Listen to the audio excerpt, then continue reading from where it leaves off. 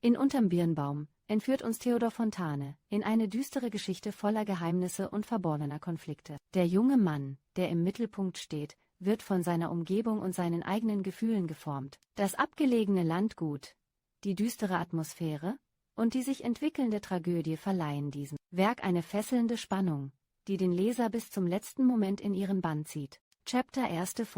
In dem großen und reichen Oderbruchdorfe Tschechien um Michael 20 eröffneten Gasthaus- und Materialwarengeschäft von Abel Hradscheck. So stand auf einem über der Tür angebrachten Schilde wurden Säcke vom Hausflur auf einen mit 2 magern Schimmeln bespannten Bauerwagen geladen. Einige von den Säcken waren nicht gut gebunden oder hatten kleine Löcher, Ritzen, und so sah man denn an dem, was herausfiel, dass es Rapsäcke waren. Auf der Straße neben dem Wagen aber stand Abel Hradscheck selbst und sagte zu dem eben vom auf die Deichsel steigenden Knecht: Und nun vorwärts, Jakob, und grüße mir Ölmüller Quaas, und sag ihm, bis Ende der Woche müsst ich das Öl haben, leist in Wriezen warte schon, und wenn Quaas nicht da ist, so bestelle der Frau meinen Gruß, und sei hübsch manierlich. Du weißt ja Bescheid, und weißt auch, Kätzchen hält auf Komplimente. Der als Jakob angeredet, nickte nur statt aller Antwort, setzte sich auf den vordersten Rapsack und trieb beide Schimmel mit einem schläfrigen Hü an, wenn überhaupt von Antreiben die Rede sein konnte. Und nun klapperte der Wagen nach rechts hin den Fahrweg hinunter. Erst auf das Bauerortsche Gehöft samt seiner Windmühle, womit das Dorf nach der Frankfurter Seite hin abschloss, und dann auf die weiter draußen am Oderbruchdamm gelegene Ölmühle zu. Hradscheck sah dem Wagen nach, bis er verschwunden war, und trat nun erst in den Hausflur zurück. Dieser war breit und tief und teilte sich in 2 Hälften, die durch ein paar Holzsäulen, 2 dazwischen ausgespannte Hängematten voneinander getrennt waren. Nur in der Mitte hatte man einen Durchgang gelassen. An dem Vorflur lag nach rechts hin das Wohnzimmer, zu dem eine Stufe hinaufführte, nach links hin aber der Laden, in den man durch ein großes, fast die halbe Wand einnehmendes Schiebefenster hineinsehen konnte. Früher war hier die Verkaufsstelle gewesen, bis sich die zum Vornehmtun geneigte Frau Hradscheck das Herumtrampeln ihrem Flur verbeten und auf Durchbruch einer richtigen Ladentür, also von der Straße her gedrungen hatte. Seitdem zeigte dieser Vorflur eine gewisse Herrschaftlichkeit, während der nach dem Garten hinausführende Hinterflur ganz dem Geschäft gehörte. Säcke, Zitronen- und Apfelsinenkisten standen hier an der einen Wand entlang, während an der anderen übereinander geschichtet Fässer lagen, Ölfässer, deren stattliche Reihe nur durch eine zum Keller hinunterführende Falltür unterbrochen war. Ein sorglich vorgelegter Keil hielt nach rechts und links hin die Fässer in Ordnung, so dass die untere Reihe durch den Druck der oben aufliegenden nicht ins Rollen kommen konnte. So war der Flur. Hradscheck selbst aber, der eben die schmale, zwischen den Kisten und Ölfässern freigelassene Gasse passierte, schloss halb ärgerlich halb lachend die trotz seines Verbotes mal wieder offenstehende Falltür und sagte: Dieser Junge, der Ede, wann wird er seine 5 Sinne beisammen haben? Und damit trat er vom Flur her in den Garten. Hier war es schon herbstlich. Nur noch Astern und Reseda blühten zwischen den Buchsbaumrabatten, und eine Hummel umsummte den Stamm eines alten Birnbaums, der mitten im Garten hart neben dem breiten Mittelsteige stand. Ein paar Möhrenbeete, die sich, samt einem schmalen mit Kartoffeln besetzten Ackerstreifen, an eben dieser Stelle durch eine Spargelanlage hinzogen, waren schon wieder umgegraben. Eine frische Luft ging, und eine schwarzgelbe, der nebenan wohnenden Witwe Jeschke zugehörige Katze schlich, mutmaßlich auf der Sperlingssuche, durch die schon hoch in Samen stehenden Spargelbeete. Hradscheck aber hatte dessen nicht Acht. Er ging vielmehr rechnend und wägend zwischen den Rabatten hin und kam erst zu Betrachtung und Bewusstsein, als er, am Ende des Gartens angekommen, sich umsah und nun die Rückseite seines Hauses vor sich hatte. Da lag es, sauber und freundlich, links die sich von der Straße her bis in den Garten hineinziehende Kegelbahn, rechts der Hof samt dem Küchenhaus, das er erst neuerdings an den Laden angebaut hatte. Der kaum vom Winde bewegte Rauch stieg sonnenbeschienen auf und gab ein Bild von Glück und Frieden. Und das alles war sein. Aber wie lange noch? Er sann ängstlich nach und fuhr aus seinem Sinn erst auf, als er ein paar Schritte von sich entfernt eine große, durch ihre Schwere und Reife sich von selbst ablösende Malvasierbirne mit eigentümlich dumpfem Ton aufklatschen hörte. Denn sie war nicht auf den harten Mittelsteig, sondern auf eins der umgegrabenen Möhrenbeete gefallen. Ratzschek ging darauf zu, bückte sich und hatte die Birne kaum aufgehoben, als er sich von der Seite her angerufen hörte. Dag, Ratzschek, Joa, et wat nüti, dem Malvesieren kümmen all von Sülfst. Er wandte sich bei diesem Anruf und sah, dass seine Nachbarin, die Jeschke deren kleines, etwas zurückgebautes Haus den Blick auf seinen Garten hatte, von drüben her über den Himbeerzaun guckte. Ja, Mutter Jeschke, es wird Zeit, sagte Ratzschek, aber wer soll die Birnen abnehmen? Freilich, wenn ihre Lein hier wäre, die könnte helfen, aber man hat ja keinen Menschen und muss alles selbst machen. Na, sie haben Joa doch den Jungen, den Ede. Ja, den hab ich, aber der pflückt bloß für sich. Da zahl wohl sien, lachte die Alte, een in Teetöpken, een in Teekröpken. Und damit humpelte sie wieder nach ihrem Hause zurück, während auch Ratzschek wieder vom Garten her in den Flur trat. Hier sah er jetzt nachdenklich auf die Stelle, wo vor einer halben Stunde noch die Rapsäcke gestanden hatten. Und in seinem Auge lag etwas als Wünsch. Sie stünden noch am selben Fleck, oder es wären neue statt ihrer aus dem Boden gewachsen. Er zählte dann die Fässerreihe, rief im Vorübergehen einen kurzen Befehl in den Laden hinein und trat gleich danach in seine gegenübergelegene Wohnstube. Diese machte neben ihrem Wohnlichen zugleich einen eigentümlichen Eindruck. Und zwar, weil alles in ihr um vieles besser und eleganter war, als sich es für einen Krämer und Dorfmaterialisten schickte. Die zwei kleinen Sofas waren mit einem hellblauen Adlerstoff bezogen, und an dem Spiegelpfeiler stand ein schmaler Trumeau, weiß lackiert und mit Goldleiste. Ja, das in einem Mahagonirahmen über dem kleinen Klavier hängende Bild allem Anscheine nach Einstich nach Claude Lorraine war. Ein Sonnenuntergang mit Tempeltrümmern und antiker Staffage, so dass man sich füglich fragen durfte, wie das alles hierher komme. Passend war eigentlich nur ein Stehpult mit einem Gitteraufsatz und einem Guckloch darüber, mit Hilfe dessen man, über den Flur weg, auf das große Schiebefenster sehen konnte. Ratzschek legte die Birne vor sich hin und blätterte das Kontobuch durch, das aufgeschlagen auf dem Pulte lag. Um ihn her war alles still, und nur aus der halboffen stehenden Hinterstube vernahm er den Schlag einer Schwarzwälder Uhr. Es war fast, als ob das Tick-Tack ihn störe, wenigstens ging er auf die Tür zu, anscheinend um sie zu schließen. Als er indes hineinsah, nahm er überrascht wahr, dass seine Frau in der Hinterstube saß, wie gewöhnlich schwarz, aber sorglich gekleidet. Ganz wie jemand, der sich auf Figurmachen und Toilettendinge versteht. Sie flocht eifrig an einem Kranz, während ein zweiter, schon fertiger an einer Stuhllehne hing. Du hier, Ursel, und Kränze. Wer hat denn Geburtstag? Niemand.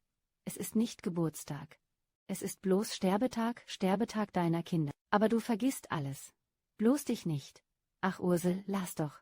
Ich habe meinen Kopf voll Wunder. Du musst mir nicht Vorwürfe machen. Und dann die Kinder. Nun ja, sie sind tot, aber ich kann nicht trauern und klagen, dass sie es sind. Umgekehrt, es ist ein Glück. Ich verstehe dich nicht. Und ist nur zu gut zu verstehen. Ich weiß nicht aus noch ein und habe Sorgen über Sorgen. Worüber? Weil du nichts Rechtes zu tun hast und nicht weißt, wie du den Tag hinbringen sollst. Hinbringen, sag ich, denn ich will dich nicht kränken und von Zeit totschlagen sprechen. Aber sage selbst, wenn drüben die Weinstube voll ist, dann fehlt dir nichts. Ach, das verdammte Spiel, das ewige Knöcheln und Tempeln. Und wenn du noch glücklich spieltest. Ja, Ratzschek, das muss ich dir sagen, wenn du spielen willst, so spiele wenigstens glücklich. Aber ein Wirt, der nicht glücklich spielt, muss davon bleiben, sonst spielt er sich von Haus und Hof. Und dazu das Trinken, immer der schwere Ungar, bis in die Nacht hinein. Er antwortete nicht, und erst nach einer Weile nahm er den Kranz, der über der Stuhllehne hing, und sagte, hübsch. Alles, was du machst, hat schick. Ach, Ursel, ich wollte. Du hättest bessere Tage. Dabei trat er freundlich an sie heran und streichelte sie mit seiner weißen, fleischigen Hand. Sie ließ ihn auch gewähren, und als sie, wie beschwichtigt durch seine Liebkosungen, von ihrer Arbeit aufsah, sah man, dass es ihrer Zeit eine sehr schöne Frau gewesen sein musste. Ja, sie war es beinahe noch. Aber man sah auch, dass sie viel erlebt hatte, Glück und Unglück, Lieb und Leid, und durch allerlei schwere Schulen gegangen war. Er und sie machten ein hübsches Paar und waren gleichaltrig, Anfang 40, und ihre Sprech- und Verkehrsweise ließ erkennen, dass es eine Neigung gewesen sein musste, was sie vor länger oder kürzer zusammengeführt hatte. Der herbe Zug, den sie bei Beginn des Gesprächs gezeigt, wich denn auch mehr und mehr, und endlich fragte sie: Wo drückt es wieder? Eben hast du den Raps weggeschickt, und wenn Leis das Öl hat, hast du das Geld. Er ist prompt auf die Minute. Ja, das ist er, aber ich hab nichts davon, alles ist bloß Abschlag und Zins. Ich stecke tief drin und leider am tiefsten bei Leist selbst. Und dann kommt die Krakauer Geschichte, der Reisende von Olszewski Goldschmidt und Sohn. Er kann jeden Tag da sein. Hradscheck zählte noch anderes auf, aber ohne dass es einen tieferen Eindruck auf seine Frau gemacht hätte. Vielmehr sagte sie langsam und mit gedehnter Stimme: Ja, Würfelspiel und Vogelstellen? Ach, immer Spiel und wieder Spiel. Glaub mir, Ursel, es ist nicht so schlimm damit, und jedenfalls mach ich mir nichts raus. Und am wenigsten aus dem Lotto. Es ist alles Torheit und weggeworfen. Geld, ich weiß es, und doch hab ich wieder ein Los genommen. Und warum? Weil ich heraus will, weil ich heraus muss, weil ich uns retten möchte? So, sagte sie, während sie mechanisch an dem Kranze weiterflocht und vor sich hin sah, als überlege sie, was wohl zu tun sei. Soll ich dich auf den Kirchhof begleiten? Frug er, als ihn ihr Schweigen zu bedrücken anfing. Ich tu es gern, Ursel. Sie schüttelte den Kopf. Warum nicht? Weil, wer den Toten einen Kranz bringen will, wenigstens an sie gedacht haben muss. Und damit erhob sie sich und verließ das Haus, um nach dem Kirchhof zu gehen. Hradscheck sah ihr nach, die Dorfstraße hinauf, auf deren roten Dächern die Herbstsonne flimmerte. Dann trat er wieder an sein Pult und blätterte. Chapter 2. Eine Woche war seit jenem Tage vergangen, aber das Spielglück, das sich bei Hradscheck einstellen sollte, blieb aus, und das Lottoglück auch. Trotz alledem gab er das Warten nicht auf. Und da gerade Lotterie-Ziehzeit war, kam das Viertellos gar nicht mehr von seinem Pult. Es stand hier auf einem Ständerchen, ganz nach Art eines Fetisch, zu dem er nicht müde wurde, respektvoll und beinahe mit Andacht aufzublicken. Alle Morgen sah er in der Zeitung die Gewinnnummern durch, aber die seine fand er nicht, trotzdem so unter ihren 5 Zahlen 3 7 hatte und mit 7 dividiert glatt aufging. Seine Frau, die wohl wahrnahm, dass er litt, sprach ihm nach ihrer Art zu, nüchtern, aber nicht unfreundlich, und drang in ihn, dass er den Lotteriezettel wenigstens vom Ständer herunternehmen möge. Das verdröße den Himmel nur und wer dergleichen täte, kriege statt Rettung und Hilfe den Teufel und seine Sippschaft ins Haus. Das Los müsse weg, wenn er wirklich beten wolle. So habe sie was Besseres für ihn, ein Marienbild, der Bischof von Hildesheim geweiht und ihr bei der Firmelung geschenkt habe. Davon wollte nun aber der beständig zwischen Aber und Unglauben hin und her schwankende Hradscheck nichts wissen. Geh mir doch mit dem Bild, Ursel. Und wenn ich auch wollte, denke nur, welche Bescherung ich hätte, wenn es einer merkte. Die Bauern würden lachen von einem Dorfende bis ans andere, selbst Ort und Igel, die sonst keine Miene verziehen. Und mit der Pastorfreundschaft wär es auch vorbei. Dass er zu dir hält, ist doch bloß, weil er dir den katholischen Unsinn ausgetrieben und einen Platz im Himmel, ja vielleicht an seiner Seite gewonnen hat. Denn mit meinem Anspruch auf Himmel ist es nicht weit her. Und so blieb denn das Los auf dem Ständer. Und erst als die Ziehung vorüber war, zerriss es Hradscheck und streute die Schnitzel in den Wind. Er war aber auch jetzt noch, all seinem spöttisch überlegenen Gerede zum Trotz, so schwach und abergläubisch, dass er den Schnitzeln in ihrem Fluge nachsah, und als er wahrnahm, dass einige die Straße hinauf bis an die Kirche geweht wurden und dort erst niederfielen, war er in seinem Gemüte beruhigt und sagte: Das bringt Glück. Zugleich hing er wieder allerlei Gedanken und Vorstellungen nach, wie sie seiner Fantasie jetzt häufiger kamen. Aber er hatte noch Kraft genug, das Netz, das ihm diese Gedanken und Vorstellungen überwerfen wollten, wieder zu zerreißen. Es geht nicht. Und als im selben Augenblick das Bild des Reisenden, dessen Anmeldung er jetzt täglich erwarten musste, vor seine Seele trat er erschreckt zurück und wiederholte nur so vor sich hin: Es geht nicht. So war Mitte Oktober herangekommen.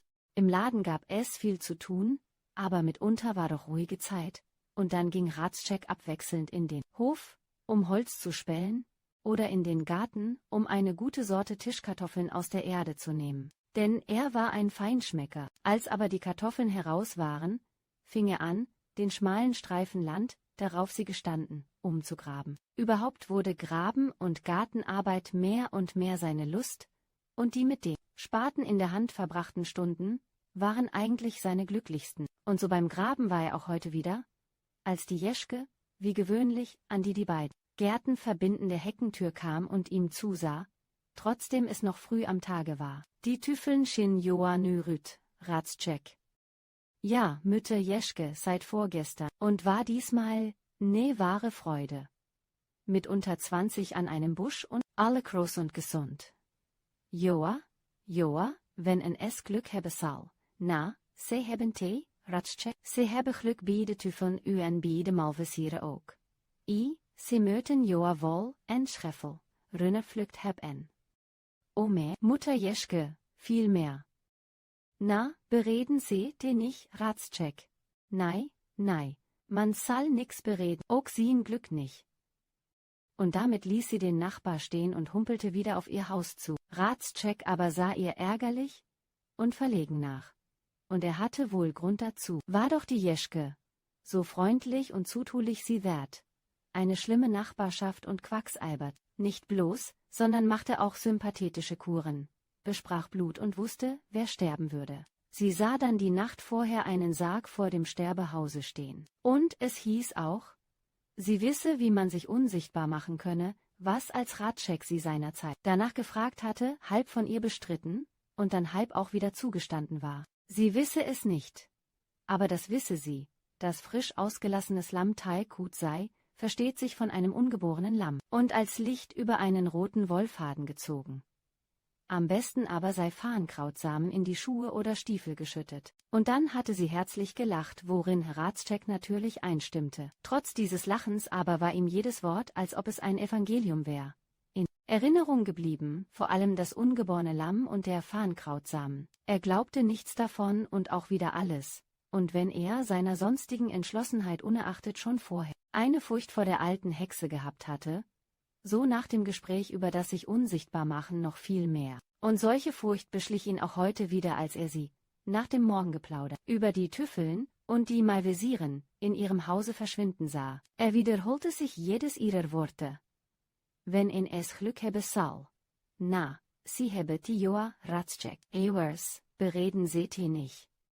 Ja, so waren ihre Worte gewesen, und was war mit dem allem gemeint? Was sollte dies ewige Reden von Glück und wieder Glück? War es Neid, oder wusste sie es besser? Hatte sie doch vielleicht mit ihrem Hokuspokus ihm in die Karten geguckt? Während er noch so sann, nahm er den Spaten wieder zur Hand und begann rüstig weiterzugraben. Er warf dabei ziemlich viel Erde heraus, und war keine 5 Schritt mehr von dem alten Birnbaum, auf den der Ackerstreifen zulief, entfernt, als er auf etwas stieß, das unter dem Schnitt des Eisens zerbrach und augenscheinlich weder Wurzel noch Stein war. Er grub also vorsichtig weiter und sah alsbald, dass er auf Arm und Schulter eines hier verscharrten Toten gestoßen war. Zeugreste kamen zutage, zerschlissen und gebräunt, aber immer noch farbig und wohlerhalten genug, um erkennen zu lassen, dass es ein Soldat gewesen sein müsse. Wie kam der hierher? Ratscheck stützte sich auf die Krücke seines Grabscheits und überlegte. Soll ich es zur Anzeige bringen? Nein. Es macht bloß Geklätsch, und keiner mag einkehren, wo man einen Toten unterm Birnbaum gefunden hat. Also besser nicht. Er kann hier weiter liegen. Und damit warf er den Armknochen, den er ausgegraben, in die Grube zurück und schüttete diese wieder zu. Während dieses Zuschüttens aber hing er all jenen Gedanken und Vorstellungen nach, wie sie seit Wochen ihm immer häufiger kamen und gingen. Heut aber gingen sie nicht, sondern wurden Pläne, die Besitz von ihm nahmen, und ihn ihm selbst zum Trotz, an die Stelle banden, auf der er stand. Was er hier zu tun hatte, war getan, es gab nichts mehr zu graben und zu schütten, aber immer noch hielt er das Grabscheit in der Hand und sah sich um, als ob er bei böser Det ertappt worden wäre. Und fast war es so, denn unheimlich verzerrte Gestalten, und eine davon er selbst, umdrängten ihn so fassbar und leibhaftig, dass er sich wohl fragen durfte, ob nicht andere da wären, die diese Gestalten auch sehen. Und er lugte wirklich nach der Zaunstelle hinüber.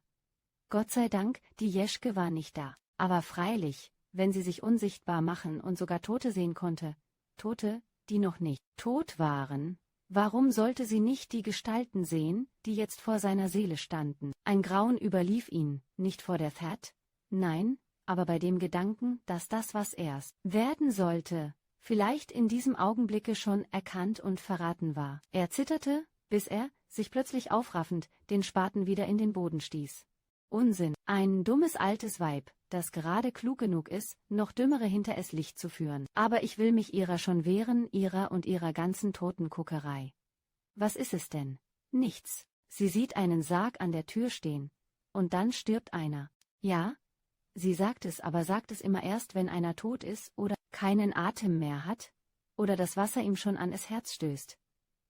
Ja, dann kann ich auch prophezeien. Alte Hexe, du sollst mir nicht weiter Sorge machen. Aber Ursel, wie bring ich es dir bei? Da liegt der Stein, und wissen muss sie es. Es müssen zwei sein. Und er schwieg, bald aber fuhr er entschlossen fort. Ah, es wird sich finden, weil sich es finden muss. North kennt kein Gebot. Und was sagte sie neulich, als ich das Gespräch mit ihr hatte? Nur nicht arm sein, Armut ist das Schlimmste. Daran halt, ich sie, damit zwing, ich sie muss wollen.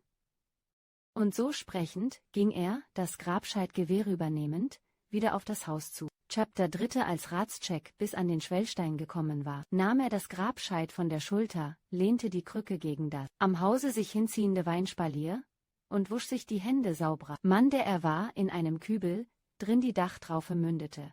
Danach trat er in den Flur und ging auf sein Wohnzimmer zu. Hier traf er Ursel.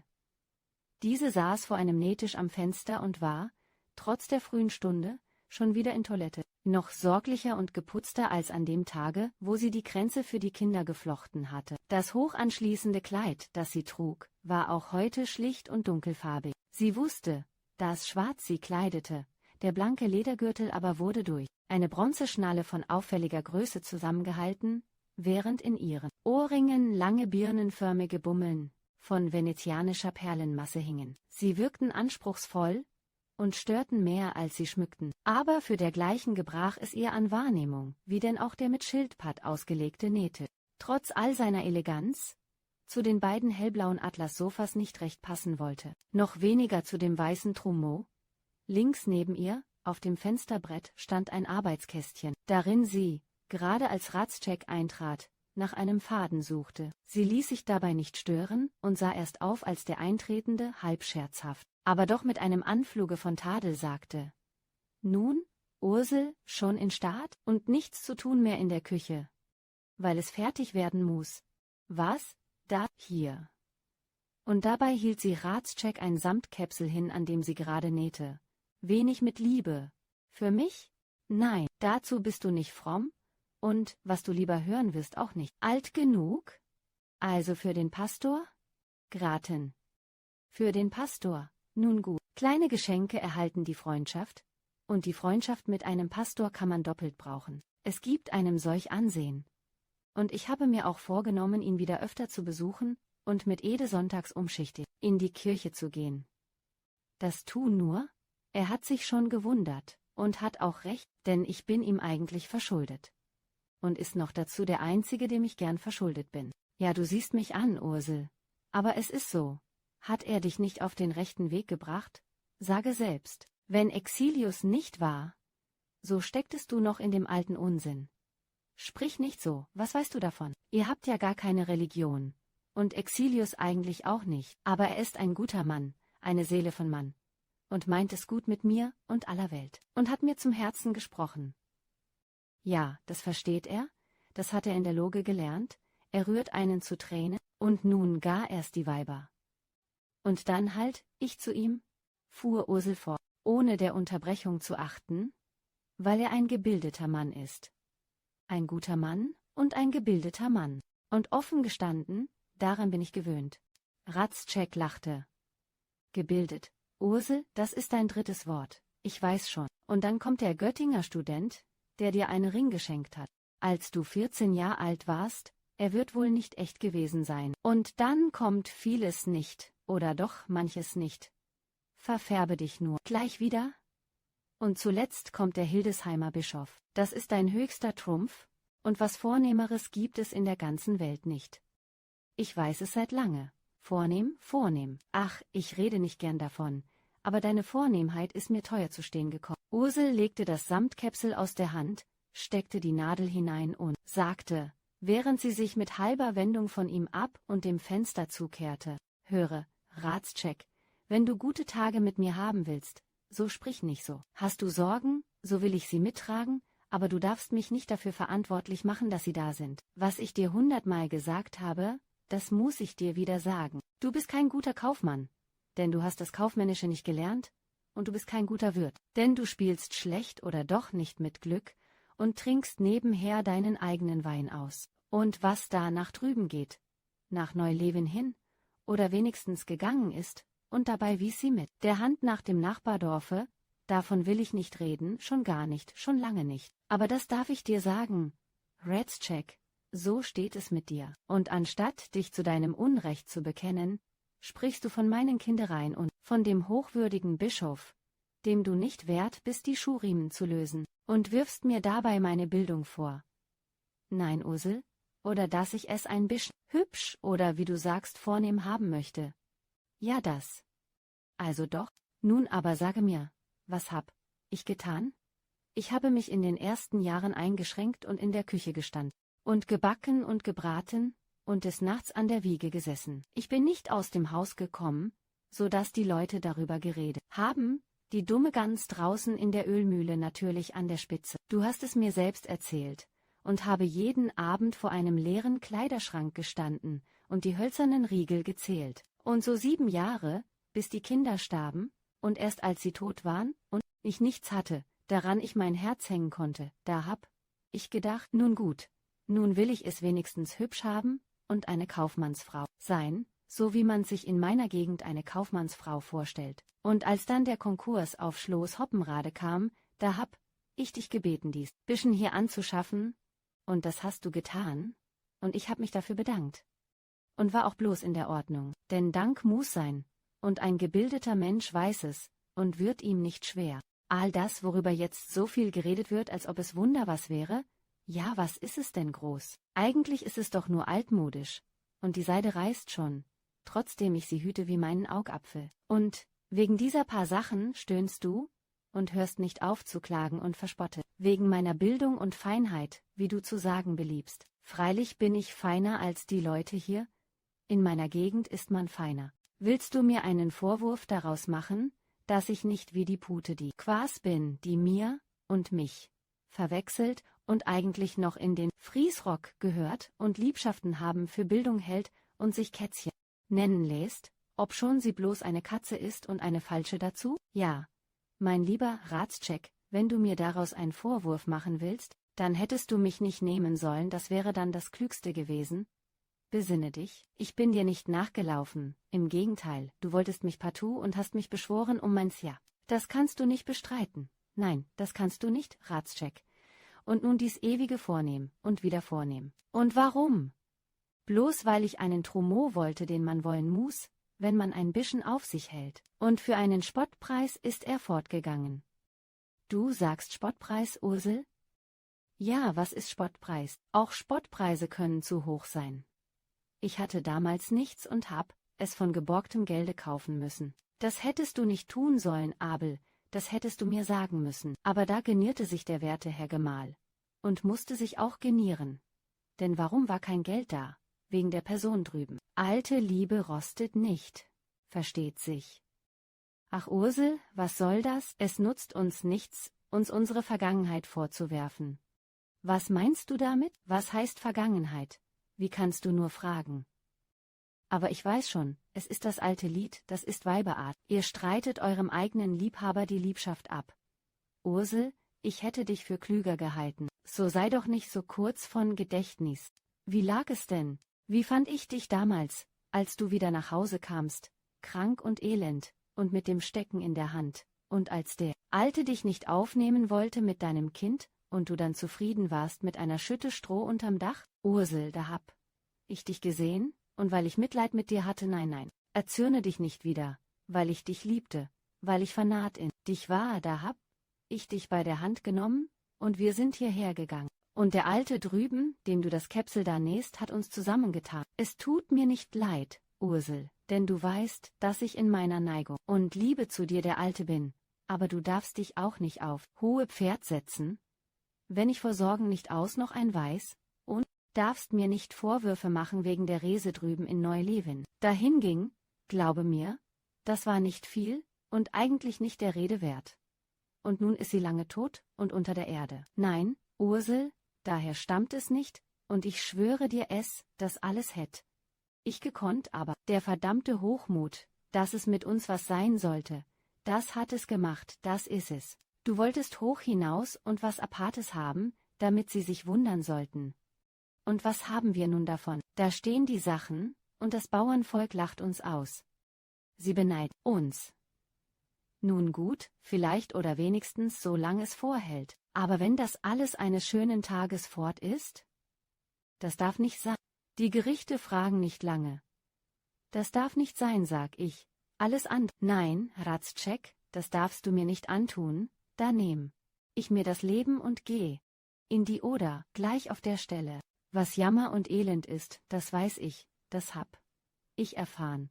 Aber gerade deshalb, ich bin jetzt aus dem Jammer heraus, Gott sei Dank, und ich will nicht wieder hinein. Du sagst, sie lachen über uns, nein, sie lachen nicht. Aber wenn uns was passierte, dann würden sie lachen, und dass dann Kätzchen ihren Spaß haben und sich über uns lustig machen sollte. Oder gar die gute Mietzel, die noch immer in ihrem schwarzen Kopftuch steckt und nicht mal weiß, wie man einen Hut oder eine Haube manierlich aufsetzt, das trüg ich nicht, da möcht ich gleich tot umfallen. Nein, Ratschek, wie ich dir schon neulich sagte, nur nicht arm. Armut ist das Schlimmste, schlimmer als Tod, schlimmer als, er nickte. So denk ich auch, Ursel, nur nicht arm, aber komm, in den Garten. Die Wände hier haben Ohren.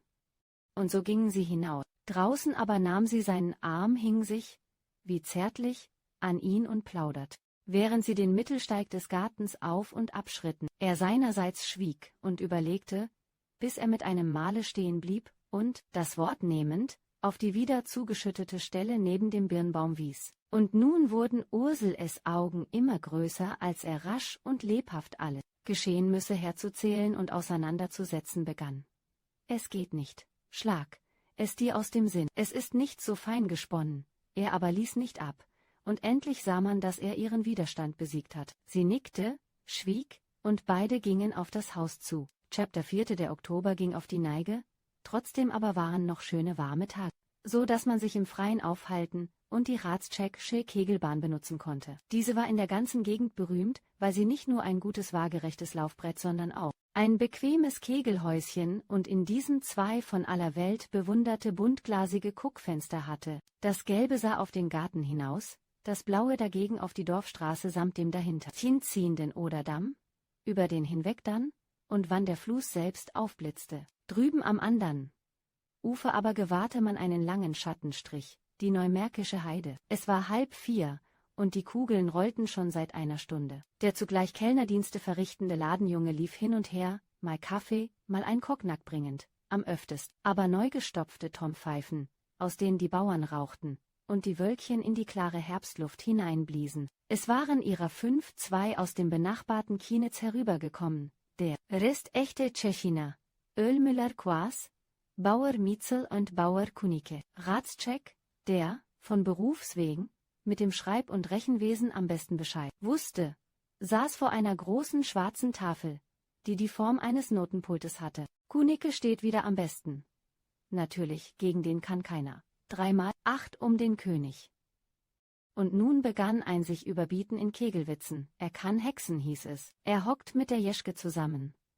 Er spielt mit falschen Karten. Wer so viel Glück hat, muss Strafe zahlen. Der das von den falschen Karten gesagt hatte, war Bauer Mietzel, des Ölmüllers Nachbar, ein kleines aufgetrocknet Männchen, das mehr einem Leineweber als einem Bauern glich, war aber doch ein richtiger Bauer, in dessen Familie nur von alter Zeit her der Schwind war. Wer schiebt? Ratschek. Dieser kletterte jetzt von seinem Schreibersitz und wartete gerad auf seine die Lattenrinne langsam herunterkommende Lieblingskugel, als der Landpostbote durch ein auf die Straße führendes Türchen eintrat und einen großen Brief an ihn abgab. Ratschek nahm den Brief in die linke, packte die Kugel mit der rechten und setzte sie kräftig auf, zugleich mit Spannung dem Lauf derselben folgend. 6, schrie der Kegeljunge, verbesserte sich aber sofort, als nach einigem Wackeln und Besinnen noch ein 7. Kegel umfiel. 7 also, triumphierte Ratschek, der sich bei dem Wurf augenscheinlich was gedacht hatte. 7 geht, fuhr er fort. 7 ist gut. Kunicke, schiebe für mich und schreib, an, nur das Porto zahlen. Und damit nahm er den Briefträger unterm Arm und ging mit ihm von der Gartenseite her ins Haus. Das Kegeln setzte sich mittlerweile fort, wer aber Spiel und Gäste vergessen zu haben schien, war Hradscheck. Kunicke hatte schon zum 3. Male statt seiner geschoben, und so wurde man endlich ungeduldig und riss heftig an einem Klingeldraht, der nach dem Laden hineinführte. Der Junge kam auf. Hradscheck soll wieder antreten, Ede. Wir warten ja, flink. Und sie, gleich danach erschien auch der Gerufene, hochrot und aufgeregt, aber, allem Anscheine nach, mehr in heiterer als verdrießlicher Erregung. Er entschuldigte sich kurz, dass er habe warten lassen, und nahm dann ohne weiteres eine Kugel, um zu schieben. »Aber du bist ja gar nicht dran«, schrie Kunicke. »Himmelwetter, was ist denn los? Und wie der Kerl aussieht, entweder ist ihm eine Schwiegermutter gestorben, oder er hat das große Los gewonnen.« Hradscheck lachte. »Nu, so rede doch. Oder sollst du nach Berlin kommen und ein paar neue Rapspressen einrichten? Hast ja neulich unserem Quaas erst vorgerechnet, dass er nichts von der Ölpresse verstünde.« »Hab ich, und ist auch so. Nichts für ungut, ihr Herren. Aber der Bauer klebt immer am Alten. Und die Gastwirte sind immer fürs Neue. Bloß, dass nicht viel dabei herauskommt. Wer weiß, höre, Hradscheck, ich fange wirklich an zu glauben, oder ist es ne Erbschaft? Ist sowas, aber nicht der Rede wert. Und von woher denn? Von meiner Frau Schwester. Bist doch ein Glückskind. Ewig sind ihm die gebratenen Tauben ins Maul geflogen. Und aus dem Hildesheimschen, sagst du? Ja, da so rum. Na, da wird Reitzke drüben froh sein. Er war schon ungeduldig. Weiß, er wollte klagen. Die Neulüweiner sind immer ängstlich und Pfennigfuchser und können nicht warten. Er wird es nu wohl lernen und sich anders besinnen. Mehr sag ich nicht und passt sich auch nicht. Man soll den Mund nicht vollnehmen. Und was ist am Ende solch bischen Geld? Geld ist nie ein bischen. Wie viel Nullen hat es denn? Ach, Kinder, redet doch nicht von Nullen. Das Beste ist, dass es nicht viel Wirtschaft macht und dass meine Frau nicht erst nach Hildesheim braucht. Solche weite Reise, da geht ja gleich die Hälfte drauf, oder vielleicht auch das Ganze. War es denn schon in dem Brief? I bewahre, bloß die Anzeige von meinem Schwager, und dass das Geld in Berlin gehoben werden kann. Ich schicke morgen meine Frau. Sie versauert hier ohnehin. Versteht sich, sagte Mietzel, der sich immer ärgerte, wenn von dem Versauern der Frau Hradscheck die Rede war. Versteht sich, lass sie nur reisen. Berlin, das ist sowas für die Frau Baronin. Und vielleicht bringt sie dir gleich wieder ein Atlashofer mit. Oder Onnentrumo. So heißt es ja wohl? Bei sowas Feinem muss uns rein immer erst fragen. Der Bauer ist ja zu dumm. Frau Hradscheck reiste wirklich ab, um die geerbte Summe von Berlin zu holen, was im Voraus das Gerede der ebenso neidischen wie reichen Bauernfrauen weckte, vor allem der Frau Quaas, die sich, ihrer gekrausten blonden Haare halber, ganz einfach für eine Schönheit hielt, und aus dem Umstand, dass sie 20 Jahre jünger war als ihr Mann, ihr Recht zu fast ebenso vielen Liebschaften herleitete. Was gut aussah, war ihr ein Dorn im Auge, zumeist aber die Hradscheck, die nicht nur stattlicher und klüger war als sie selbst, sondern zum Überfluss auch noch in Verdacht stand, wenn auch freilich mit Unrecht, den ältesten Kantorssohn, einen wegen Demagogie relegierten Tunichtgut, der nun bei dem Vater auf der Bärenhaut lag, zu Spottversen auf die Tschechiner und ganz besonders auf die gute Frau Quaas angestiftet zu haben. Es war eine lange Reimerei, drin jeder was wegkriegte. Der erste Vers aber lautete: Woitasch hat den Schulzenstock, Kunicke nenn langen Rock, Mietzel ist ein Hobelspahn, Quaas hat keinem was getan, nicht mal seiner eigenen Frau, Kätzchen weiß es ganz genau. Miau, miau, dergleichen konnte nicht verziehen werden, am wenigsten solcher Bettelperson, wie dieser hergelaufenen Frau Hradscheck, die nun mal für die Schuldige galt. Das stand bei Kätzchen fest. Ich wette, sagte sie zur Mietzel, als diese denselben Abend noch, an dem die Hradscheck abgereist war, auf der Ölmühle vorsprach. Ich wette, dass sie mit einem Samthut und einer Straußenfeder wiederkommt. Sie kann sich nie genug tun, diese zierige Person, trotz ihrer 40. Und alles bloß, weil sie's Wein sagt und nichts witzen kann, auch wenn sie 3 Kannen Fliedertee getrunken. Sie sagt aber nicht Fliedertee, sie sagt Hollunder. Und das soll denn was sein? Ach, liebe Mietzel, es ist zum Lachen. Ja, ja. stimmte die Mietzel ein, schien aber geneigt, die größere Schuld auf Ratschek zu schieben, der sich einbilde, Wunder was Feines geheiratet zu haben. Sei doch bloß ne Katholsche gewesen und vielleicht auch ne Springerin. Wenigstens habe sie sowas munkeln hören. Überhaupt der gute Ratschek, fuhr sie fort, er soll doch nur still sein. In Neu-Lewin reden sie nicht viel Gutes von ihm. Die Rese hat er sitzen lassen. Und mit eins war sie weg, und keiner weiß wie und warum. Und war auch von Ausgraben die Rede, bis unser alter Wojtasch rüberfuhr und alles wieder still machte. Natürlich, er will keinen Lärm haben und is, ne Suse. Zu Hause darf er ohnehin nicht reden, oder ob er der Ratschecken nach den Augen sieht. Sie hat sowas, und ich sage bloß, wenn wir alles hergelaufene Volk ins Dorf kriegen, so haben wir Nächsten. Auch die Zigeuner hier und Frau Wojtasch kann sich dann nach nem Schwiegersohn umsehen. Zeit wird es mit der Rike. 30 ist sie ja schon. So ging gleich am ersten Tage das Geklatt. Als aber eine halbe Woche später die Ratschek gerade so wieder kam, wie sie gegangen, das heißt ohne Samthut und Straußenfeder und noch ebenso grüßte, ja, womöglich noch artiger als vorher, da trat ein Umschlag ein, und man fing an, sie zu lassen und sich einzureden, dass die Erbschaft sie verändert habe. Man sieht doch gleich, sagte die Quas, dass sie jetzt was haben, sonst sollte das immer was sein. Und sie logen einen grausam an, und war eigentlich nicht zum Aushalten. Aber gestern war sie anders und sagte ganz klein und bescheiden, dass es nur wenig sei. Wie viel mag es denn wohl sein? Unterbrach hier die Mietzel. Ich denke mir so 1000 Taler. Oh, mehr, viel mehr. Wenn es nicht mehr wäre, wäre sie nicht so. Da zierte sie sich ruhig weit. Nein, liebe Mietzel, da hat man denn doch so seine Zeichen, und denken Sie sich. Als ich sie gestern frug, ob es ihr nicht ängstlich gewesen wäre, so ganz, allein mit dem vielen Geld, da sagte sie, nein, es wär ihr nicht ängstlich gewesen, denn sie habe nur wenig mitgebracht, eigentlich nicht der Rede wert. Das meiste habe sie bei dem Kaufmann in Berlin gleich stehen lassen. Ich weiß ganz bestimmt, sie sagte, das meiste. So wenig kann es also nicht sein. Unterredungen wie diese wurden ein paar Wochen lang in jedem Tschechi nach Hause geführt, ohne dass man mit Hilfe derselben im geringsten weitergekommen wäre, weshalb man sich schließlich hinter den Postboten steckte. Dieser aber war entweder schweigsam oder wusste nichts, und erst Mitte November erfuhr man von ihm, dass er neuerdings einen rekommandierten Brief bei den Ratscheks abgegeben habe. Von woher denn? Aus Krakau. Man überlegte sich es, ob das in irgendeiner Beziehung zur Erbschaft stehen könne, fand aber nichts. Und war auch nichts zu finden, denn der eingeschriebene Brief lautete: Krakau, den 9. November 1831. Herrn Ebel Ratschek in Tschechin? Oderbruch.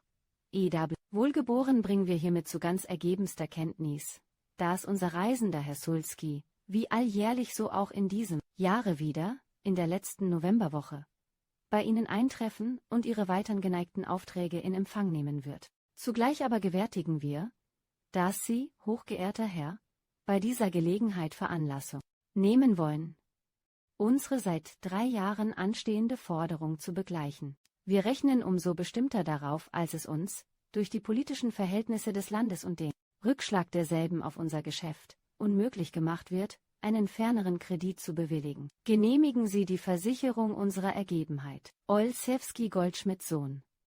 Ratschek, als er diesen Brief empfangen hatte, hat gesäumt, auch seine Frau mit dem Inhalte desselben bekannt zu machen. Diese blieb anscheinend ruhig, nur um ihre Lippen flog ein nervöses Zittern.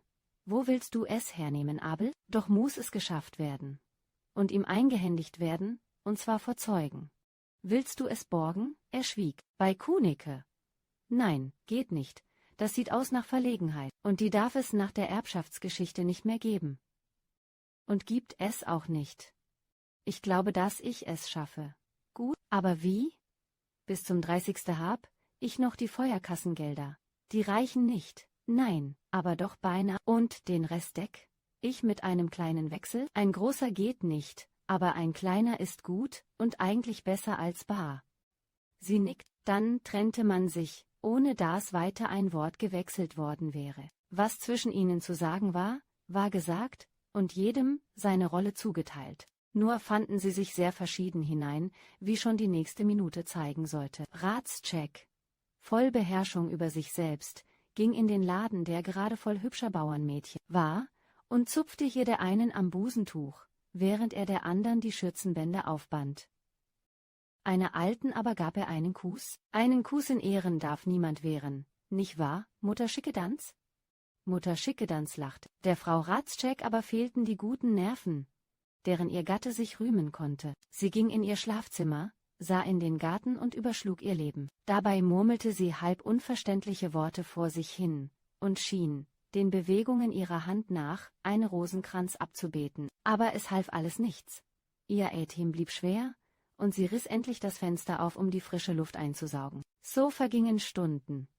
Und als Mittag kam, kamen nur Ratschek und Ede zu Tisch. Chapter 5. Es war Ende November, als an einem nasskalten Abende der von der Krakauer Firma angekündigte Reisende vor Ratschek Gasthof vorfuhr. Er kam von Küstrin und hatte sich um ein paar Stunden verspätet, weil die vom Regen aufgeweicht Bruchwege beinahe unpassierbar gewesen waren, am meisten im Dorfe selbst. Noch die letzten 300 Schritt von der Ortschen Windmühle her hatten ein gut Stück Zeit gekostet, weil das ermüdete Pferd mitunter stehen blieb und trotz allem Fluchen nicht weiter wollte. Jetzt aber hielt der Reisende vor der Ladentür, durch deren trübe Scheiben ein Lichtschein auf den Damm fiel, und knipste mit der Peitsche. »Hallo, Wirtschaft!« Eine Weile verging, ohne dass wer kam. Endlich erschien der Ladenjunge, lief aber, als er den Tritt heruntergeklappt hatte, gleich wieder weg, weil er den Knecht, den Jakob, rufen wolle. »Gut, gut, aber flink? Ist das ein Hundewetter?« Unter solchen und ähnlichen Ausrufungen schlug der jetzt wieder allein gelassene Reisende das Schutzleder zurück, hing den Zügel in den frei gewordenen Haken und kletterte halb erstarrt und unter Vermeidung des Tritts, dem er nicht recht zu trauen schien, über das Rad weg auf eine leidlich trockene, grad vor dem Ladeneingange durch Aufschüttung von Müll und Schutt hergerichtete Stelle.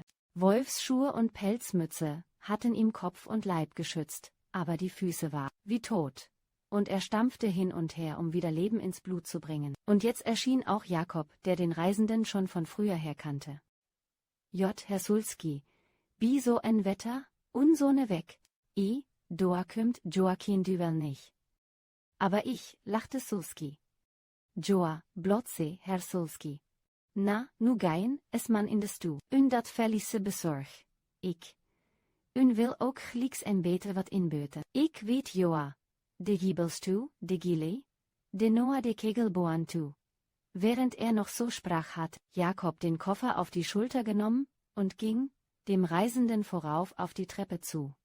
Als er aber sah, dass Sulski, statt nach links hin in den Laden, nach rechts hin in das Ratscheksche Wohnzimmer eintreten wollte, wand er sich wieder und sagte, Nei, nicht doa, Herr Sulski. Ratschek is in de Wienstu, se weten Joa. Sind denn Gäste da? Versteht sich, wat arme Lüt.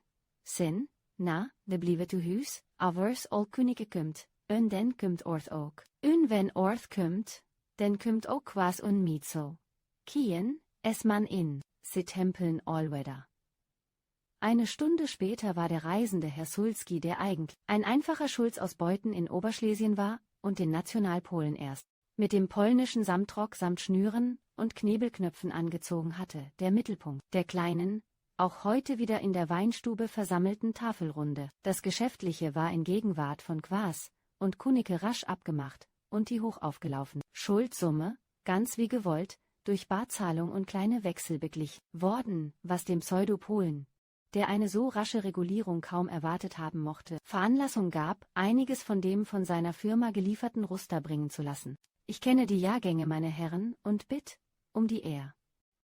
Die Bauern stutzten einen Augenblick, sich so zu Gaste geladen zu sehen, aber sich rasch erinnernd, dass einige von ihnen bis ganz vor kurzem noch zu den Kunden der Krakauer Firma gehört hatten, sahen sie das Anerbieten schließlich als einen bloßen Geschäftsakt an, den man sich gefallen lassen könne. Was aber den Ausschlag gab, war, dass man durchaus von dem eben beendigten polnischen Aufstand hören wollte, von Dibitsch und Paskewitsch, und vor allem, ob es nicht bald wieder losgehe. Sulski, wenn irgendwer, musste davon wissen. Als er das vorige Mal in ihrer Mitte weilte, war es ein paar Wochen vor Ausbruch der Insurrektion gewesen. Alles, was er damals als nahe bevorstehend prophezeit hatte, war eingetroffen und lag jetzt zurück, Ostrolenka war geschlagen und Warschau gestürmt, welchem Sturme der zufällig in der Hauptstadt anwesende Sulski, zum Mindesten als Augenzeuge, vielleicht auch als Mitkämpfer, er ließ dies vorsichtig im Dunkel beigewohnt hatte. Das alles traf sich trefflich für unsere Tschechiner, und Sulski, der als guter Weinreisender natürlich auch ein guter Erzähler war, schwelgte förmlich in Schilderung der polnischen Heldentaten,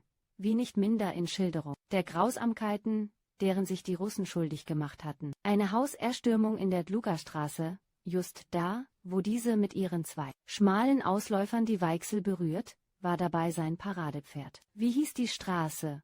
Fragte Mietzel, der nach Art aller verquierenden Leute bei Kriegsgeschichten immer hochrot wurde. Dlugastraße, wiederholte Sulski mit einer gewissen gekünstelten Ruhe. Dluga, Herr Mietzel. Und das Eckhaus, um das es sich in meiner Geschichte handelt, stand dicht an der Weichsel, der Vorstadt Pragergrad, gegenüber, und war von unseren Akademikern und Polytechnikern besetzt, das heißt von den wenigen, die von ihnen noch übrig waren, denn die meisten lagen längst draußen auf dem Ehrenfelde. Gleichviel indes, was von ihnen noch lebte, das steckte jetzt in dem 4 Etagen hohen Hause, von Treppe zu Treppe bis unters Dach. Auf dem abgedeckten Dach aber befanden sich Frauen und Kinder, die sich hier hinter Balkenlagen verschanzt und mit herangeschleppten Steinen bewaffnet hatten. Als nun die Russen, es war das Regiment Kaluga, bis dicht heran waren, rührten sie die Trommel zum Angriff, und so stürmten sie 3-mal.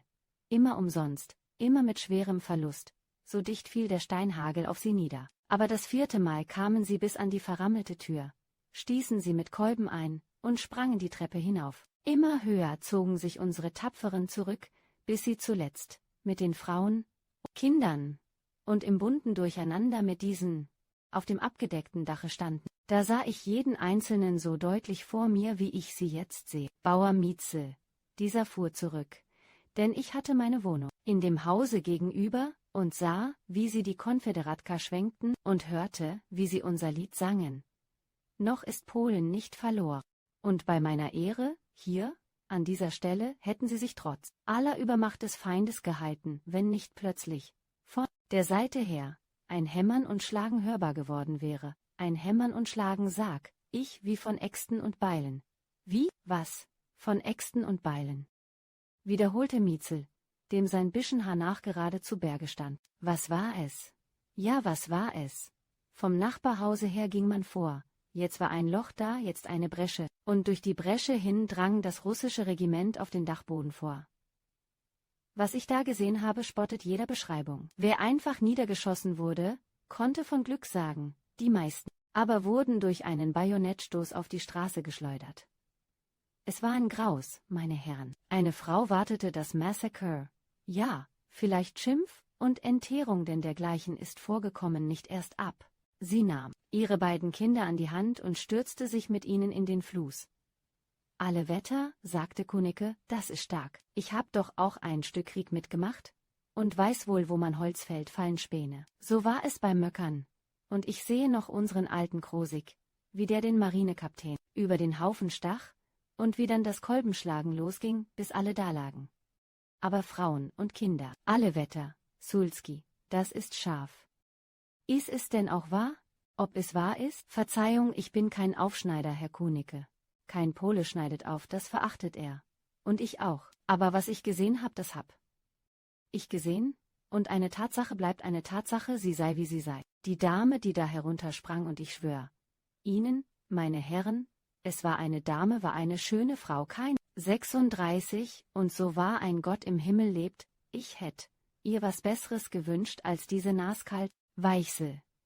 Kunicke schmunzelte, während er neben anderen Schwächen und Leiden auch an einer Liebesader leidend Mietzel nicht umhin konnte, seiner nervösen Erregtheit plötzlich eine ganz neue Richtung zu geben. Sulski selbst aber war viel zu sehr von sich und seiner Geschichte durchdrungen, um nebenher noch zu Zweideutigkeit zu haben, und fuhr, ohne sich stören zu lassen, fort.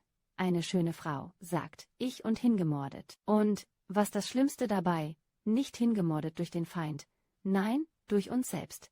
Hingemordet, weil wir verraten waren. Hätte man uns freie Hand gelassen.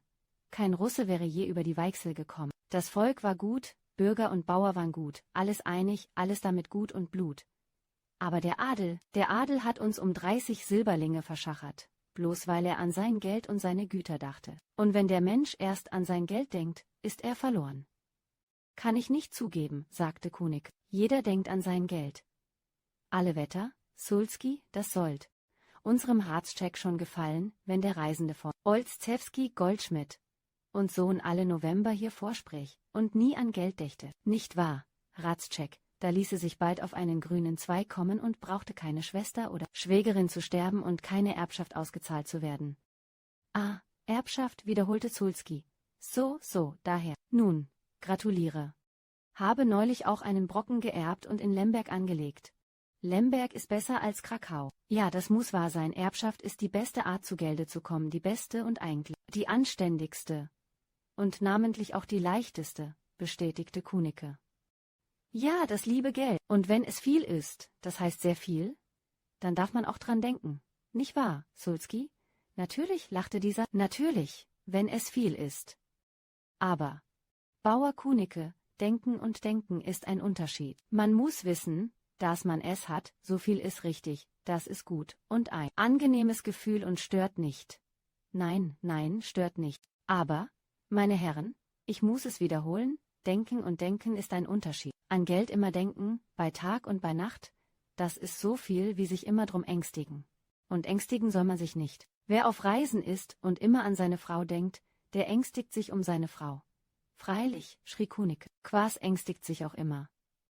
Alle lachten unbändig, und nur Sulski selbst, der auch darin durchaus Anekdoten und Geschichtenerzähler von Fach war, dass er sich nicht gern unterbrechen ließ, fuhr mit allem erdenklichen Ernste fort. Und wie mit der Frau, meine Herren, so mit dem Geld, nur nicht ängstlich, haben muss man es, aber man muss nicht ewig dran denken. Oft muss ich lachen, wenn ich so sehe, wie der oder jener im Postwagen oder an der Table d'Hôte mit einem Male nach seiner Brieftasche fasst, ob er es auch noch hat. Und dann atmet er auf und ist ganz rot geworden. Das ist immer lächerlich und schadet bloß. Und auch das Einnähen hilft nichts, das ist ebenso dumm. Ist der Rock weg, ist auch das Geld weg. Aber was man auf seinem Leibe hat, das hat man. All die anderen Vorsichten sind Unsinn. Recht so, sagte Ratscheck. So mach ich es auch. Aber wir sind bei dem Geld und dem Einnähen ganz von Polen abgekommen. Ist es denn wahr, Sulski, dass Sie die Bitschen vergiftet haben? Versteh, es ist wahr. Und die Geschichte mit den 11 Teiglichten auch? Auch wahr? Alles wahr, wiederholte Sulski. Daran ist kein Zweifel. Und es kam so. Konstantin wollte die Polen ärgern, weil sie gesagt hatten, die Russen fräßen bloß Teig. Und da ließ er, als er eines Tages 11 Polen eingeladen hatte, zum Dessert 11 Teiglichter herumreichen, das 12. aber war von Marzipan, und natürlich für ihn. Und versteht sich, nahm er immer zuerst, dafür war er Großfürst und Vizekönig. Aber das eine Mal vergriff er sich doch, und da hat er es runterwürgen müssen. Wird nicht sehr glatt gegangen sein. Gewiss nicht. Aber, ihr Herren, kennt ihr denn schon das neue Polenlied, das sie jetzt singen? Denkst du daran? Nein, das ist alt. Ein neues. Und heißt: Die letzten 10 vom 4. Regiment, wollt ihr es hören? Soll ich es singen? Freilich. Aber ihr müsst einfallen. Versteht sich, versteht. Und nun sang Sulski, nachdem er sich geräuspert hatte, zu Warschau, schwuren 1000 auf den Knien. Kein Schuss im Heil gen Kampfe sei getan, Tembu, Schlag an, zum Blachfeld lasst uns ziehen, wir greifen nur mit Bajonetten an. Und ewig kennt das Vaterland und nennt mit stillem Schmerz sein 4. Regiment. Einfallen, Chorus. Weiter, Sulski, weiter. Ade, ihr Brüder, die zu Tod getroffen, an unserer Seite dort wir stürzen sahen, wir leben noch, die Wunden stehen offen, und um die Heimat ewig ist, es getan. Herrgott im Himmel, schenk, ein gnädig End, uns letzten 10 vom 4. Regiment, Chorus, uns letzten 10 vom 4. Regiment. Alles jubelt, dem alten Quaas aber traten seine schon von Natur vorstehenden Augen immer mehr aus dem Kopf. Wenn ihn jetzt seine Frau sehe, rief Kunicke, da hätt er Oberwasser. Ja. Und nun stieß man an und ließ die Polen leben. Nur Kunicke, der an Anno 13 dachte, weigerte sich und trank auf die Russen. Und zuletzt auch auf Quaas und Kätzchen. Mietzel aber war ganz übermütig und halb wie verdreht geworden und sang, als er Kätzchen Namen hörte, mit einem Male. Nicht mal seine eigenen Frau, Kätzchen weiß es ganz genau, miau. Quaas sah verlegen vor sich hin. Niemand indessen dachte mehr an Übelnehmen. Und nun wurde der Ladenjunge gerufen, um neue Flaschen zu bringen. Chapter 6. So ging es bis Mitternacht. Der schräg gegenüber wohnende Kunicke wollte noch bleiben und machte spitz reden, dass Szulski, der schon ein paar Mal zum Aufbruch gemahnt, so müde sei. Der aber ließ sich weder durch Spott noch gute Worte länger zurückhalten. Er müsse morgen um 9 in Frankfurt sein. Und damit nahm er den bereitstehenden Leuchter, um in seine Giebelstube hinaufzusteigen. Nur als er die Türklinke schon in der Hand hatte, wand er sich noch einmal und sagte zu Hradscheck, also 4 Uhr, Hradscheck, um 5 muss ich weg. Und versteht sich, ein Kaffee. Guten Abend, ihr Herren, allerseits wohl zu ruhen. Auch die Bauern gingen. Ein starker Regen fiel, und alle fluchten über das scheußliche Wetter. Aber keine Stunde mehr, so schlug es um. Der Regen ließ nach, und ein heftiger Südost fegte statt seiner über das Bruch hin. Seine Heftigkeit wuchs von Minute zu Minute, so dass allerlei Schaden an Häusern und Dächern angerichtet wurde, nirgends aber mehr als an dem Hause der alten Jeschke, das grad in dem Windstrome lag, der von der andern Seite der Straße her, zwischen Kunicke's Stall und Scheune mitten durchfuhr. Klappernd kamen die Ziegel vom Dachfirst herunter und schlugen mit einem dumpfen Geklatsch in den aufgeweichten Boden.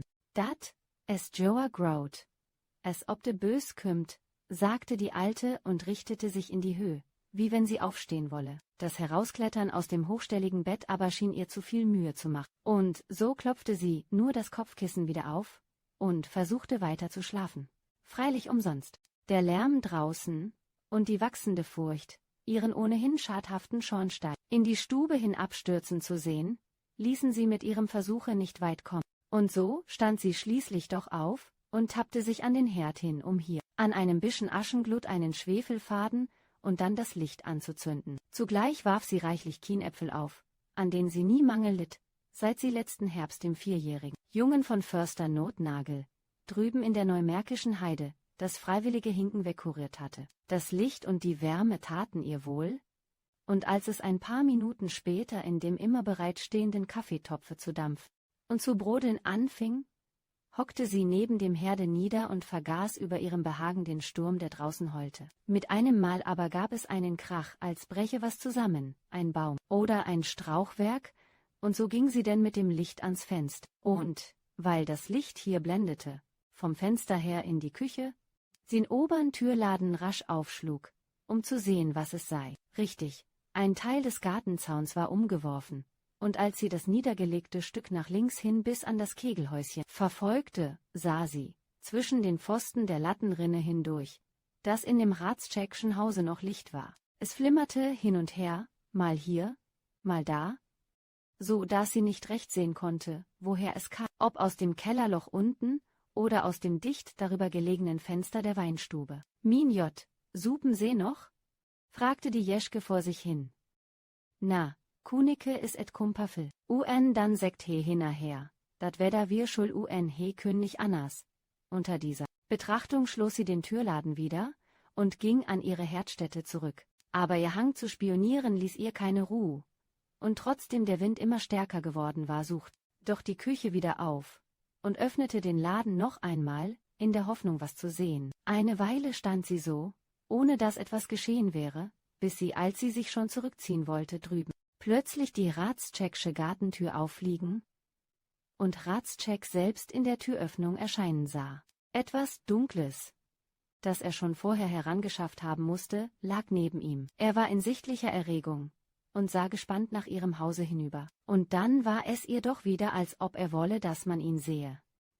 Denn wozu sonst das Licht, in dessen Flackerschein er dastand? Er hielt es immer noch vor sich, es mit der Hand schützend, und schien zu schwanken, wohin damit. Endlich aber musste er eine geborgene Stelle gefunden haben, denn das Licht selbst war weg, und statt seiner nur noch ein Schein da, viel zu schwach, um den nach wie vor in der Türöffnung liegenden dunklen Gegenstand erkennen zu lassen. Was war es? Eine Truhe? Nein. Dazu war es nicht lang genug. Oder ein Korb, eine Kiste? Nein, auch das nicht. Wat he man hätt? Murmelte sie vor sich hin. Aber ehe sie sich aus ihren Mutmaßungen heraus ihre Frage noch beantworten konnte, sah sie, wie der ihr auf Minuten aus dem Auge kommende Ratschek von der Tür her in den Garten trat und mit einem Spaten in der Hand rasch auf den Birnbaum zuschritt. Hier grub er eifrig und mit sichtlicher Hast und musste schon ein gut Teil Erde herausgeworfen, als er mit einem Male das Graben aufgab und sich aufs Neue nach allen Seiten hin umsah. Aber auch jetzt wieder so wenigstens schien es ihr mehr in Spannung als in Angst und Sorge. »Wat he man het«, wiederholte sie. Dann sah sie, dass er das Loch rasch wieder zuschüttete. Einen Augenblick, und die Gartentür schloss sich, und alles war wieder dunkel. Brummte die Jeschke. Das, Joa Binoa, als OPN. Ab mörkst het? Na, so dul wart et Joa wohl nicht sin, nei, denn wir dat lich nicht. Aues ik tru nicht. Und er tru ik auch nicht. Und damit ging sie wieder bis an ihr Bett und kletterte hinein. Aber ein rechter Schlaf wollt ihr nicht mehr kommen, und in ihrem halbwachen Zustande sah sie beständig das Flimmern im Kellerloch, und dann den Lichtschein, der in den Garten fiel, und dann wieder Ratschek, wie er unter dem Baume stand und grub. Chapter 7. Um 4 Uhr stieg der Knecht die Stiege hinauf, um Sulski zu wecken. Er fand aber die Stube verschlossen, weshalb er sich begnügte zu klopfen und durch das Schlüsselloch hineinzurufen: »Is 4, Herr Sulski, Stein, es up.« Er horchte noch eine Weile hinein, und als alles ruhig blieb, riss er an der klapprigen Türklinke hin und her und wiederholt: »Stein, es up, Herr Sulski, is tied, ich span nu an.« Und danach ging er wieder treppab und durch den Laden in die Küche, wo die Ratschek-Magd, eine gutmütige Person mit krausem Haar und vielen Sommersprossen, noch halb verschlafen am Herde stand und Feuer machte. »Na, Maleke, ook all gut?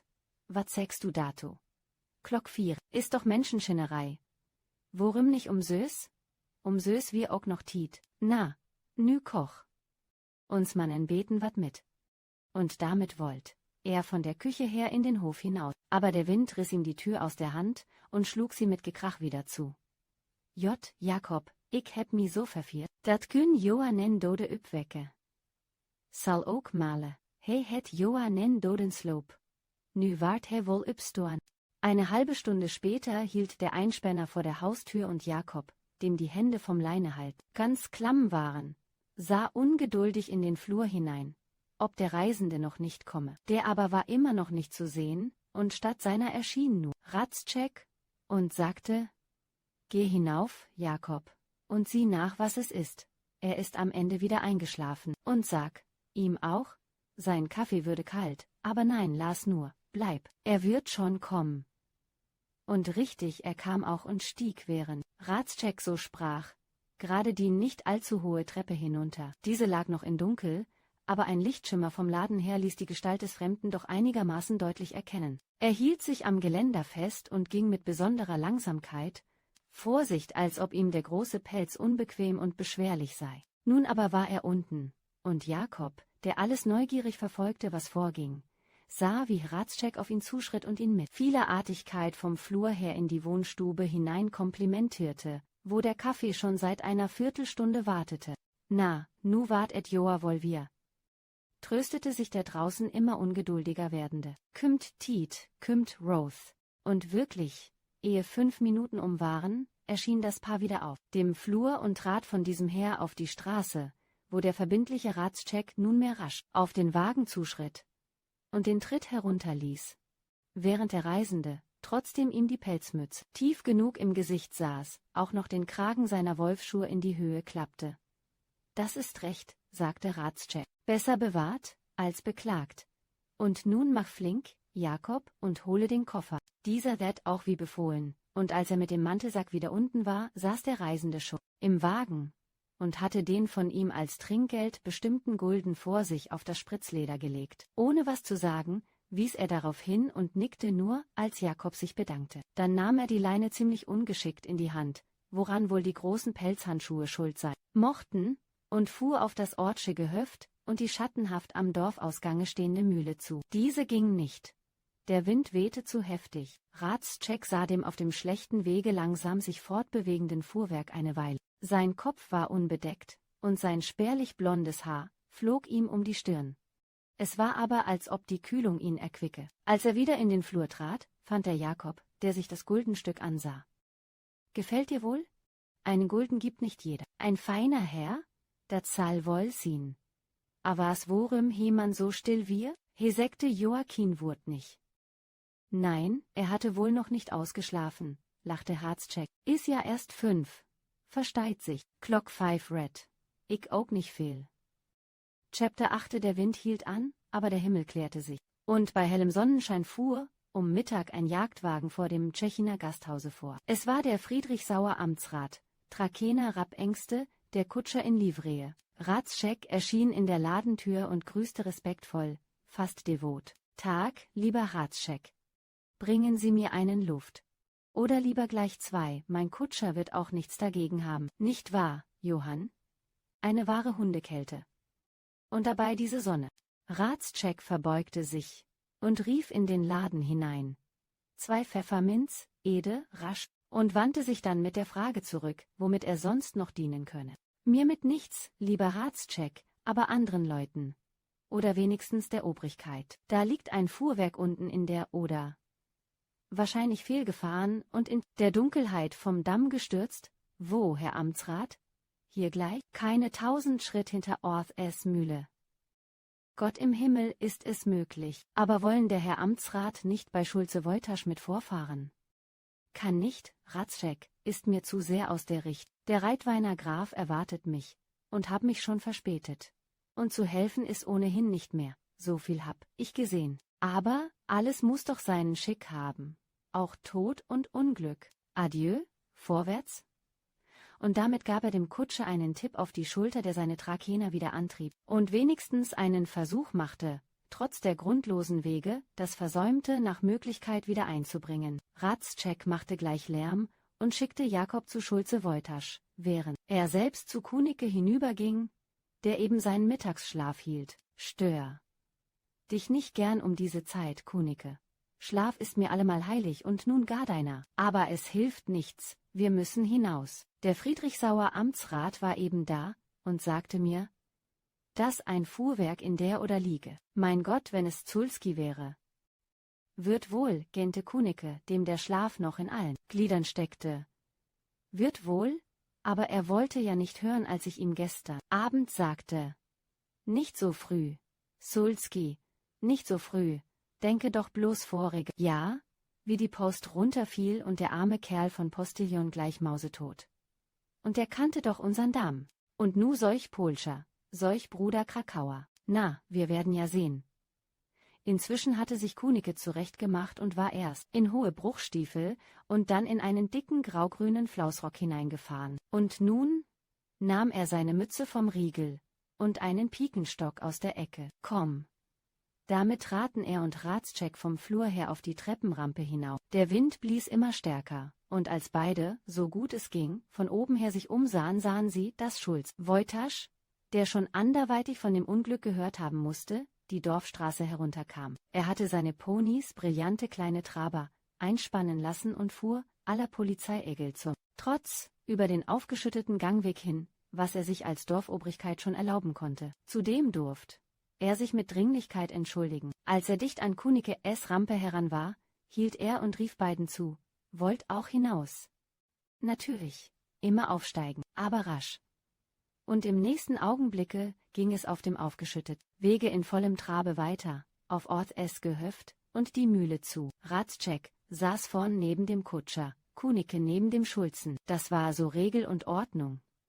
Denn ein Bauerngut geht vor Gasthaus und Kramladen. Gleich hinter der Mühle begann die langsam und allmählich zum Damm ansteigende Schrägung. Oben war der Weg etwas besser, aber immer noch schlecht genug, so dass es sich empfahl, dicht am Dammrand entlang zu fahren, wo, wegen des weniger aufgeweichten Bodens, die Räder auch weniger tief einschnitten. Pass, Achtung, sagte Woytasch, sonst liegen wir auch unten. Und der Kutscher, dem selber ängstlich sein mochte, lenkte sofort auf die Mitte des Damms hinüber, trotzdem er hier langsamer fahren musste. Sah man von der Gefährlichkeit der Situation ab, so war es eine wundervolle Fahrt. Und das sich weithin darbietende Bild von einer gewissen Großartigkeit. Rechts hin grüne Wintersaat. So weit das Auge reichte, nur mit einzelnen Tümpeln, Häusern und Pappelweiden dazwischen.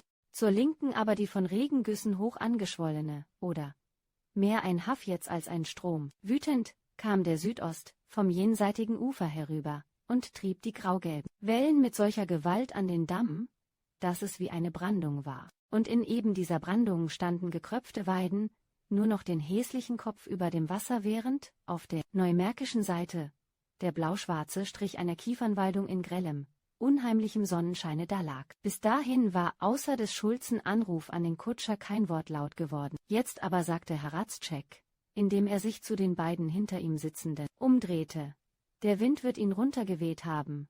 Unsinn, lachte Wojtasch. Ihr müsst doch sehen, Hradscheck, der Wind kommt ja von da von drüben. Wenn der schuld wäre, läg er hier rechts vom Damm und nicht nach links hin in der Oder. Aber seht nur, da wanken ja schon welche herum und halten sich die Hüte fest. Zu, dass wir nicht die Letzten sind. Und eine Minute darauf hielt sie Gerad an der Stelle, wo das Unglück sich zugetragen hatte. Wirklich, Ort war schon da, mit ihm ein paar seiner Mühlknechte desgleichen, Mietzel und Quaas, deren ausgebaute Gehöfte ganz in der Nähe lagen. Alles begrüßte sich und kletterte dann gemeinschaftlich den Damm hinunter, um unten genau zu sehen, wie es stünde. Die Böschung war glatt, aber man hielt sich an dem Werft- und Weidengestrüpp, das überall stand. Unten angekommen, sah man bestätigt, was von Anfang an niemand bezweifelt hatte: Sulski S-Einspänner lag wie gekentert im Wasser, das Verdeck nach unten, die Räder nach oben. Von den Pferde sah man nur dann und wann ein von den Wellen überschäumtes Stück Hinterteil wären. Die Schere, darin es eingespannt gewesen, wie ein Wahrzeichen aus dem Strom aufragte, den Mantelsack, hatten die Wellen an den Damm gespült, und nur von Sulski selbst ließ sich nichts entdecken. Er ist nach Kienitz hinweggeschwemmt, sagte Schulze Wojtasch, aber weit weg kann er nicht sein. Die Brandung geht ja schräg gegen den Damm. Und dabei marschierte man truppweise weiter, von Gestrüpp zu Gestrüpp, und durchsuchte jede Stelle. Der Pelz muß doch oben aufschwimmen. Ja, der Pelz, lachte Kunicke. Wenn es bloß der Pelz wär. Aber der Polsche steckt ja drin. Es war der kunikische Trupp, der so plaudert, ganz wie bei Dachsgraben und Hühnerjagd, während er den andern Trupp führende Hradscheck mit einem Male rief: Ah, da ist ja seine Mütze. Wirklich, Sulski, Pelzmütze hing an dem kurzen Geäst einer Kropfweide. Nun, haben wir die, fuhr Hradscheck fort, so werden wir ihn auch selber bald haben. Wenn wir nur ein Boot hätten, aber es kann hier nicht tief sein, und wir müssen immer peilen und Grund suchen. Und so geschah es auch, aber alles Messen und Peilen half nichts. Und es blieb bei der Mütze, die der eine der beiden Müllerknechte mittlerweile mit einem Haken herangeholt hatte. Zugleich wurde der Wind immer schneidender und kälter, so dass Kunicke, der noch von Möckern Montmirail her einen Rheumatismus hatte, keine Lust mehr zur Fortsetzung verspürte. Schulze Wojtasch auch nicht. Ich werde Gensdarm Geelhaar nach Kienitz und Güste Biese schicken, sagte dieser. Irgendwo muß er doch antreiben, und dann wollen wir ihm ein ordentliches Begräbnis machen. Nicht wahr, Hradscheck? Die Hälfte kann die Gemeinde geben. Und die andere Hälfte geben wir, setzte Kunicke hinzu. Denn wir sind doch eigentlich ein bisschen schuld. Oder eigentlich ganz gehörig. Er war gestern Abend verdammt fieslich und man bloß noch so. War er denn wohl Kattolsch? Natürlich war er, sagte Wojtasch. Wenn einer Sulski heißt und aus Krakau kommt, ist er Kattolsch. Aber das schadet nichts. Ich bin für Aufklärung. Der alte Fritze war auch für Aufklärung. Jeder nach seiner Fasson? Versteht sich, sagte Kunicke. Versteht sich. Und dann am Ende, wir wissen auch nicht, das heißt, ich mein so ganz bestimmt wissen wir nicht, ob er ein Kattolscher war oder nicht. Und was man nicht weiß, macht einen nicht heiß. Nicht wahr, Quaas? Nein. Was man nicht weiß, macht einen nicht heiß. Und Quasen auch nicht. Alle lachten und selbst Hradscheck, der bis dahin eine würdige Zurückhaltung gezeigt hatte, stimmte mit ein. Chapter 9. Der Tote fand sich nicht, der Wagen aber, den man mühevoll aus dem Wasser heraufgeholt hatte, wurde nach dem Dorf geschafft und in Kunicke große Scheune gestellt. Da stand er nun schon 2 Wochen, um entweder abgeholt oder auf Antrag der Krakauer Firma versteigert zu werden. Im Dorfe gab's inzwischen viel Gerede, das allerorten darauf hinauslief: Es sei was passiert. Und es stimme nicht mit den Hradschecks. Hradscheck sei freilich ein feiner Vogel und Spaßmacher und könne Witzchen und Geschichten erzählen, aber er hab es hinter den Ohren, und was die Frau Hradscheck angehe, die vor Vornehmheit nicht sprechen könne, so wisse jeder, stille Wasser seien tief. Kurzum, es sei beiden nicht recht zu trauen. und der Polsche werde wohl ganz woanders liegen, als in der Oder. Zum Überfluss griff auch noch unser Freund, der Kantorsohn, der sich jedes Skandal mit Vorliebe bemächtigte, in die Saiten seiner Leier und allabendlich, wenn die Knechte, mit denen er auf Du und Du stand, vom Kruge her, durchs Dorf zogen, sangen sie nach bekannter Melodie. Morgenruf.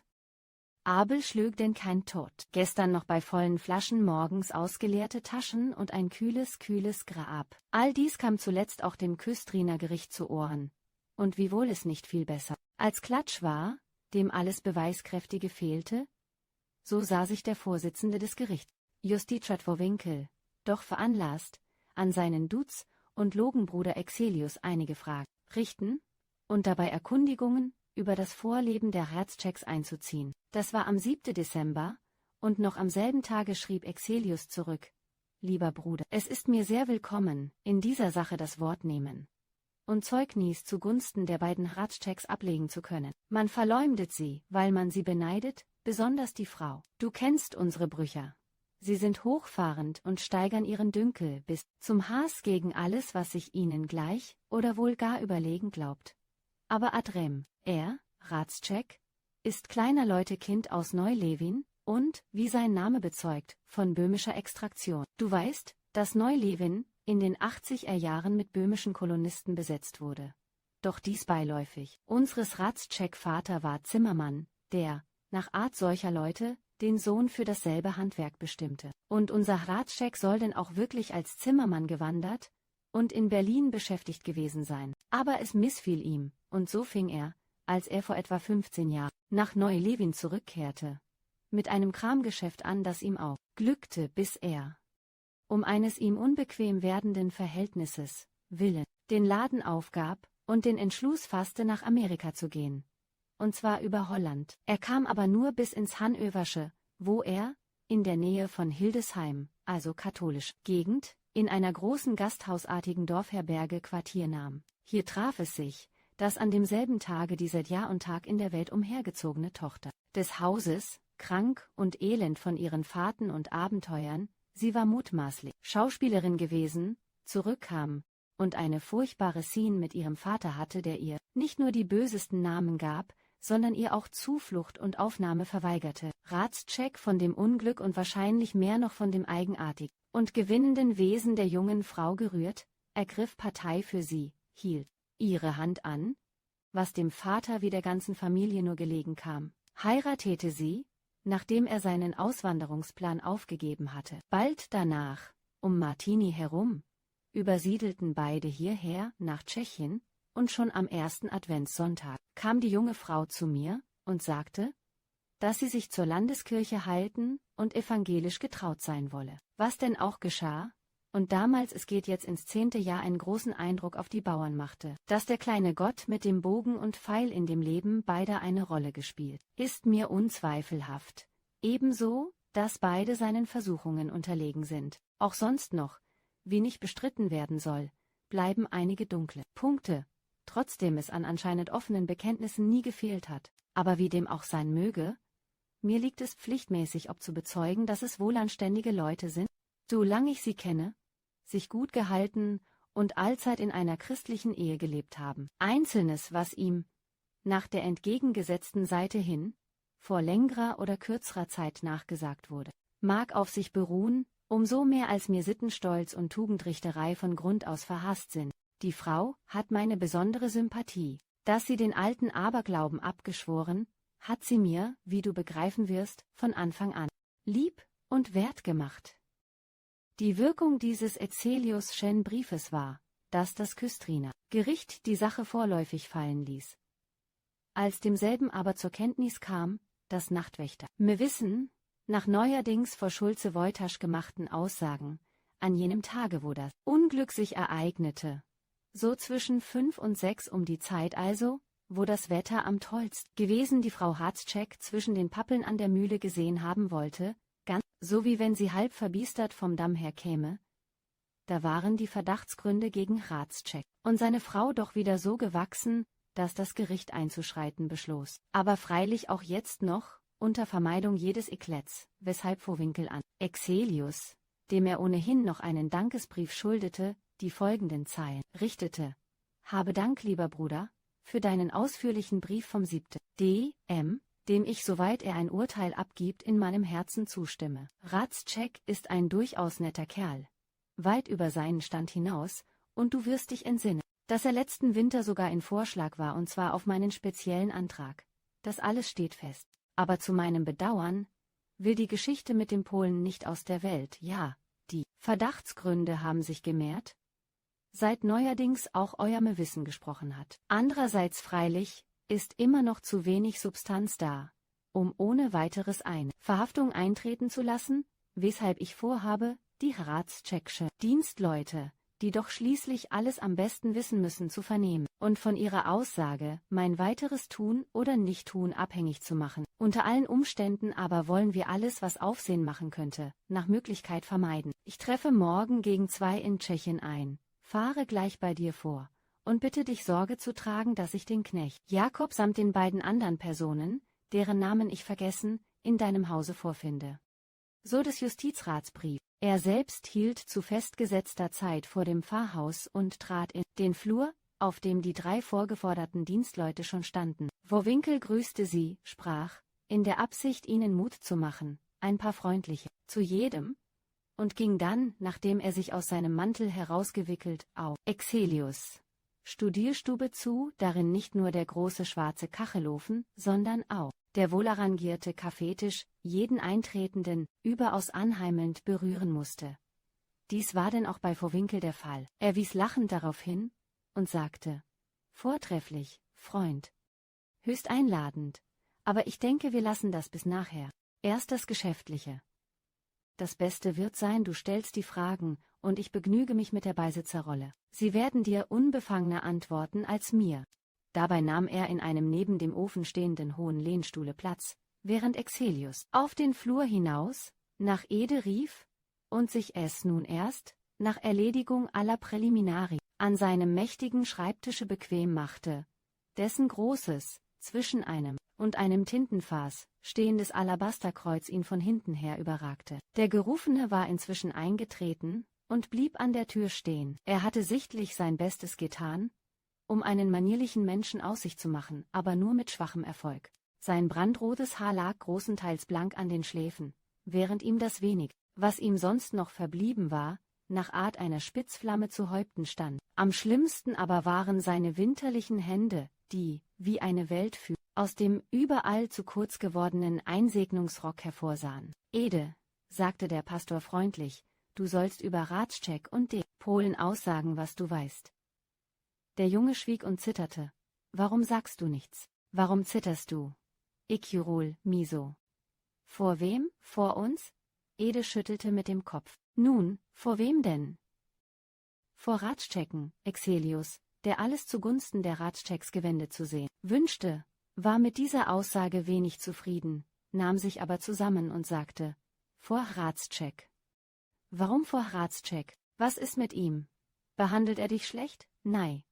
Nu wie denn? Ich weet nicht, hi is so anders. Nu gut, ander. Aber das ist nicht genug, Ede. Du musst uns mehr sagen. Worin ist er anders? Was tut er? Trinkt er oder flucht er? Oder ist er in Angst? Nei. Nu wie denn? Was denn? Ich weet nicht, hi is so anders. Es war ersichtlich, dass aus dem eingeschüchterten Jungen nicht weiter herauszubringen sein würde, weshalb Vohwinkel dem Freunde zublinkte, die Sache fallen zu lassen. Dieser brach denn auch wirklich ab und sagte: Nun, es ist gut, Ede. Geh und schicke die Male herein. Diese kam und war in ihrem Kopf- und Brusttuch, das sie heute wie sonntäglich angelegt hatte, kaum wieder zu erkennen. Sie sah klar aus den Augen, war unbefangen und erklärte, nachdem Exelius seine Frage gestellt hatte, dass sie nichts wisse. Sie habe Sulski gar nicht gesehen, und erst um Klokka 4 oder noch on Beten Danoa wäre Ratschek an ihre Kammertür gekommen und hätte gesagt, dass sie rasch aufstehen und Kaffee kochen solle. Das hab sie denn auch getan, und grad als sie den Kien gespalten, sei Jakob gekommen und hab ihr so im Vorübergehen gesagt, dass er den Polschen geweckt habe. Der Polsche hab aber nen Dodenschlaf gehabt und habe gar nicht geantwortet, und da hab er an die Tür gebullert. All das erzählte Male hintereinander vor. Und als der Pastor zum Schlusse frug, ob sie nicht noch weiter was wisse, sagt sie: Nein, weiter wisse sie nichts, oder man bloß noch das eine, dass die Kanne, wie sie das Kaffeegeschirr herausgeholt habe, beinahe noch ganz voll gewesen sei. Und sei doch ein greuliches Wetter gewesen, und kalt und nass. Und, wenn sonst einer des Morgens abreise, so, tränk er mehrstens, oder eigentlich, immer die Kanne leer, und von Zucker übrig lassen wär, gar keine Rede nicht. Und manche nehmen ihn auch mit, aber der Polsche hätte keine 3 Schluck getrunken, und sei eigentlich alles noch so gewesen, wie sie es reingebracht habe. Weiter wisse sie nichts. Danach ging sie, und der dritte, der nun kam, war Jakob. Nun, Jakob, wie war es? Fragte Excelius. Du weißt, um was es sich handelt. Was du Malen und mir schon vorher gesagt hast, brauchst du nicht zu wiederholen. Du hast ihn geweckt, und er hat nicht geantwortet. Dann ist er die Treppe heruntergekommen, und du hast gesehen, dass er sich an dem Geländer festhielt, als ob ihm das Gehen in dem Pelz schwer würde. Nicht wahr, so war es? Joa, Herr Pastor, und weiter nichts. Nei, wieder nix. Und wir man blott noch, dat he so en beten lüt uzoa, und was? Und dat he so still wir und segte kein Wort nicht. Uen as ik tu iem segen dai. Na adjes, Harsulski. Dur wir hi weder so bam still juen nickt, man blot so. Nach dieser Aussage trat auch Jakob ab, und die Pfarrköchin brachte den Kaffee. Wowinkel nahm eine der Tassen und sagte, während er sich an das Fensterbrett lehnte: Ja, Freund, die Sache steht doch schlimmer, als du wahrhaben möchtest, und fast auch schlimmer, als ich erwartete. Mag sein, erwiderte der Pastor, nach meinem Gefühl indes, dass ich selbstverständlich deiner besseren Erfahrung unterordne, bedeuten all diese Dinge gar nichts, oder herzlich wenig. Der Junge, wie du gesehen hast, konnte vor Angst kaum sprechen, und aus der Köchin Aussage war doch eigentlich nur das eine: festzustellen, dass es Menschen gibt, die viel, und andere, die wenig Kaffee trinken. Aber Jakob. Excelius lachte. Ja, Jakob, he wir on beten to lüt. Das war das eine. Und he wir on beten to still. Das war das andere. Willst du daraus einen Strick für die Ratschecks drehen? Ich will es nicht, aber ich fürchte, dass ich es muss. Jedenfalls haben sich die Verdachtsgründe, durch das, was ich eben gehört habe, mehr gemehrt als gemindert. Und ein Verfahren gegen den so mannigfach Belasteten kann nicht länger mehr hinausgeschoben werden. Er muss in Haft, wer es auch nur um einer Verdunklung des Tatbestandes vorzubeugen. Und die Frau kann bleiben. Überhaupt wert ich mich auf das Nötigste beschränken, und um auch jetzt noch alles Aufsehen zu vermeiden hab ich vor, ihn auf meinem Wagen, als ob's um eine Spazierfahrt handelte, mit nach Küstrin zu nehmen. Und wenn er nun schuldig ist, wie du beinahe glaubst, oder wenigstens für möglich hältst, ist dir eine solche Nachbarschaft nicht einigermaßen ängstlich? Vohwinkel lachte. Man sieht, Excelius, dass du kein Kriminalist bist. Schuld und Mut vertragen sich schlecht zusammen. Alle Schuld lähmt. Nicht immer. Nein, nicht immer, aber doch meist und allemal da, wo das Gesetz schon über ihr ist. Chapter 10. Die Verhaftung Ratschek S. erfolgte 10 Tage vor Weihnachten. Jetzt war Mitte Januar, aber die Küstriner Untersuchung rückte nicht von der Stelle, weshalb es in Tschechien und den Nachbardörfern hieß, Ratschek werde mit nächstem wieder entlassen werden, weil nichts gegen ihn vorliege. Ja, man begann, auf das Gericht und den Gerichtsdirektor zu schelten, wobei sich es selbstverständlich traf, dass alle die, die vorher am leidenschaftlichsten von einer Hinrichtung geträumt hatten, jetzt in Tadeln und Schmähen mit gutem Beispiel vorangingen. Vohwinkel hatte viel zu dulden, kein Zweifel. Am ausgiebigsten in Schmähungen aber war man gegen die Zeugen, und der Angriffe gegen diese wären noch viel mehr gewesen, wenn man nicht gleichzeitig über sie gelacht hätte. Der dumme Ladenjunge, der Ede, so versicherte man sich gegenseitig, könne doch nicht für voll angesehen werden. Und die Male mit ihren Sommersprossen und ihrem nicht ausgetrunkenen Kaffee womöglich noch weniger. Dass man bei den Ratschecks oft einen wunderbaren Kaffee kriege, das wiss jeder, und wenn alle die das durchgetrichterte Zichorienzeug stehen ließen, auf Mord und Totschlag hin verklagt und eingezogen werden sollten, so säße bald das halbe Bruch hinter Schloss und Riegel. Aber Jakob und der alte wissen, hieß es dann wohl. Indes auch von diesen beiden wollte die plötzlich zugunsten Ratschek es umgestimmte Majorität nichts wissen. Der dusselige Jakob, von dem jetzt so viel gemacht werde. Ja, was hab er denn eigentlich beigebracht? Doch nichts weiter als das ewige, he wir so, en beten still. Aber du lieber Himmel, wer habe denn Lust, um Glock 5 und bei steifem Südost einen langen Schnack zu machen? Und nun gar der alte me wissen, der, solang er lebe, den Himmel für einen Dudelsack angesehen habe? Wahrhaftig, der könne viel sagen man es zu glauben brauche. Mit einem karierten Tuch über dem Kopf. Und wenn es kein kariertes Tuch gewesen, dann sei es eine Pferdedecke gewesen. Oh, du himmlische Güte! Mit einer Pferdedecke. Die Ratscheck mit einer Pferdedecke. Gibt es Pferdedecken ohne Flöhe? Nein. Und nun gar diese schnippsche Prise, die sich ewig mit ihrem türkischen Schorl herumziert, und noch ötepotöter als die Reitweinsche Gräfin. So ging das Gerede, das sich, an und für sich schon günstig genug für Ratscheck, infolge kleiner Vorkommnisse mit jedem neuen Tage günstiger gestaltete. Darunter war eins von besonderer Wirkung, und zwar das folgende.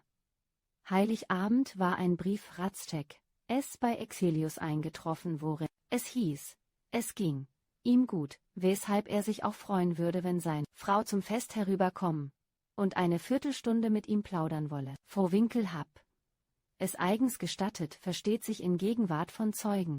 So die briefliche Mitteilung, auf welche Frau Ratscheck, als sie durch Exelius davon gehört, diesem Letzteren sofort geantwortet hatte.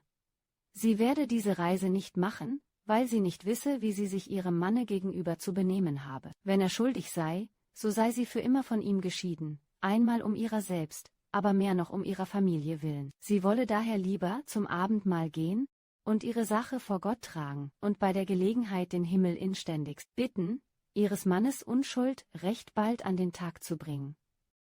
Sowas hörten die Tschechiner gern. Sämtlich höchst unfromm waren, aber nach Art der meisten Unfrommen, einen ungeheuren Respekt vor jedem hatten, der lieber zum Abendmahl gehen und seine Sache vor Gott tragen, als nach Küstrin hin reisen wollte. Kurzum, alles stand gut, und es hätte sich von einer totalen Rückeroberung der dem inhaftirrten anfangs durchaus abgeneigten Dorfe sprechen lassen, wenn nicht ein unerschütterlicher gewesen wäre, der, sobald Ratscheck Unschuld behauptet wurde, regelmäßig versicherte: Ratscheck, den kenn ich, der muss ans Messer.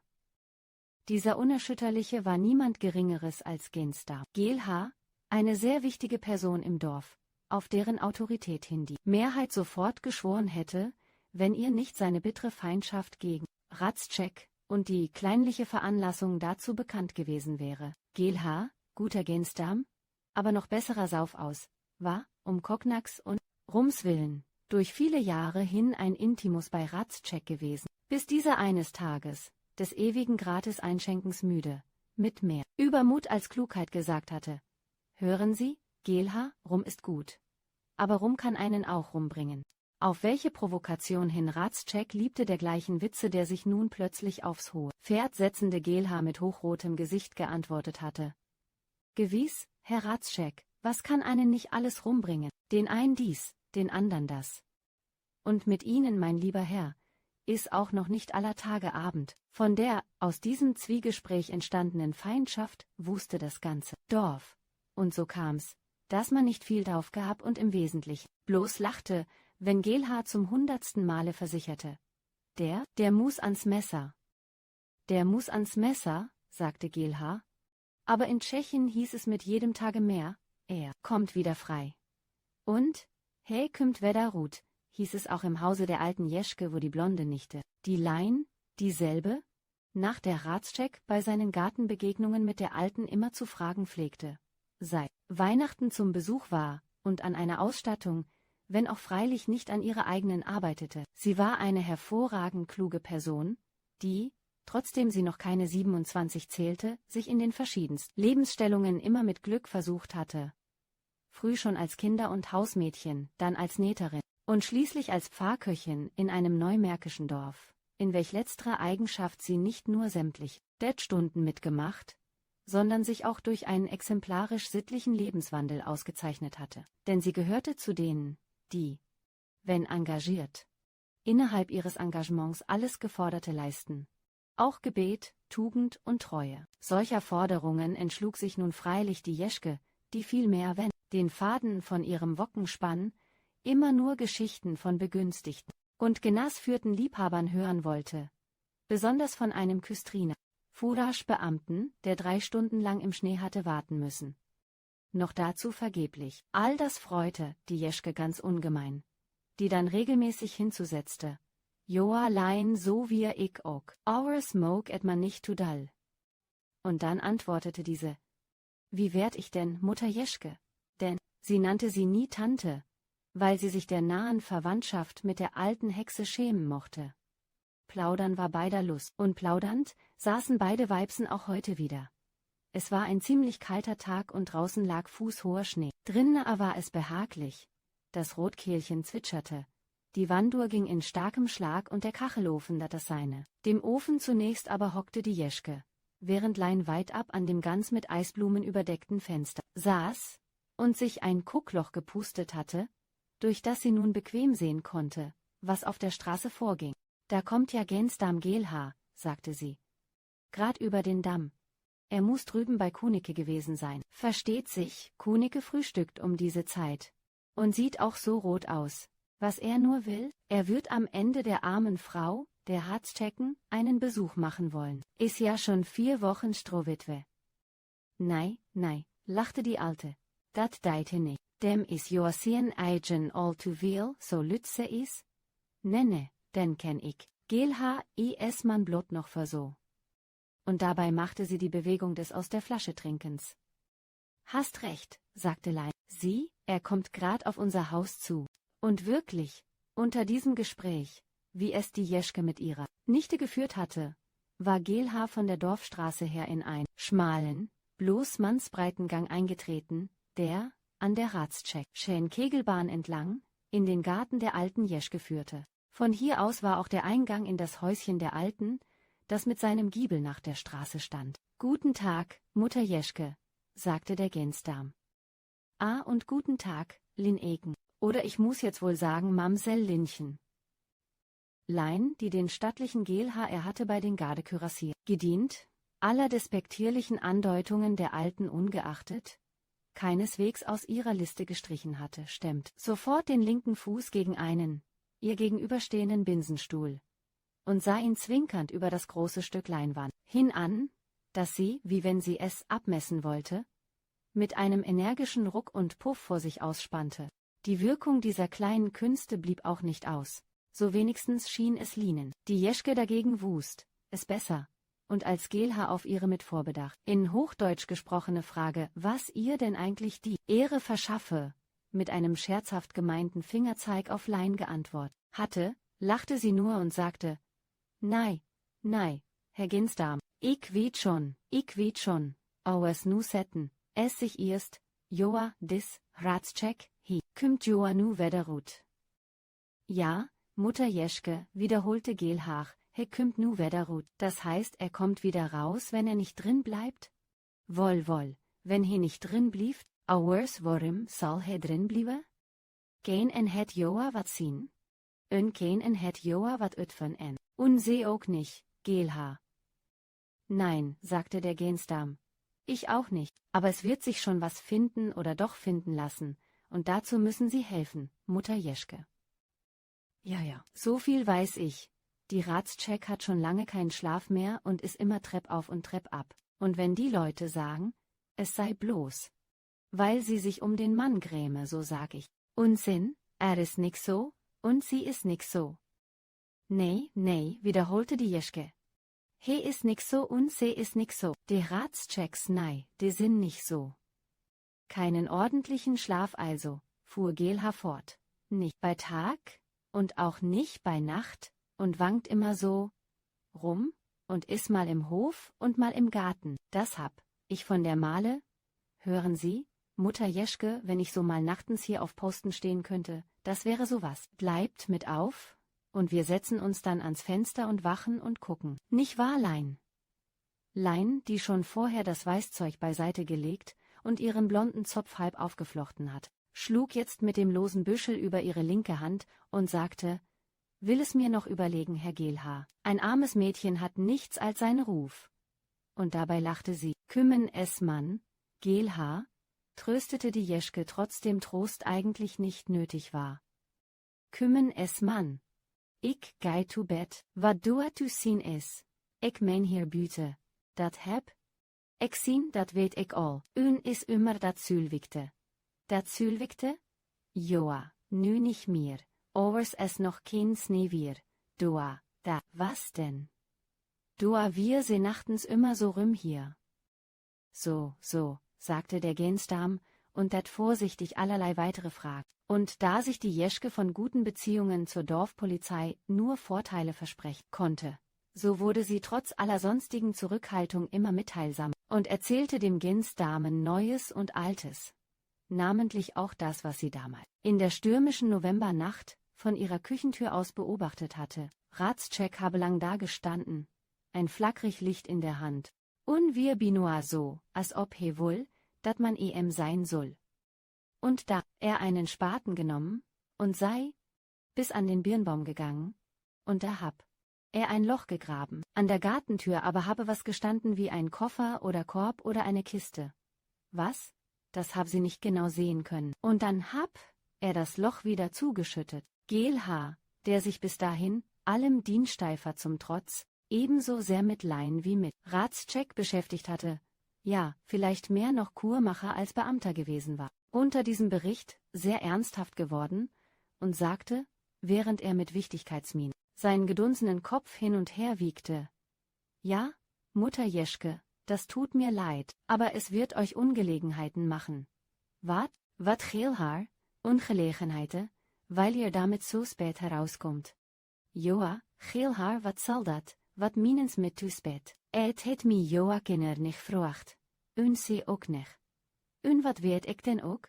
Ik weet Joa nix. Ik weet Joa Jor nix. Ihr wisst genug, Mutter Jeschke. Nee, Geelhaar, ik weet Joa nix. Das ist gerade genug, dass einer nachts in seinem Garten ein Loch gräbt und wieder zuschüttet. Joa, Geelhaar, ik weet nicht, ours jet. En möt doch in sin eien Gordon en Loch buddeln kun.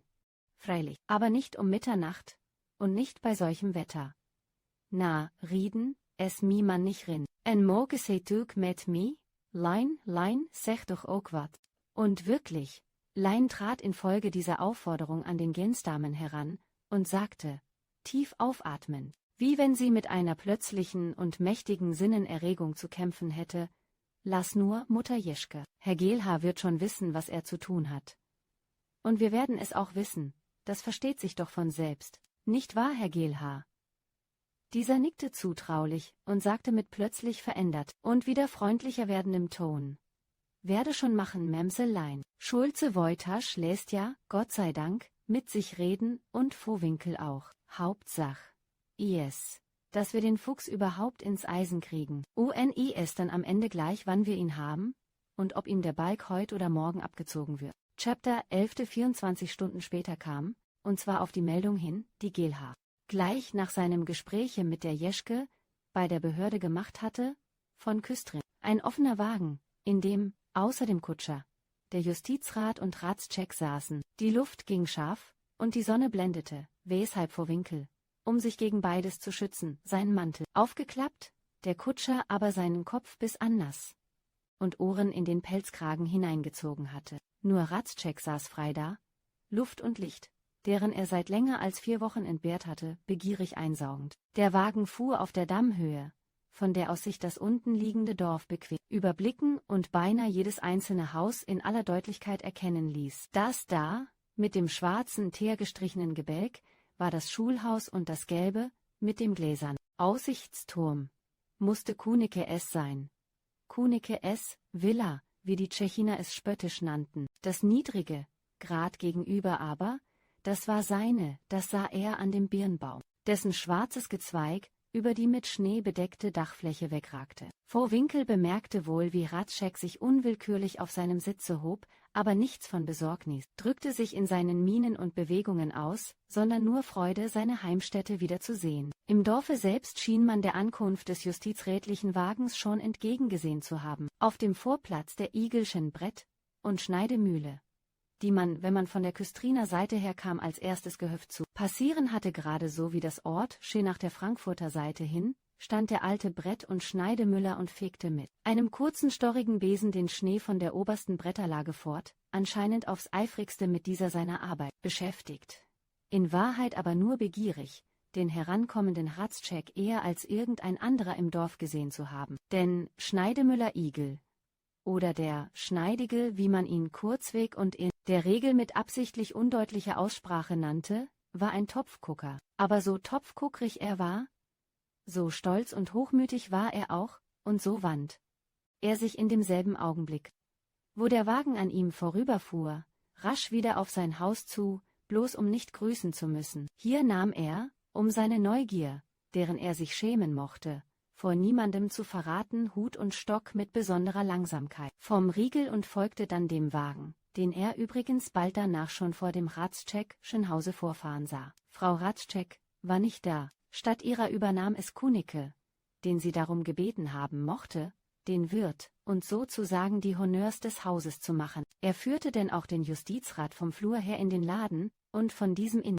die dahinter befindliche Weinstube, wo man einen Imbiss bereitgestellt hatte. Winkel nahm aber, unter vorläufiger freundlicher Ablehnung, nur ein kleines Glas Portwein und trat dann in den Garten hinaus, wo sich bereits alle, was zur Dorfobrigkeit gehörte, versammelt hatte.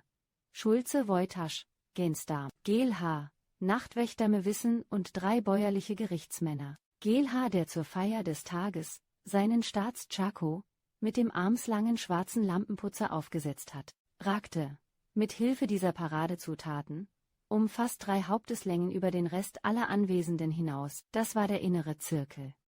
Im weiteren Umkreis aber standen die, die bloß aus Neugier sich eingefunden hatten, darunter der schon stark gefrühstückte Kantorssohn und Dorfdichter, während einige 20 eben aus der Schule herangekommene Jungens mit ihren Klapppantinen auf das Kegelhaus geklettert waren, um von hier aus Zeuge zu sein, was wohl bei der Sache herauskommen würde. Vorläufig indes begnügten sie sich damit, Schneebälle zu machen, mit denen sie nach den großen und kleinen Mädchen warfen, die hinter dem Gartenzaun der alten Jeschke standen, plapperte, lachte, reckte den Hals.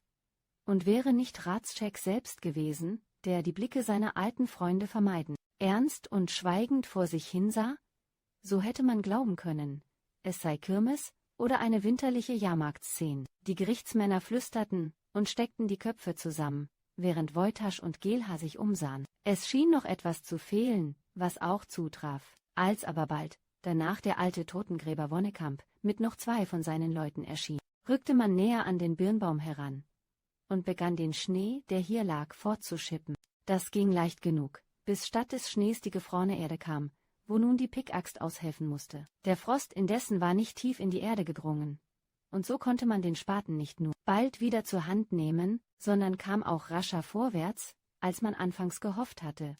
Die herausgeworfenen Schollen und Lehmstücke wurden immer größer, je weicher der Boden wurde, bis mit einem Male der alte Totengräber einem der Arbeiter in den Arm fiel, mit der seinem Stande zuständigen Ruhe sagte: Nu giu mi moal, nu kümmt wat. Dabei nahm er ihm das Grabscheit ohne weiteres aus der Hand und fing selber an zu graben. Aber ersichtlich mit großer Vorsicht. Alles drängte vor und wollte sehen. Und siehe da, nicht lange, so war ein Totter aufgedeckt, der zu großem Teile noch in Kleiderresten steckte. Die Bewegung wuchs, und alle Augen richteten sich auf Hradscheck, der nach wie vor sich hin sah, und nur dann und wann einen scheuen Seitenblick in die Grube wert. Nu hebben sie lief ein Gemurmel den Gartenzaun entlang, unklar lassen, ob man Hradscheck oder den Toten meine. Die Jungens auf dem Kegelhäuschen aber reckten ihre Hälse noch mehr als vorher, trotzdem sie weder nah noch hoch genug standen, um irgendwas sehen zu können. Eine Pause trat ein, dann nahm der Justizrat des Angeklagten Arm und sagte, während er ihn dicht an die Grube führte: Nun, Hradscheck, was sagt Sie?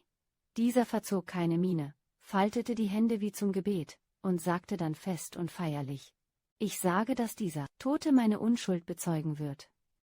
Und während er so sprach, sah er zu dem alten Totengräber hinüber, der den Blick auch verstand und, ohne weitere Fragen abzuwarten, geschäftsmäßig sagte: Ja, der hier liegt hier schon lang. Ich denke 20 Jahre. Der Polsche, der es sein soll, ist noch keine 10 Wochen tot.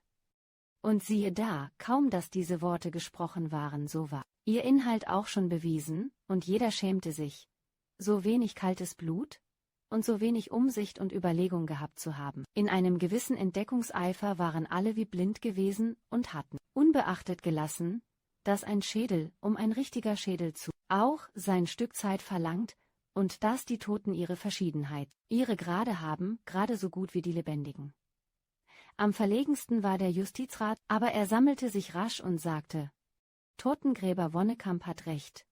Das ist nicht der Tote, den wir suchen, und wenn er 20 Jahre in der Erde liegt, was ich keinen Augenblick bezweifle, so kann Ratschek an diesem Toten keine Schuld haben. Und kann auch von einer früheren Schuld keine Rede sein, denn Hatschek ist erst im 10. Jahr in diesem Dorf.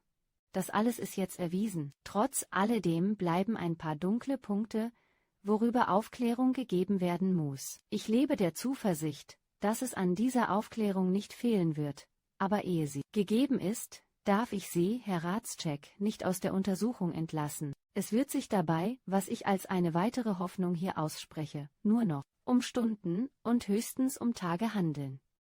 Und damit nahm er Kunicke es arm und ging in die Weinstube zurück, wo selbst er nunmehr, in Gesellschaft von Wojtasch und den Gerichtsmännern, dem für ihn servierten Frühstücke tapfer zusprach. Ratschek ward aufgefordert, sich zu setzen und einen Imbiss zu nehmen. Er lehnte jedoch ab und sagte, dass er mit seiner Mahlzeit lieber warten wolle, bis er im Küstriner Gefängnis sei. So waren seine Worte. Und diese Worte gefielen den Bauern ungemein.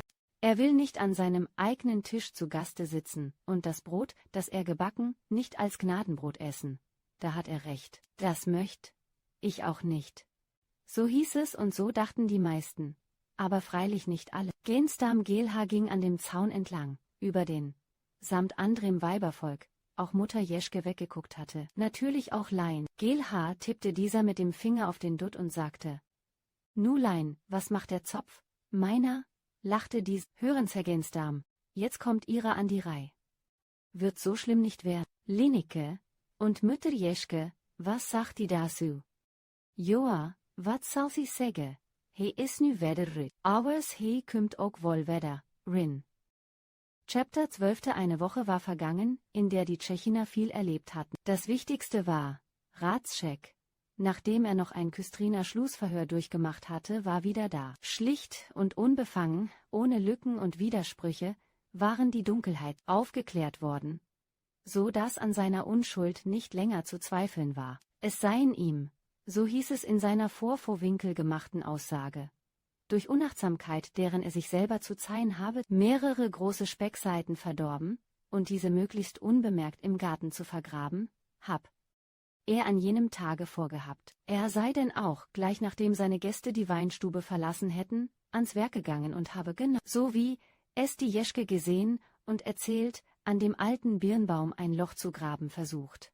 Als er aber erkannt habe, dass da was verscharrt liege, ja, dem Anscheine nach ein Totter, hab ihn eine furchtbare Angst gepackt, infolge deren er nicht weiter gegraben, sondern das Loch rasch wieder zugeschüttet habe. Der Koffer, den die Jeschke gesehen haben wolle, das seien eben jene Speckseiten gewesen, die, dicht übereinander gepackt, an der Gartentür gelegen hätten. Aber wozu die Heimlichkeit und die Nacht?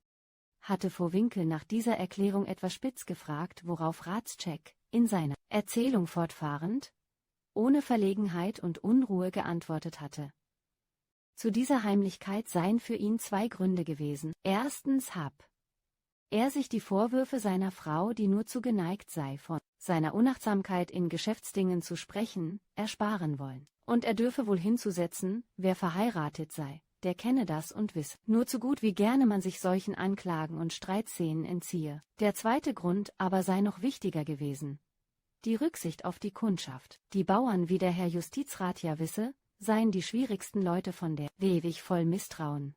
Und wenn sie derlei Dinge, wie Schinken und Speck, freilich nicht in seinen Laden zu kaufen pflegten, weil sie ja genug davon im eigenen Rauch hätten, so zögen sie doch gleich Schlüsse vom einen aufs andere. Dergleichen hab er mehr als einmal durchgemacht und dann wochenlang aller Ecken und Enden hören müssen, er passe nicht auf. Ja, noch letzten Herbst, als ihm ganz ohne seine Schuld eine Tonne Heringe tranig geworden sei, hab Schneidigl überall im Dorf geputscht und unter anderem zu Quaas und Kunicke gesagt, uns wird er damit nicht kommen. Aber die kleinen Leute, der Justizrat hatte hierbei gelächelt und zustimmend genickt, weil er die Bauern fast so gut wie Ratscheck kannte, so dass, nach Erledigung auch dieses Punktes, eigentlich nichts übrig geblieben war als die Frage, was denn nun, unter so bewandten Umständen, aus dem durchaus zu beseitigenden Speck geworden sei. Welche Frage jedoch nur dazu beigetragen hatte, Ratscheck es Unschuld vollends ins Licht zu stellen. Er habe die Speckseiten an demselben Morgen noch an einer anderen Gartenstelle verscharrt, gleich nach Sulskis Abreise.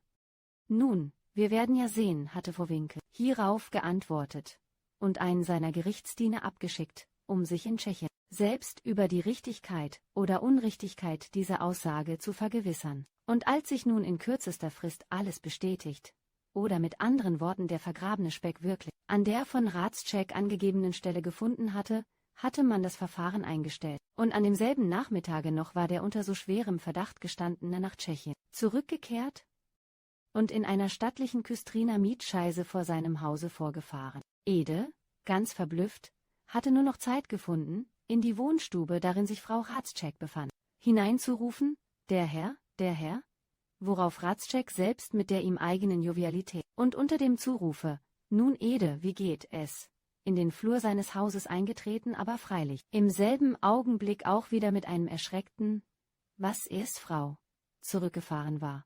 Ein Ausruf, den er wohl tun durfte, denn gealtert, die Augen tief eingesunken und die Haut wie Pergament, so war ihm Ursel unter der Tür entgegengetreten. Ratscheck war da, das war das eine Tschechiner-Ereignis, aber das andere stand kaum dahinter zurück. Exilius hatte den Sonntag darauf über Sacharja 7, Vers 9 und 10 gepredigt, welche Stelle lautete: So spricht der Herr Zebaoth, richtet Recht, und ein jeglicher Beweise an seinem Bruder Güte und Barmherzigkeit, und tuet nicht Unrecht den Fremdlingen, und denke keiner wider seinen Bruder etwas Arges in seinem Herzen. Schon bei Lesung des Textes und der sich daran knüpfenden Einleitungsbetrachtung hatten die Bauern aufgehorcht.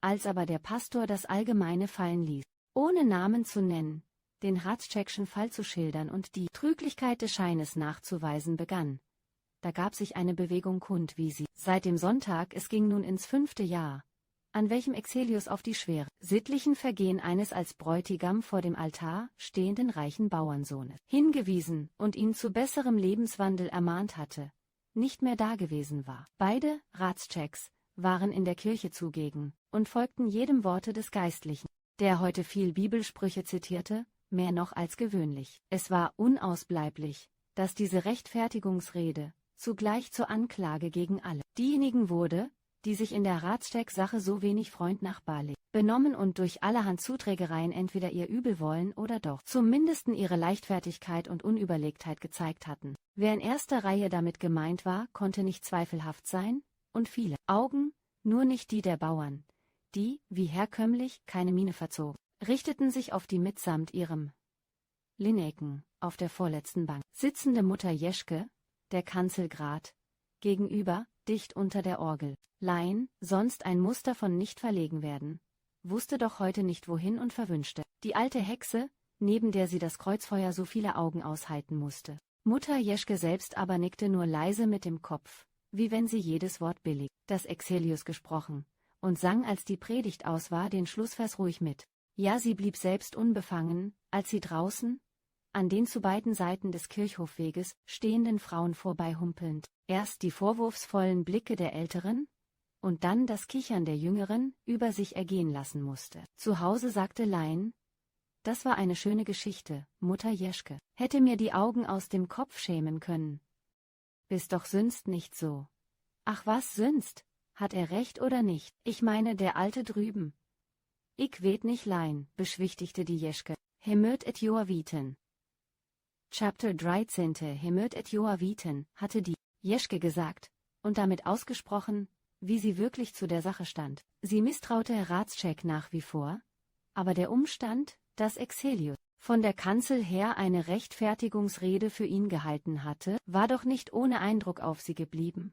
und veranlasste sie, sich einigermaßen zweifelvoll gegen ihren eigenen Argwohn zu stellen. Sie hatte Respekt vor Exelius, trotzdem sie kaum weniger als eine richtige alte Hexe war und die heiligen Handlungen der Kirche ganz nach Art ihrer sympathetischen Kuren ansah. Alles, was in der Welt wirkte, war Sympathie, Besprechung, Spuk, aber dieser Spuk hatte doch zwei Quellen, und der weiße Spuk war stärker als der schwarze. Demgemäß unterwarf sie sich auch, und zumal wenn er von Altar oder Kanzel her sprach, dem den weißen Spuk vertretenden Exelius, ihm sozusagen die sicherere Bezugsquelle zugestehend.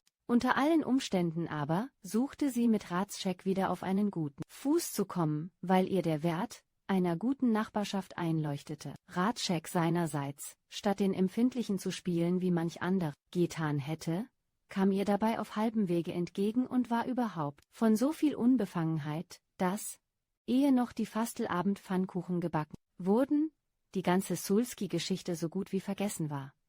Nur sonntags im Kruge kam sie noch dann und wann zur Sprache. Wenn man wenigstens de Pelzwedder in die Hücht käm. Na, du würst doch den Bolsche zien. Pels nicht antrekken willen. Nicht antrekken, waarom nicht? Dat de Bolsche drin weer, dat deit ihm nix. Un mi ook nicht. Un wat sonst noch drin weer, na, dat wart nu joa wol rut zin. Joa, dat wart nu joa wol rut zin. Und dann lachte man und wechselte das Thema. Solche Scherze bildeten die Regel. Und nur selten war es, dass irgendwer ernsthaft auf den Fall zu sprechen und bei der Gelegenheit seine Verwunderung ausdrückte, dass die Leiche noch immer nicht angetrieben sei. Dann aber hieß es, der Tote lieg im Schlick, und der Schlick gäbe nichts heraus oder doch erst nach 50 Jahren, wenn das angeschwemmte Vorland Acker geworden sei, dann wird er mal beim Pflügen gefunden werden, gerad so wie der Franzose gefunden wär. Ja, gerade so wie der Franzose, der jetzt überhaupt die Hauptsache war, viel mehr als der mit seinem Fuhrwerk verunglückte Reisende, was eigentlich auch nicht Wunder nehmen konnte. Denn Unglücksfälle wie der Sulski-Ski waren häufig, oder wenigstens nicht selten, während der Verscharrt Franzos unterm Birnbaum alles Zeug dazu hatte, die Fantasie der Tschechiner in Bewegung zu setzen. Allerlei Geschichten wurden ausgesponnen, auch Liebesgeschichten, in deren einer es hieß, dass anno 13 ein in eine hübsche Tschechinerin verliebter Franzose beinahe täglich von Küstrin her nach Tschechien gekommen sei, bis ihn ein Nebenbuhler erschlagen und verscharrt habe. Diese Geschichte ließen sich auch die Mägde nicht nehmen, trotzdem sich ältere Leute sehr wohl entsannen, dass man ein Chasseur oder nach anderer Meinung einen Voltigeur Korporal einfach wegen zu scharfer Fouragierung beiseite gebracht und stillgemacht habe. Diese Besserwissenden drangen aber mit ihrer Prosa-Geschichte nicht durch, und unter allen Umständen blieb der Franzose Held und Mittelpunkt der Unterhaltung. All das kam unserem Ratschek zustatt, aber was ihm noch mehr zustatten kam, war das, dass er denselben Franzosen unterm Birnbaum nicht bloß Wiederherstellung, sondern sogar zu glänzender Aufbesserung seiner Reputation zu benutzen verstand. Und das kam so, nicht allzu lange nach seiner Entlassung aus der Untersuchungshaft war in einer Kirchengemeinderatssitzung der Exelius in Person präsidierte, davon die Rede gewesen, dem Franzosen auf dem Kirchhof ein christliches Begräbnis zu gönnen. Der Franzose sei zwar, so hatte sich der den Antrag stellende Kunicke geäußert, sehr wahrscheinlich ein Katholscher gewesen, aber man dürfe das so genau nehmen. Die Katholschen seien bei Licht besehen auch Christen, und wenn einer schon so lang in der Erde gelegen habe, dann sei es eigentlich gleich, ob er den gereinigten Glauben gehabt habe oder nicht. Exelius hatte dieser Kunicke schön Rede, wenn auch selbstverständlich unter Lächeln, zugestimmt, und die Sache war schon als angenommen und erledigt betrachtet worden, als sich Ratschek noch im letzten Augenblick zum Worte gemeldet hatte. Wenn der Herr Prediger das Begräbnis auf dem Kirchhofe, der als ein richtiger christlicher Gottesacker, jedem Christen, evangelisch oder katholisch, etwas durchaus Heiliges sein müsse, für angemessen oder gar für pflichtmäßig halte, so könne es ihm nicht einfallen, ein Wort dagegen sagen zu wollen. Wenn es aber nicht ganz so liege, mit anderen Worten, wenn ein Begräbnis daselbst absolut pflichtmäßig sei, so spräch er hiermit den Wunsch aus, den Franzosen in seinem Garten behalten zu dürfen. Der Franzose sei sozusagen sein Schutzpatron geworden, und kein Tag ginge hin, ohne dass er desselben in Dankbarkeit und Liebe gedenke. Das sei das, was er nicht umhin gekonnt habe, hier auszusprechen, und er setze nur noch hinzu, dass er, gewünschten Falles, die Stelle mit einem Gitter versehen oder mit einem Buchsbaum umziehen wolle. Die ganze Rede hatte Ratschek mit bewegter und die Dankbarkeitsstelle sogar zitternder Stimme gesprochen, was eine große Wirkung auf die Bauern gemacht hatte. »Bist ein braver Kerl«, hatte der, wie alle Frühstücker, leicht zum Weinen geneigte Kunicke gesagt und eine Viertelstunde später, als er Wojtasch und Exelius bis vor das Pfarrhaus begleitete, mit Nachdruck hinzugesetzt: »Und wenn es noch ein Russe wär. Aber das ist ihm alles eins, Russ oder Franzos. Der Franzos hat ihm geholfen und nu hilft er ihm wieder und lässt ihn eingittern. Oder doch wenigstens eine Rabatte ziehen. Und wenn es ein Gitter wird, so hat er es nicht unter 20 Taler. Und da rechne ich noch keinen Anstrich und keine Vergeudung.« Das alles war Mitte März gewesen, und 4 Wochen später, als die Schwalben zum ersten Male wieder durch die Dorfgasse hinschossen, um sich anzumelden und zugleich Umschau nach den alten Menschen und Plätzen zu halten, hatte Ratschek ein Zwiegespräch mit Zimmermeister Buggenhagen, dem er bei der Gelegenheit eine Planzeichnung vorlegte. »Sehen Sie, Buggenhagen, das Haus ist überall zu klein, überall ist angebaut und angeklebt, die Küche dicht neben dem Laden. Und für die Fremden ist nichts da, wie die 2 Giebelstuben oben. Das ist zu wenig, ich will also einen Stock aufsetzen. Was meinen Sie, wird der Unterbau ein Stockwerk aushalten?« »Was wird er nicht?«, sagte Buggenhagen. »Natürlich Fachwerk.« »Natürlich Fachwerk«, wiederholte Ratschek, »auch schon der Kosten wegen. Alle Welt tut jetzt immer, als ob meine Frau zum Mindesten ein Rittergut geerbt hätte.« »Ja, hat sich was mit Rittergut. Erbärmliche 1000 Taler.« »Na. Nun, sagen wir 2, lachte Ratschek, »aber mehr nicht, auf Ehre. Und dass davon keine Seide zu spinnen ist, das wissen Sie. Keine Seide zu spinnen und auch keine Paläste zu bauen. Also so billig wie möglich, Buggenhagen. Ich denke, wir nehmen Lehm als Füllung. Stein ist zu schwer und zu teuer, und was wir dadurch sparen, das lassen wir der Einrichtung zugutekommen. Ein paar Öfen mit weißen Kacheln, nicht wahr? Ich hab schon an Fallner geschrieben und angefragt. Und natürlich alles Tapete, sieht immer nach was aus und kann die Welt nicht kosten. Ich denke, weiße. Das ist am saubersten und zugleich das billigste.« Buggenhagen hatte zugestimmt und gleich nach Ostern mit dem Umbau begonnen. Und nicht allzu lange, das Wetter hatte den Bau begünstigt, so war das Haus, das nun einen aufgesetzten Stock hatte, wieder unter Dach. Aber es war das alte Dach, die nämlichen alten Steine. Denn Ratschek wurde nicht müde, Sparsamkeit fordern und immer wieder zu betonen, dass er nach wie vor ein armer Mann sei. 4 Wochen später standen auch die Fallnerschen Öfen, und nur hinsichtlich der Tapete war andere Beschlüsse gefasst, und statt der weißen ein paar buntfarbige gewählt worden. Anfangs, solange das Dachabdecken dauerte, hatte Ratschek in augenscheinlicher Nervosität immer zur Eile angetrieben, und erst als die rechts nach der Kegelbahn hingelegene Giebelwand eingerissen und statt der Stuben oben nur noch das Balken- und Sparrenwerk sichtbar war, hatte sich sein und Unruhe gelegt, und Aufgeräumtheit und gute Laune waren anstelle derselben getreten. In dieser guten Laune war, und blieb er auch, und nur ein einziger Tag war gewesen, der ihm dieselbe gestört hatte. »Was meinen Sie, Buggenhagen?« hatte Ratschek eines Tages gesagt, als er eine aus dem Keller heraufgeholte Flasche mit Portwein aufzog.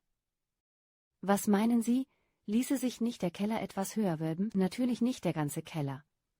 Um Gottes Willen nicht, da blieb am Ende kein Stein auf dem andern, und Laden und Wein und Wohnstube, kurzum alles müsste verändert und auf einen andern Leisten gebracht werden. Das geht nicht, aber es wäre schon viel gewonnen, wenn wir das Mittelstück, das grad unter dem Flur hinläuft, etwas höher legen könnten. Ob die Diele dadurch um 2 Fuß niedriger wird, ist ziemlich gleichgültig. Denn die Fässer, die da liegen, haben immer noch Spielraum genug, auch nach oben hin, und stoßen nicht gleich an die Decke.« Buggenhagen widersprach nie, teils aus Klugheit, teils aus Gleichgültigkeit, und das Einzige, was er sich dann und wann erlaubte, waren halbe Vorschläge, hinsichtlich deren es ihm gleich war, ob sie gut geheißen oder verworfen wurden. Und so verfuhr er auch diesmal wieder und sagte: »Versteht sich, Ratschek. Es geht, warum soll es nicht gehen?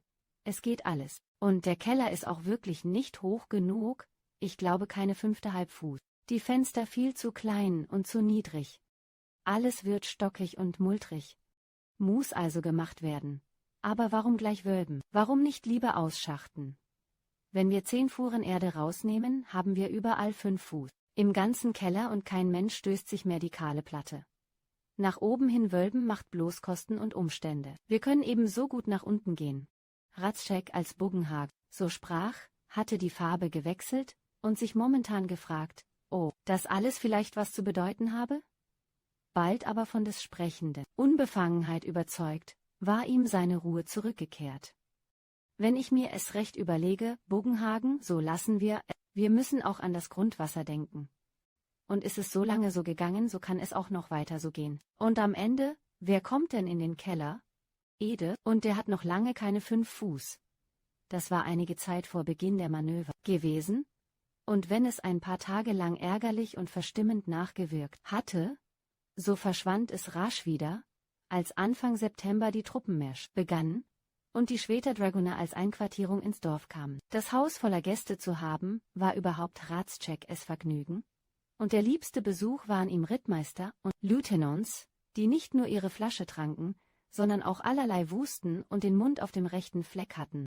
Einige verschworen sich, dass ein Krieg ganz nahe sei. Kaiser Nikolaus, Gott sei Dank, sei höchst unzufrieden mit der neuen französischen Wirtschaft, und der unsichere Passagier, der Louis Philippe, der doch eigentlich bloß ein Waschlappen und halber Kreten sei, solle mit seiner ganzen Konstitution wieder beiseite geschoben und statt seiner eine bourbonische Regentschaft eingesetzt oder vielleicht auch der vertriebene Karl X wieder zurückgeholt werden, was eigentlich das Beste sei. Kaiser Nikolaus habe Recht, überhaupt immer Recht, Konstitution sei Unsinn, und das ganze Bürgerkönigtum die reine Phrasendrescherei. Wenn so das Gespräch ging unserem Ratzschek das Herz auf, trotzdem er eigentlich für Freiheit und Revolution war. Wenn es aber Revolution nicht sein konnte, so war er auch für Tyrannei.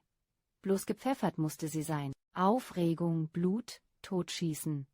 Wer ihm das leistete, war sein Freund, und so kam es, dass er über Louis Philippe mit zu Gerichte saß, als ob er die hyperloyale Gesinnung seiner Gäste geteilt hätte. Nur von Ede sah er sich noch übertroffen, und wenn dieser durch die Weinstube ging und ein neues Beefsteak oder eine neue Flasche brachte, so lag allemal ein dümmliches Lachen auf seinem Gesicht, wie wenn er sagen wollte, recht so, runter mit ihm. Alles muss um einen Kopf kürzer gemacht werden. Ein paar blutjunge Leutnants, die diese komische Raserei wahrnahmen, amüsierten sich herzlich über ihn und ließen ihn mittrinken, was alsbald dahin führte, dass der für gewöhnlich so schüchterne Junge ganz aus seiner Reserve heraustrat und sich gelegentlich selbst mit dem sonst so gefürchteten Ratzschek auf einen halben Unterhaltungsfuß stellte. Daher, rief er eines Tages, als er gerade mit einem Korbe voll Flaschen wieder aus dem Keller heraufkam, daher, das hab ich eben unten gefunden, und damit schob er Ratzschek einen schwarz übersponnenen Knibbelknopf zu. Sind solche, wie der Polsche an seinem Rock hatte. Ratzschek war kreideweiß geworden und stotterte, ja, hast recht, Ede, das sind solche, hast recht. Das heißt, die von dem Polschen, die waren größer. Solche kleinen wie die hatte Hermannchen uns, Lütt Hermann, an seinem Pelzrock, weißt du noch? Aber nein, da warst du noch gar nicht hier. Bring ihn meiner Frau, vergiss nicht, oder gib ihn mir lieber wieder, ich will ihn ihr selber bringen. Ede ging, und die zunächst sitzenden Offiziere, die Ratzschek Erregung wahrgenommen hatten, aber nicht recht wussten, was sie daraus machen sollten, stand und wandten sich einem Gespräch mit anderen Kameraden zu. Auch Ratzschek erhob sich. Er hatte den Knebelknopf zu sich gesteckt und ging in den Garten, ärgerlich gegen den Jungen, am ärgerlichsten aber gegen sich selbst. Gut, dass es Fremde waren, und noch dazu solche, die bloß an Mädchen und Pferde denken. Einer von uns hier, und wenn auch bloß der Ölgötze, der Quas, so hat ich die ganze Geschichte wieder über den Hals. Aufpassen, Ratzschek, aufpassen. Und das verdammte Zusammenfahren und sich verfärben. Kalt Blut, oder es gibt ein Unglück. So vor sich hinsprechend war er, den Blick Boden gerichtet, schon ein paar Mal in dem Mittelgang auf und ab geschritten. Als er jetzt wieder aufsah, sah er, dass die Jeschke hinter dem Himbeerzaune stand und ein paar verspätete Beeren pflückte. Die alte Hexe, sie lauert wieder. Aber trotz alledem ging er auf sie zu, gab ihr die Hand und sagte, »Nu, Mutter Jeschke, wie geht es? Lange nicht gesehen. Auch Einquartierung? Nei, Ratzschek. Oder is Lein wieder da? Nei, Linecken auch nicht? De is joa jetzt in Küstrin. Bei wem denn? Bi School Inspector. En doa will sie nicht weg, Hure es, Ratscheck, ik geloof, de schoolinspectors zijn ook man zo. Ouders, wat hebben ze denn? Ze sehen Joa Jans Giel ut. Un hier so, nee falt. Oh, sie möten sich nicht ärgern, Ratscheck. Ja, Mutter Jeschke, das sagen Sie wohl. Aber man muss sich ärgern. Da sind nun die jungen Offiziere. Na, die gehen bald wieder, und sind auch am Ende so schlimm nicht, und eigentlich nette Herrchen, und immer Fiedel. Aber der Ede? Dieser Ede? Da hat der Junge gestern wieder ein halbes Fass Öl auslaufen lassen. Das ist doch über den Spaß. Wo soll man denn das Geld schließlich hernehmen? Und dann die Plackerei, Trepp auf, Trepp ab, und die schmalen Kellerstufen halb abgerutscht. Es ist zum Halsbrechen. Na, se hebben Joa doch nu Buggenhagen bi sich. De kün Joa doch ne nie Trepp mucken. Ach der, mit dem ist auch nichts, ärgert mich auch. Sollte mir da den Keller höher legen. Aber er will nicht und hat allerhand Ausreden. Oder vielleicht versteht er es auch nicht. Ich werde mal den Küstriner Maurermeister kommen lassen, der jetzt an den Kasematten herumflickt. Kasematten und Keller ist ja beinahe dasselbe. Der muss Rat schaffen. Und bald, denn der Keller ist eigentlich gar kein richtiger Keller. Ist bloß ein Loch, wo man sich den Kopf stößt. Joa, de Wienstuf. Sit tosier, up en Nacken. Freilich, und die ganze Geschichte hat nicht Luft und nicht Licht. Und warum nicht? Weil kein richtiges Fenster da ist. Alles zu klein und zu niedrig. Alles zu dicht zusammen. Woll, stimmte die Jeschke zu. Jott, ich weet noch. Als de Polsche hier wär, und dat Licht immer so blinzeln dei. Joa, wo wär dat Licht? Wir et in de Stau. O wir et in en Keller? Ich weet et nicht. Alles klang so pfiffig und hämisch und es lag offen. Zutage, dass sie sich an ihres Nachbarn Verlegenheit weiden wollte. Diesmal aber hatte sie die Rechnung ohne den Wirt gemacht. Und die Verlegenheit blieb schließlich auf ihrer Seite. War doch Ratscheck seit lange schon willens, ihr gegenüber, bei sich bietender Gelegenheit, mal einen anderen Ton anzuschlagen. Und so sah er sie denn jetzt mit seinen durchdringenden Augen scharf an und sagte, sie plötzlich in der dritten Person anredend. Jeschke, ich weiß, wo sie hin will. Aber weiß sie denn auch, was ne Verleumdungsklage ist? Ich erfahre alles, was sie so herumschwatzt, aber sieh sich vor, sonst kriegt sie es mit dem Küstriner Gericht zu tun. Sie ist, ne alte Hexe, das weiß jeder, und der Justizrat weiß es auch. Und er wartet bloß noch auf eine Gelegenheit. Die Alte fuhr erschreckt zusammen. Ich mein, Joa Mann, Ratscheck, ich mein, Joa Mann? Se wieten doch, en betens Bosmötzin. Nun gut, ein bisschen Spaß mag sein. Aber wenn ich euch raten kann, Mutter Jeschke, nicht zu viel, hört ihr wohl nicht zu viel. Und damit ging er wieder auf das Haus zu. Chapter 14. Ängstigungen und Ärgernisse wie die vorgeschilderten kamen dann und wann vor, aber im Ganzen, um es zu wiederholen, war die Bauzeit eine glückliche Zeit für unseren Ratscheck gewesen. Der Laden war nie leer, die Kundschaft wuchs, und das dem Grundstück zugehörige, draußen an der Neu-Lewiner Straße, gelegene Stück Ackerland, gab in diesem Sommer einen besonders guten Ertrag. Dasselbe galt auch von dem Garten hinterm Haus. Alles gedieh darin, der Spargel prachtvoll, dick, Stangen mit gelbweißen Köpfen, und die Pastinak und Dillbeete standen hoch in Dolden. Am meisten aber dat der alte Birnbaum, der sich mehr als seit Jahren anstrengte. Dat, este Franzos, sagte die Knechte sonntags im Krüch, de deit wat, für und als die Pflückenszeit gekommen, rief Kunicke, der sich gerade zum Kegeln eingefunden hatte. Hör, Ratscheck, du könntest uns ein paar von deinen Franzosenbirnen bringen. Franzosenbirnen? Das Wort wurde sehr bewundert, lief rasch von Mund zu Mund. Und ehe 3 Tage vergangen waren, sprach kein Mensch mehr von Ratscheck Malvasieren, sondern bloß noch von den Franzosenbirnen. Ratscheck selbst aber freute sich des Wortes, weil er daran erkannte, dass man, trotz aller Stichelreden der alten Jeschke, mehr und mehr anfing, die Vorkommnisse des letzten Winters von der scherzhaften Seite zu nehmen. Ja, die Sommer- und Baumonate brachten lichtvolle Tage für Ratscheck, und sie hätten noch mehr Licht und noch weniger Schatten gehabt, wenn nicht Ursel gewesen wäre, die füllte, während alles andere glatt und gut ging, seine Seele mit Mitleid und Sorge mit Mitleid, weil er sie liebte, wenigstens auf seine Weise, mit Sorge, weil sie dann und wann ganz wunderliche Dinge redete. Zum Glück hatte sie nicht das Bedürfnis, Umgang zu pflegen und Menschen zu sehen, lebte vielmehr eingezogener denn je und begnügte sich damit, sonntags in die Kirche zu gehen. Ihre sonst tiefliegenden Augen sprangen dann aus dem Kopf. So begierig folgte sie jedem Wort, das von der Kanzel her laut wurde, das Wort aber, auf das sie wartete, das kam nicht.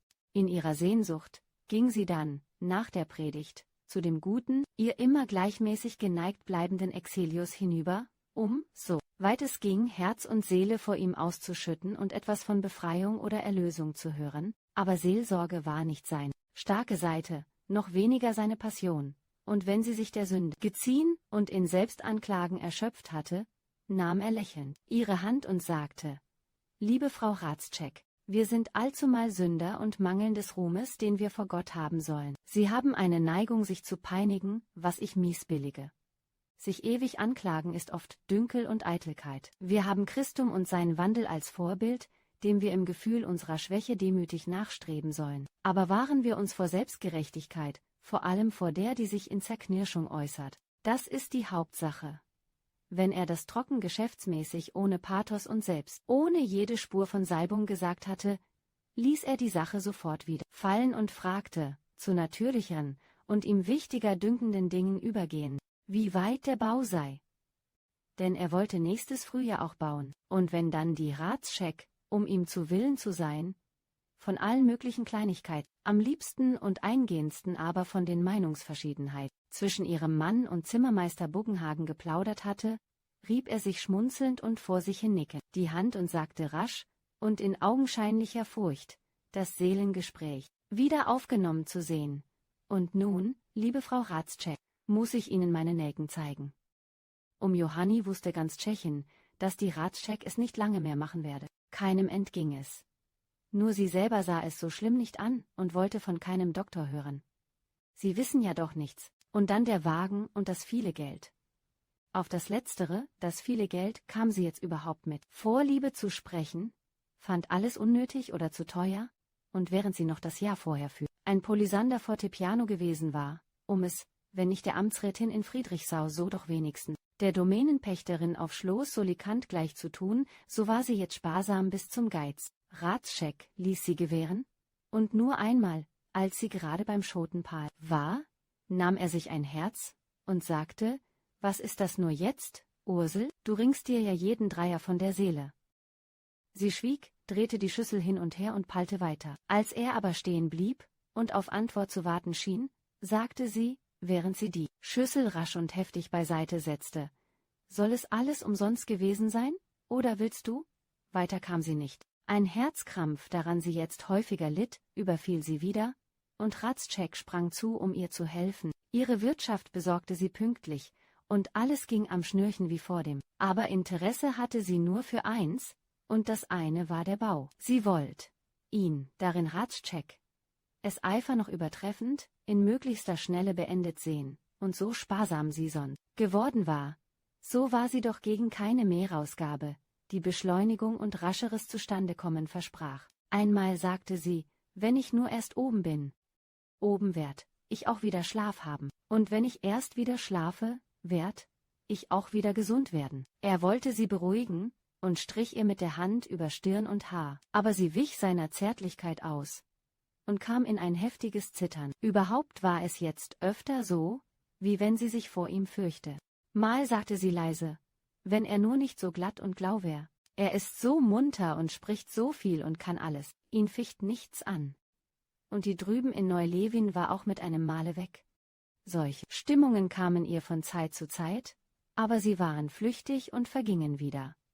Und nun waren die letzten Augusttage. »Morgen, Ursel, ist alles fertig.« Und wirklich, als der andere Tag da war, bot ihr Hradscheck mit einer gewissen freundlichen Feierlichkeit den Arm, um sie treppauf in eine der neuen Stuben zu führen. Es war die, die nach der Kegelbahn hinaus lag, jetzt die hübscheste, hellblau tapeziert, an der Decke gemalt, ein Kranz von Blüten und Früchten, um den Tauben flogen und pickten. Auch das Bett war schon heraufgeschafft und stand an der Mittelwand, genau da, wo früher die Bettwand der alten Giebel und Logierstube gewesen war. Hradscheck erwartete Dank und gute Worte zu hören.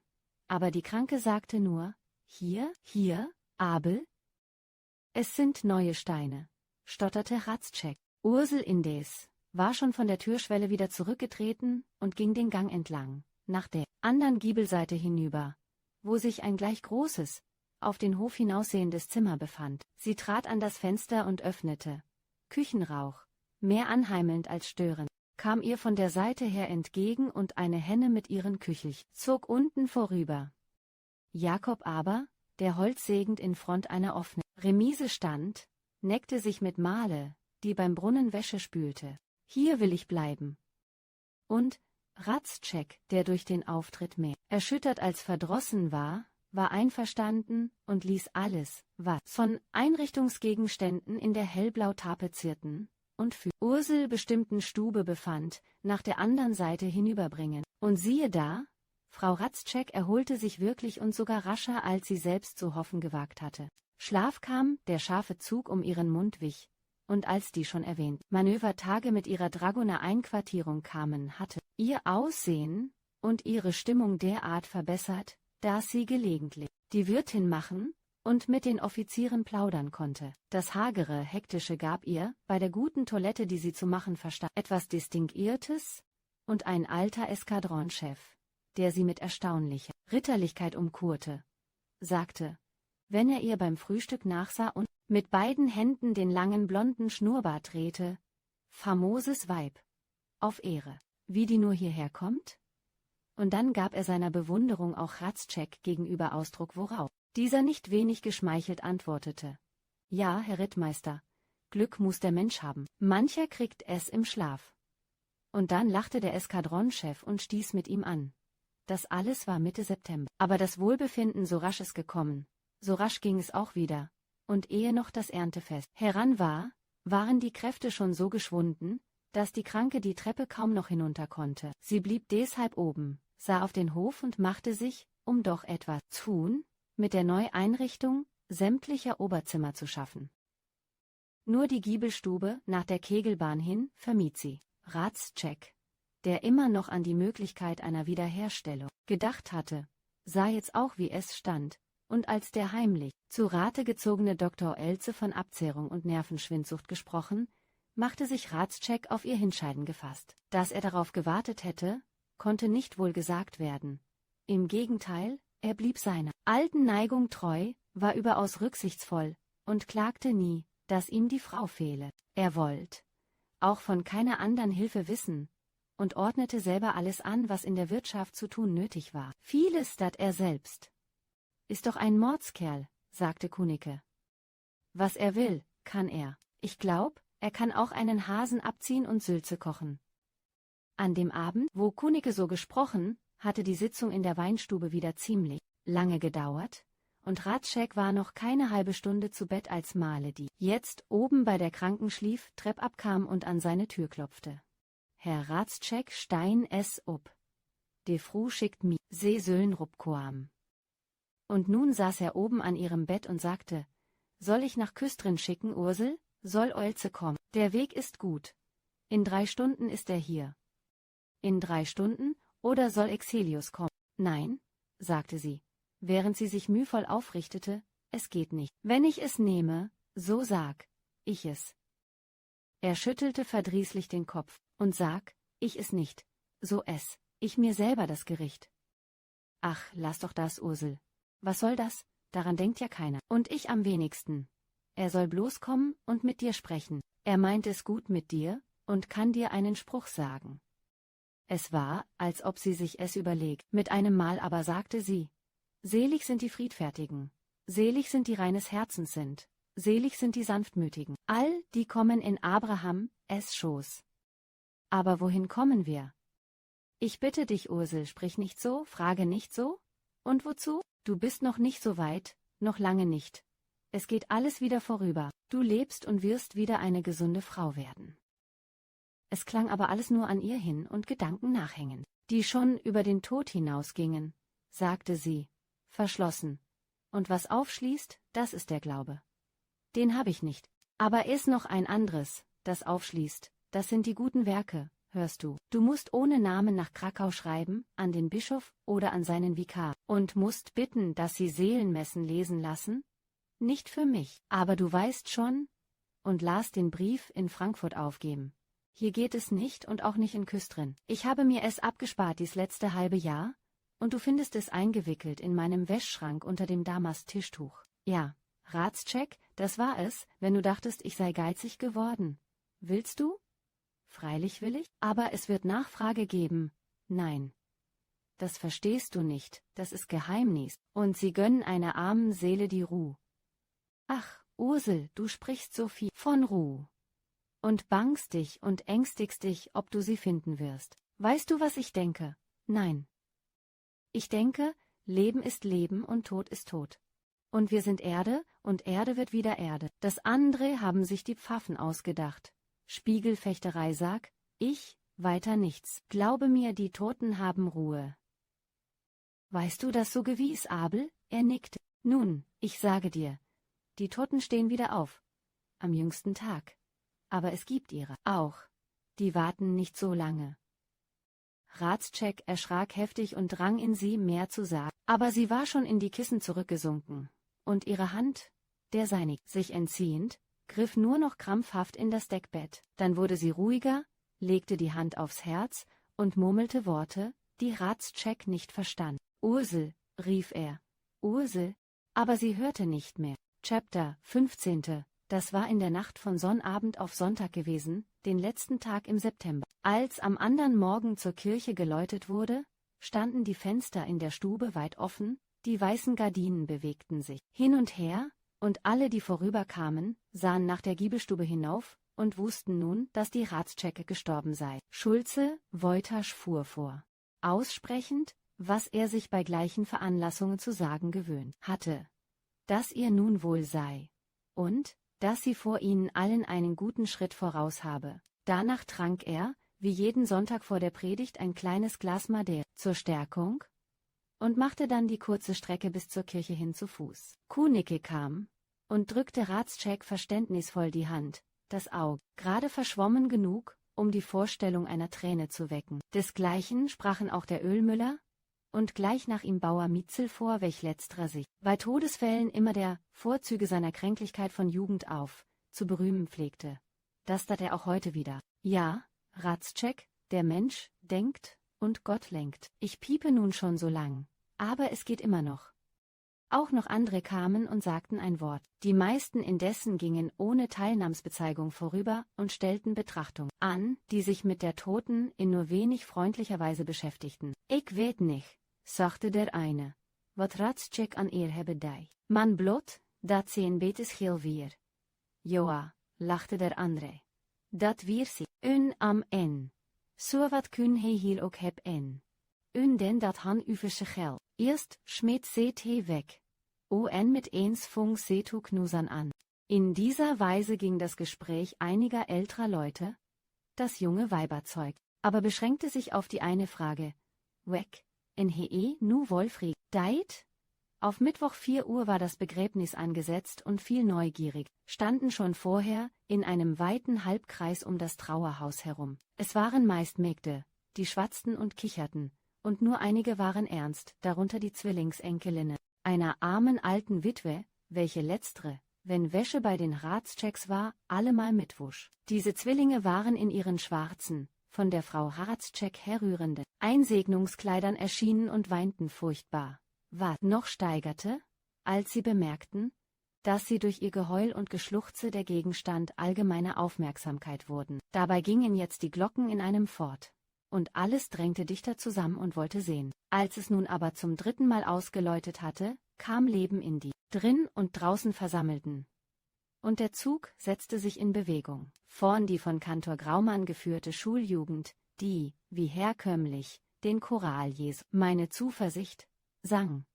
Nach ihr erschien der von 6 Trägern getragene Sarg. Da Exelius und Ratscheck. Dahinter die Bauernschaft in schwarzen Überröcken und hohen Schwarzhüten, und endlich all die Neugierigen, die bis dahin das Haus umstanden hatten. Es war ein wunderschöner Tag, frische Herbstluft bei klarblauem Himmel. Aber die würdevoll vor sich hinblickende Dorfhonoratiorenschaft achtete des blauen Himmels nicht, und nur Bauer Mietzel, der noch Heu draußen hatte, dass er am andern Tag einfahren wollte, schielte mit halbem Auge hinauf. Da sah er, wie von der andern Oderseite her, ein Weih über den Strom kam und auf den Tschechiner Kirchturm zuflog. Und er stieß den neben ihm gehenden Ölmüller an und sagte: Sü, quas, doa is hi wedda. Wir denn? De wei, weet's noch? Nei? Dun, astat mit sulski wir, ik seg. Die, de wei, de weet wat. Als sie so sprachen, boch die Spitze des Syches auf der Kirchhof ein, an dessen höchster Stelle, dicht neben dem Turm, das Grab gegraben war. Hier setzte man den Sarg auf darüber gelegte Balken, und als sich der Kreis gleich danach geschlossen hatte, trat Exelius vor, um die Grabrede zu halten. Er rühmte von der Toten, dass sie, den ihr anerzogenen Aberglauben abschüttelnd, nach freier Wahl und eigenem Entschluss, den Weg des Lichtes gegangen sei, was nur der wissen und bezeugen könne, der ihr so nahe gestanden habe wie er. Und wie sie das Licht und die reine Lehre geliebt habe, so habe sie nicht minder das Recht geliebt, was sich zu keiner Zeit schöner und glänzender gezeigt, als in jenen schweren Tagen, die der selig Entschlafenen nach dem Ratschlusse Gottes auferlegt worden seien. Damals, als er ihr nicht ohne Mühe das Zugeständnis erwirkt habe, den, an dem ihr Herz und ihre Seele hing, wiedersehen zu dürfen, wenn auch freilich nur vor Zeugen. Und auf eine kurze halbe Stunde, da hab sie die wohl jedem hier in der Erinnerung gebliebenen Worte gesprochen. Nein, nicht jetzt. Es ist besser, dass ich warte. Wenn er unschuldig ist, so werd ich ihn wiedersehen, früher oder später. Wenn er aber schuldig ist, so will ich ihn nicht wiedersehen. Er freue sich, dass er diese Worte hier am Grabe der Heimgegangenen, ihr zu Ruhm und Ehre wiederholen könne. Ja, sie habe sich allezeit bewährt in ihrem Glauben und ihrem Rechtsgefühl. Aber vor allem auch in ihrer Liebe. Mit Bangen habe sie die Stunden gezählt, in schlaflosen Nächten ihre Kräfte verzehren. Und als endlich die Stunde der Befreiung gekommen sei, da sei sie zusammengebrochen. Sie sei das Opfer arger, damals herrschender Missverständnisse, das sei zweifellos. Und alle die, die diese Missverständnisse geschürt und genährt hätten, anstatt sie zu beseitigen, die hätten eine schwere Verantwortung auf ihre Seele geladen. Ja, dieser frühe Tod, er müsse das wiederholen, sei das Werk derer, die das Gebot unbeachtet gelassen hätten. Du sollst nicht falsch Zeugnis reden wider deinen Nächsten. Und als er dieses sagte, sah er scharf nach einem entblätterten Hagebuttenstrauch hinüber, unter dessen roten Früchten die Jeschke stand, und dem Vorgange, wie schon damals in der Kirche, mehr neugierig als verlegen folgte. Gleich danach aber schloss Exelius seine Rede, gab einen Wink, den Sarg hinabzulassen, und sprach dann den Segen. Dann kamen die 3 Hände voll Erde, mit sich abschließendem Schmerzblick und Händeschütteln, und ehe noch der am Horizont schwebende Sonnenball völlig unter war das Grab geschlossen und mit Asterkränzen überdeckt. Eine halbe Stunde später, es dämmerte schon, war Exelius wieder in seiner Studierstube, das Sammetkäpsel auf dem Kopf, das ihm Frau Ratschek vor gerade Jahresfrist gestickt hatte. Die Bauern aber saßen in der Weinstube, Ratschek zwischen ihnen, und fassten alles, was sie an Trost zu spenden hatten, in die Worte zusammen: Immer Courage, Ratschek. Der alte Gott lebt noch. Welchen Trost und Weisheitssprüchen sich allerlei Verheiratungsgeschichten beinahe unmittelbar anschlossen. Eine davon, die beste, handelte von einem alten Hauptmann v. Rohr, der 4 Frauen gehabt, und beim Hinscheiden jeder einzelnen mit einer gewissen trotzigen Entschlossenheit gesagt hatte: Nimmt Gott, so nehm ich wieder. Ratschek hörte dem allem ruhig und kopfnickend zu, war aber doch froh, die Tafelrunde heute, früher als sonst aufbrechen zu sehen. Er begleitete Kunicke bis an die Ladentür und stieg dann, er wusste selbst nicht warum, in die Stube hinauf, in der Ursel gestorben war. Hier nahm er Platz an ihrem Bett und starrte vor sich hin, während allerlei Schatten an Wand und Decke vorüberzogen. Als er eine Viertelstunde so gesessen, verließ er das Zimmer wieder, sah, im Vorübergehen, dass die nach rechts hin gelegene Giebelstube halb offen stand, dieselbe Stube, drin die Verstorbene nach vollendetem Umbau zu wohnen und zu schlafen so bestimmt verweigert hatte. »Was machst du hier, Male?« fragte Ratschek. »Wat ik moog, ik trek en Bett over. Wem? Is Joa wir ankomen, weder en mit, en Pelz.« »So, so«, sagte Ratschek und stieg die Treppe langsam hinunter. »Weder en, immer noch nicht vergessen.« Chapter 16. Frau Ratschek war nun unter der Erde.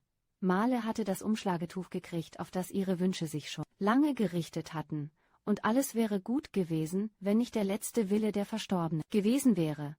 Die Geldsendung an den Krakauer Bischof um der zu lesenden Seelenmessen willen. Das macht der Ratscheck Sorge, nicht wegen des Geldes, davon hätte er sich leicht getrennt, einmal weil Sparen und Knausern überhaupt nicht in seiner Natur lag, vor allem aber weil er das seiner Frau gegeben Versprechen gern zu halten wünschte, schon aus abergläubischer Furcht. Das Geld also war es nicht, und wenn er trotzdem in Schwanken und Säumnis verfiel, so war es, weil er nicht selber dazu beitragen wollte, die kaum begrabene Geschichte vielleicht wieder ans Licht zu ziehen. Ursel hatte freilich von Beichtgeheimnis und Ähnlichem gesprochen, er misstraute jedoch solch Sicherheit.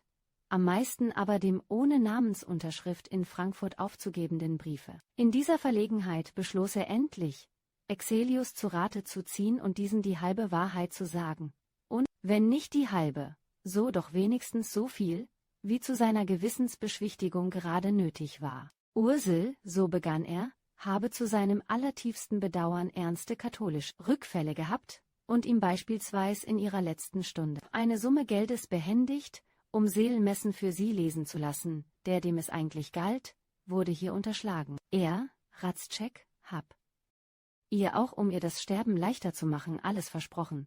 Sein protestantisches Gewissen aber sträube sich jetzt dagegen, ihr das Versprochene wörtlich und in all und jedem Stücke zu halten. Weshalb er anfrage, ob er das Geld wirklich an die Katholschen aushändigen oder nicht lieber nach Berlin reisen und ein marmornes oder vielleicht auch gußeisernes Grabkreuz, wie sie jetzt Mode seien, bestellen solle. Exelius zögerte keinen Augenblick mit der Antwort und sagte genau das, was Ratscheck zu hören wünschte. Versprechungen, die man einem Sterbenden gebe, seien natürlich bindend, das erheische die Pietät, das sei die Regel. Aber jede Regel habe bekanntlich ihren Ausnahmefall, und wenn das einem Sterbenden gegebene Versprechen falsch und sündhaft sei, so hebe das Erkennen dieser Sündhaftigkeit das Versprechen wieder auf. Das sei nicht bloß Recht, das sei sogar Pflicht. Die ganze Sache, wie Ratscheck sie geschildert, gehöre zu seinen schmerzlichsten Erfahrungen. Er habe große Stücke von der Verstorbenen gehalten und allezeit ein Stolz darein gesetzt,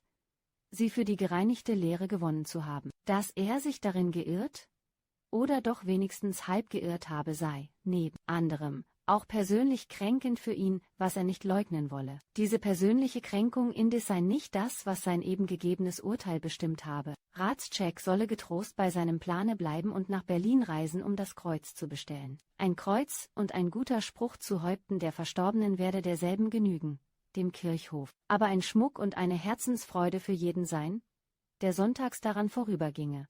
Es war Ende Oktober gewesen, dass Exelius und Ratscheck dies Gespräch geführt hatten, und als nun Frühling kam und der ganze Tschechiner Kirchhof, so kahl auch seine Bäume noch waren, in Schneeglöckchen und Veilchen stand, erschien das gußeiserne Kreuz, das Ratscheck mit vieler Wichtigkeit und nach langer und minutiöser Beratung auf der königlichen Eisengießerei bestellt hatte. Zugleich mit dem Kreuze traf ein Steinmetz mit 2 Gesellen ein, Leute, die das Aufrichten und Einlöten auf dem Grunde verstanden, und nachdem die Dorfjugend ein paar Stunden zugesehen hatte, wie das Blei geschmolzen und in das Sockelloch eingegossen wurde, stand das Kreuz da mit Spruch und Inschrift, und viele Neugierige kamen, um die goldblanken Verzierungen zu sehen. Unten ein Engel, die Fackel senkend, und oben ein Schmetterling. All das wurde von alt und jung bewundert. Einige lasen auch die Inschrift, Ursula Vincentia Ratscheck, geboren zu Hickede bei Hildesheim im Hannöverschen den 29. März 1790, gestorben den 30. September 1832. und darunter Efang. Matthäi 6, 5.14. Auf der Rückseite des Kreuzes aber stand ein mutmaßlich von Exelius selbst herrührender Spruch, darin er seinem Stolz, aber freilich auch seinem Schmerz Ausdruck gegeben hatte. Dieser Spruch lautete: Wir wandelten in Finsternis, bis wir das Licht sahen, aber die Finsternis blieb, und es fiel ein Schatten auf unseren Weg. Unter denen, die sich das Kreuz gleich am Tage der Errichtung angesehen hatten, waren auch Gensdarm Geelhaar und Mutter Jeschke gewesen. Sie hatten denselben Heimweg und gingen nun gemeinschaftlich die Dorfstraße hinunter, Geelhaar etwas verlegen, weil er den zu seiner eigenen Würdigkeit schlecht passenden Ruf der Jeschke besser als irgendwer anders kannte. Seine Neugier überwand aber seine Verlegenheit, und so blieb er denn an der Seite der Alten und sagte: hübsch ist es. Und der Schmetterling so natürlich. Beinahe wie ein Zitronenvogel. Aber ich begreife Hradscheck nicht, dass er sie so dicht an dem Turm begraben hat. Was soll sie da, warum nicht bei den Kindern? Eine Mutter muss doch da liegen, wo die Kinder liegen. Geelha. Auers Hradscheck ist klug. Und he weet immer, wat he deit. Gewiss weiß er das. Er ist klug, aber gerade weil er klug ist, Joa. Nu was denn?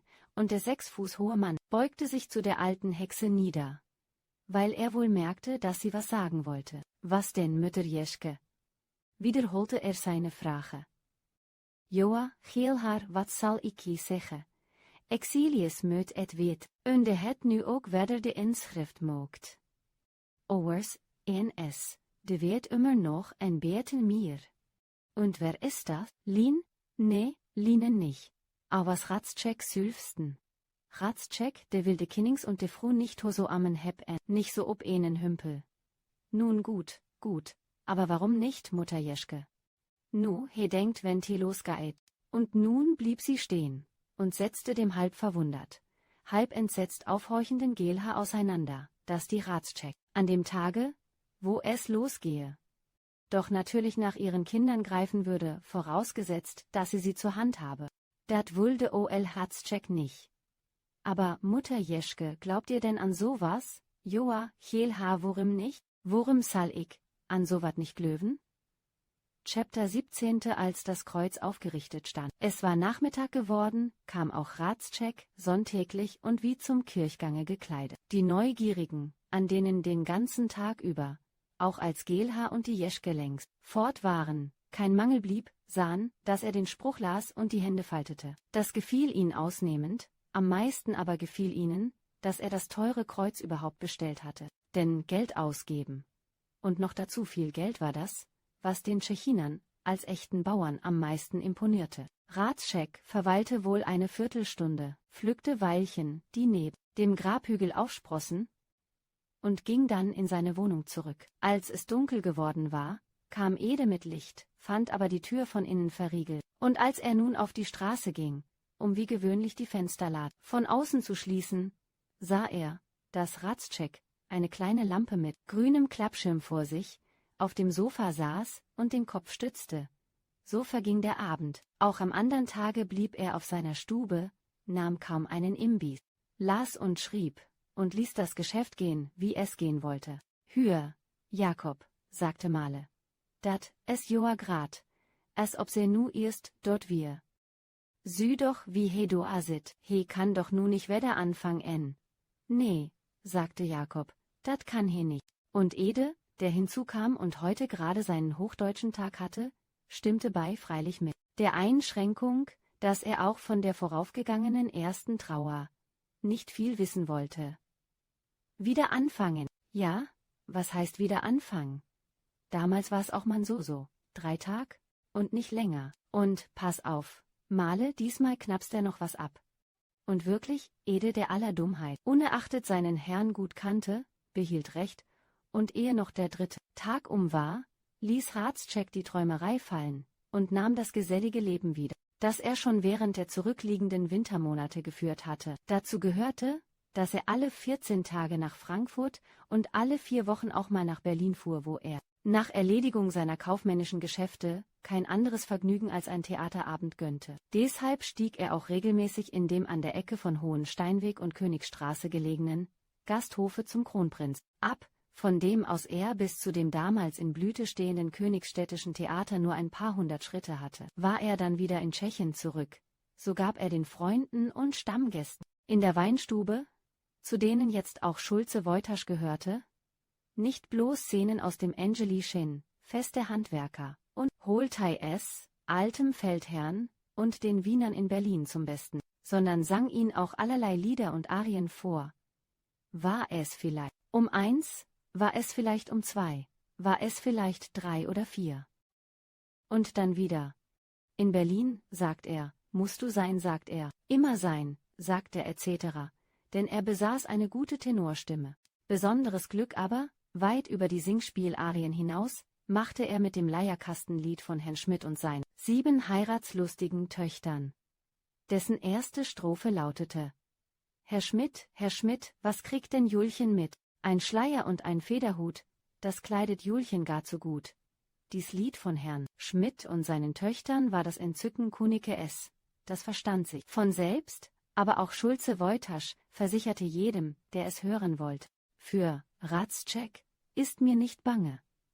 Der kann ja jeden Tag aufs Theater. Ich habe Beckmann gesehen. Nu ja, Beckmann ist gut, aber Ratzschek ist besser. Er hat noch sowas, ja wie soll ich sagen, er hat noch sowas, was Beckmann nicht hat.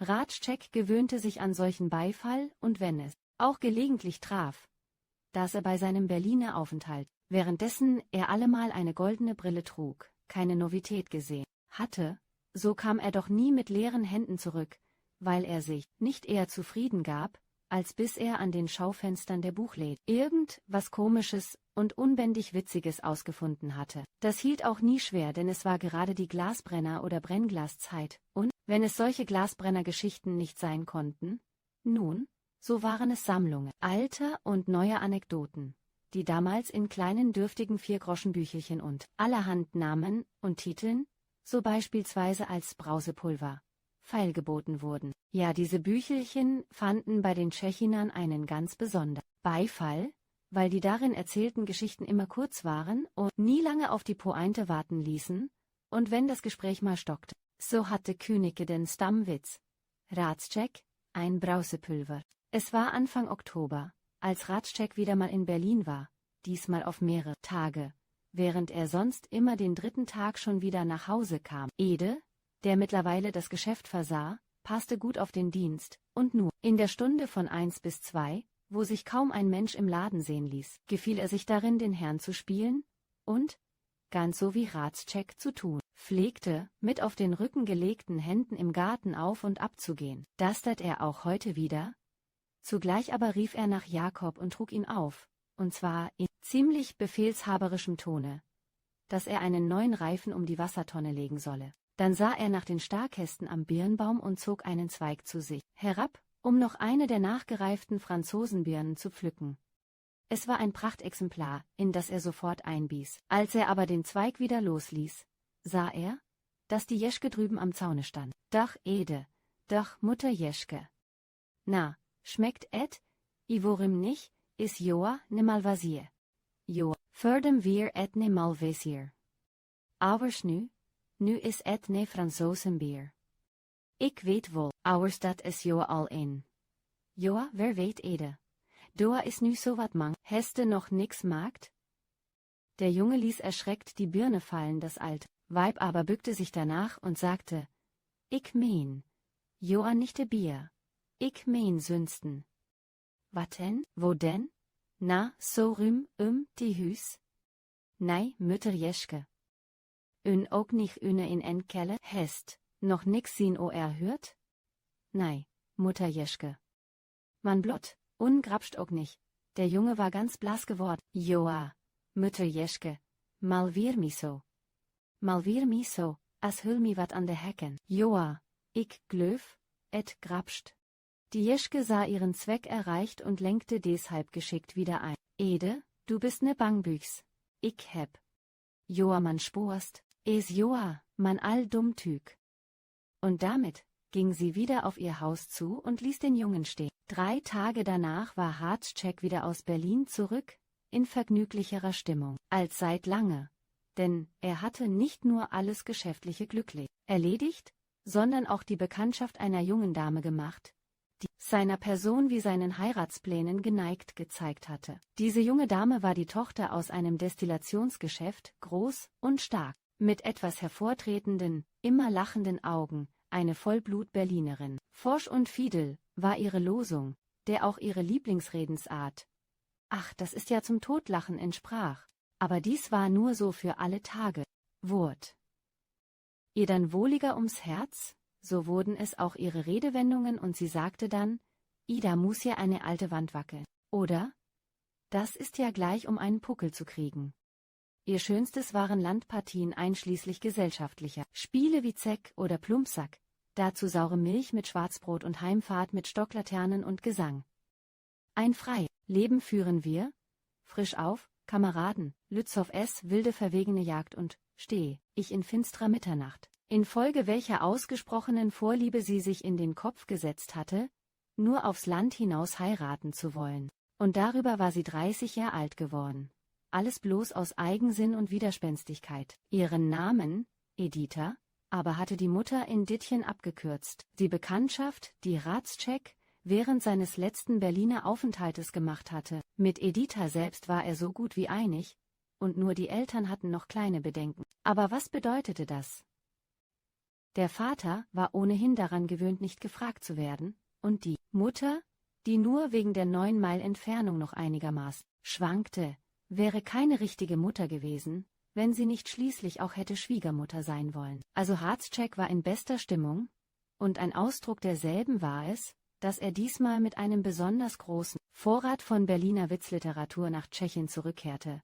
Darunter eine komische Romanze, die letzten Sonntag erst vom Hofschauspieler Rüttling im Konzertsaale des Königlichen Schauspielhauses vorgetragen worden war, und zwar in einer Matinee, der neben der ganzen Haute Volée von Berlin auch Ratzschek und Editha beigewohnt hatten. Diese Romanze behandelte die berühmte Geschichte vom Eckensteher, der einen armen Apothekerlehrling, weil das Räucherkerzchen partout nicht stehen wolle, Schlag Mitternacht aus dem Schlaf klingelte, welche Geschichte damals nicht bloß die ganze vornehme Welt, sondern besonders auch unseren auf alle Berliner Witze, ganz wie versessenen Ratzschek derart hingenommen hatte, dass er die Zeit, sie seinem Tschechiner Convivium vorzulesen, kaum erwarten konnte. Nun aber war es soweit, und er feierte Triumphe, die fast noch größer waren, als er zu hoffen gewagt hatte. Kunicke brüllte vor Lachen und bot den 3-fachen Preis, wenn ihm Ratzschek das Büchelchen ablassen wolle. Das müss er seiner Frau vorlesen, wenn er nach Hause komme, diese Nacht noch,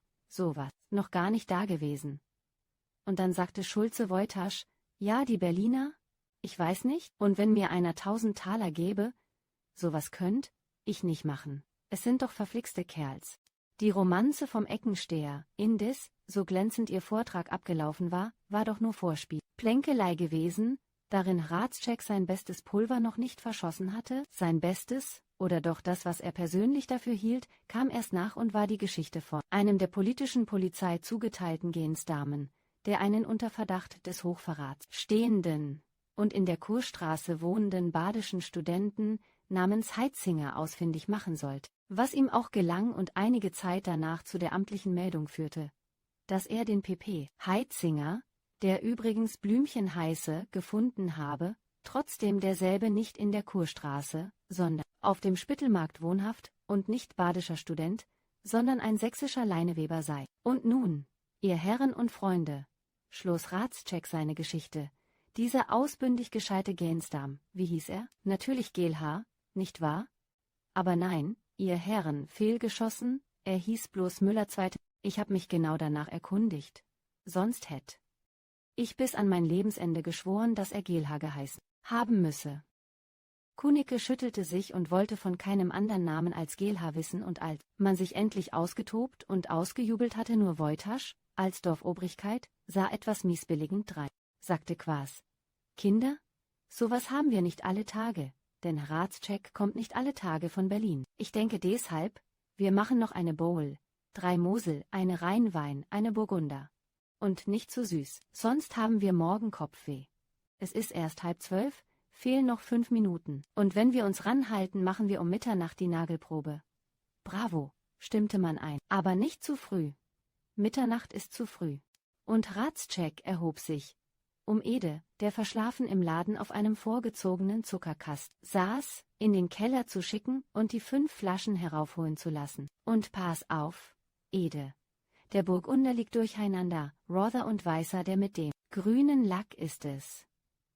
Ede rieb sich den Schlaf aus den Augen, nahm Licht und Korb und hob die Falltür auf, die zwischen den übereinander gepackten Ölfässern, und zwar an der einzig freigebliebenen Stelle, vom Flur her in den Keller führte. Nach ein paar Minuten war er wieder oben und klopfte vom Laden her an die Tür, zum Zeichen, dass alles da sei. Gleich, rief der wie gewöhnlich mitten in einem Vortrage steckende Ratzschek, gleich, und trat erst, als er seinen Satz beendet hatte, von der Weinstube her in den Laden. Hier schob er sich eine schon vorher aus der Küche heranbeorderte Terrine bequem zurecht und griff nach dem Korkzieher, um die Flaschen aufzuziehen. Als er aber den Burgunder in die Hand nahm, gab er dem Jungen halb ärgerlich, halb gutmütig einen Tipp auf die Schulter und sagte: »Bist ein Döskopp, Ede.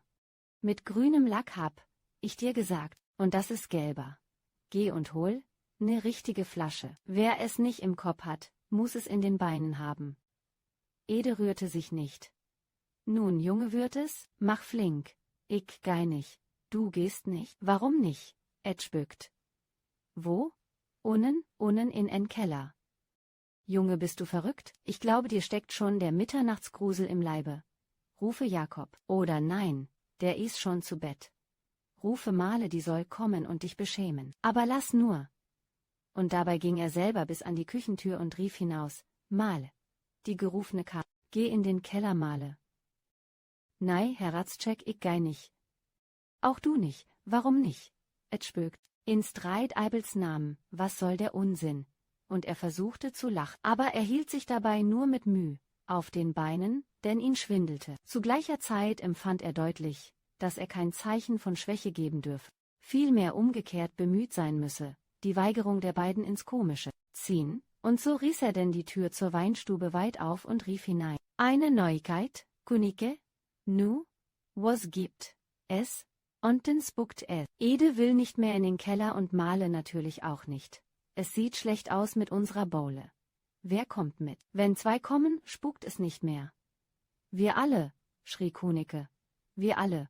Das gibt einen Hauptspaß, aber Ede muss auch mit.« Und bei diesen Worten eines der zur Hand stehenden Lichter nehmend, zogen sie, mit Ausnahme von Wojtasch, den das Ganze misshagte, brabbelnd und plärrend und in einer Art Procession, als ob einer begraben würde, von der Weinstube her durch Laden und Flur, und stiegen langsam und immer einer nach dem andern die Stufen der Kellertreppe hinunter. »Alle Wetter, ist das ein Loch?« sagte Quaas, als er sich unten umguckte.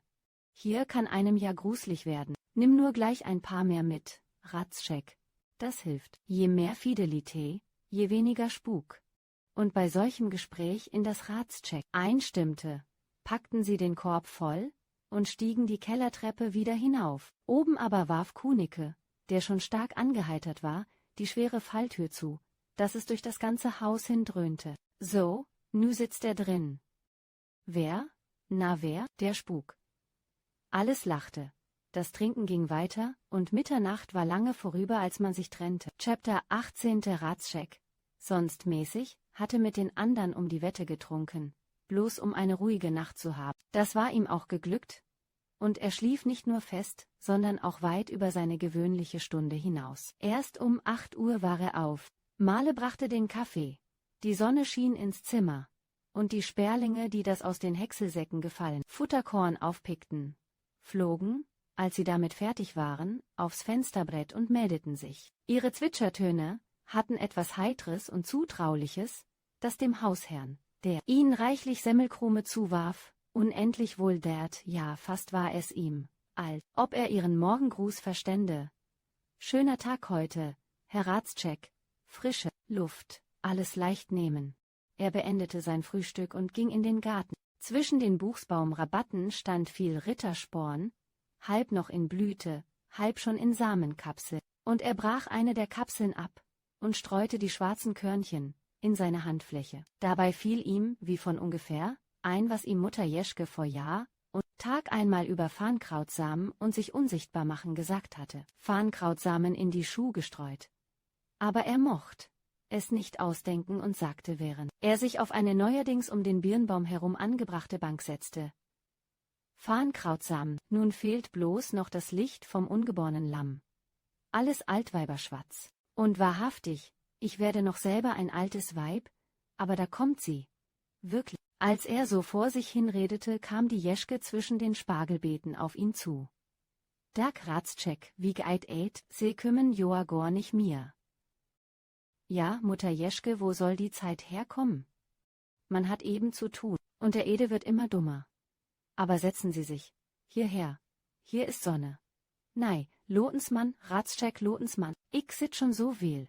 Ewer se möten sitten blieven.« Und dabei malte sie mit ihrem Stock allerlei Figuren in den Sand. Ratzschek sah ihr zu, ohne seinerseits das Wort zu nehmen, und so fuhr sie nach einer Pause fort. Joa, wil tu doen is wol, wir Joa kisten wedde klok 1. Könige kun wol wedde nicht loskomen? Den ken, ik, na, zijn vader, de oel Königi, wir ook so. Man blot noch en bete mir. Ja, lachte Ratschek, spät war es, unten denken Sie sich, Mutter Jeschke, Klock 12 oder so herum, sind wir noch 5 Mann hoch in den Keller gestiegen. Und warum? Weil der Ede nicht mehr wollte. Nu, sü eins. Und worum wohl henig? Weil es unten spuk. Der Junge war wie verdreht mit seinem ewigen Et spökt.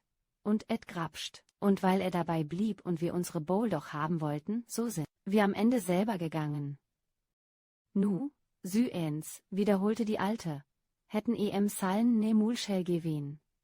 Wollt, ich auch. Aber als er so dastand und zitterte, da konnt ich nicht. Und dann dacht ich auch. Ach wat, Ratschek, is joa all dumm Tüg. Und wenn wat is, na, den möt, de Franzos sin. De Franzos? Joa, de Franzos. Guckens mal.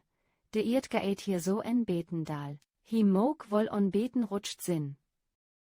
Rutscht sin, wiederholte Ratschek und lachte mit der Alten um die Wette. Ja, der Franzos ist gerutscht. Alles gut. Aber wenn ich nur den Jungen erst wieder in Ordnung hätte, der macht mir das ganze Dorf rebellisch. Und wie die Leute sind, wenn sie von Spuk hören, da wird ihnen ungemütlich. Und dann kommt zuletzt auch die dumme Geschichte wieder zur Sprache. Sie wissen ja, woll, ich wied. Und dann, Mutter Jeschke, Spuk ist Unsinn. Natürlich, aber es gibt doch welche. Joa.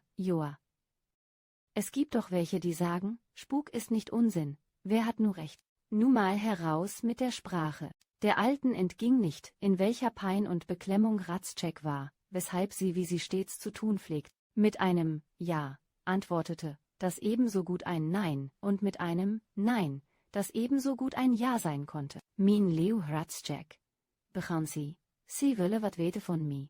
Joa, wat weet ik, spök. Geven moog et Joa wol so wat, am en, ook wedder nicht. Ich sag.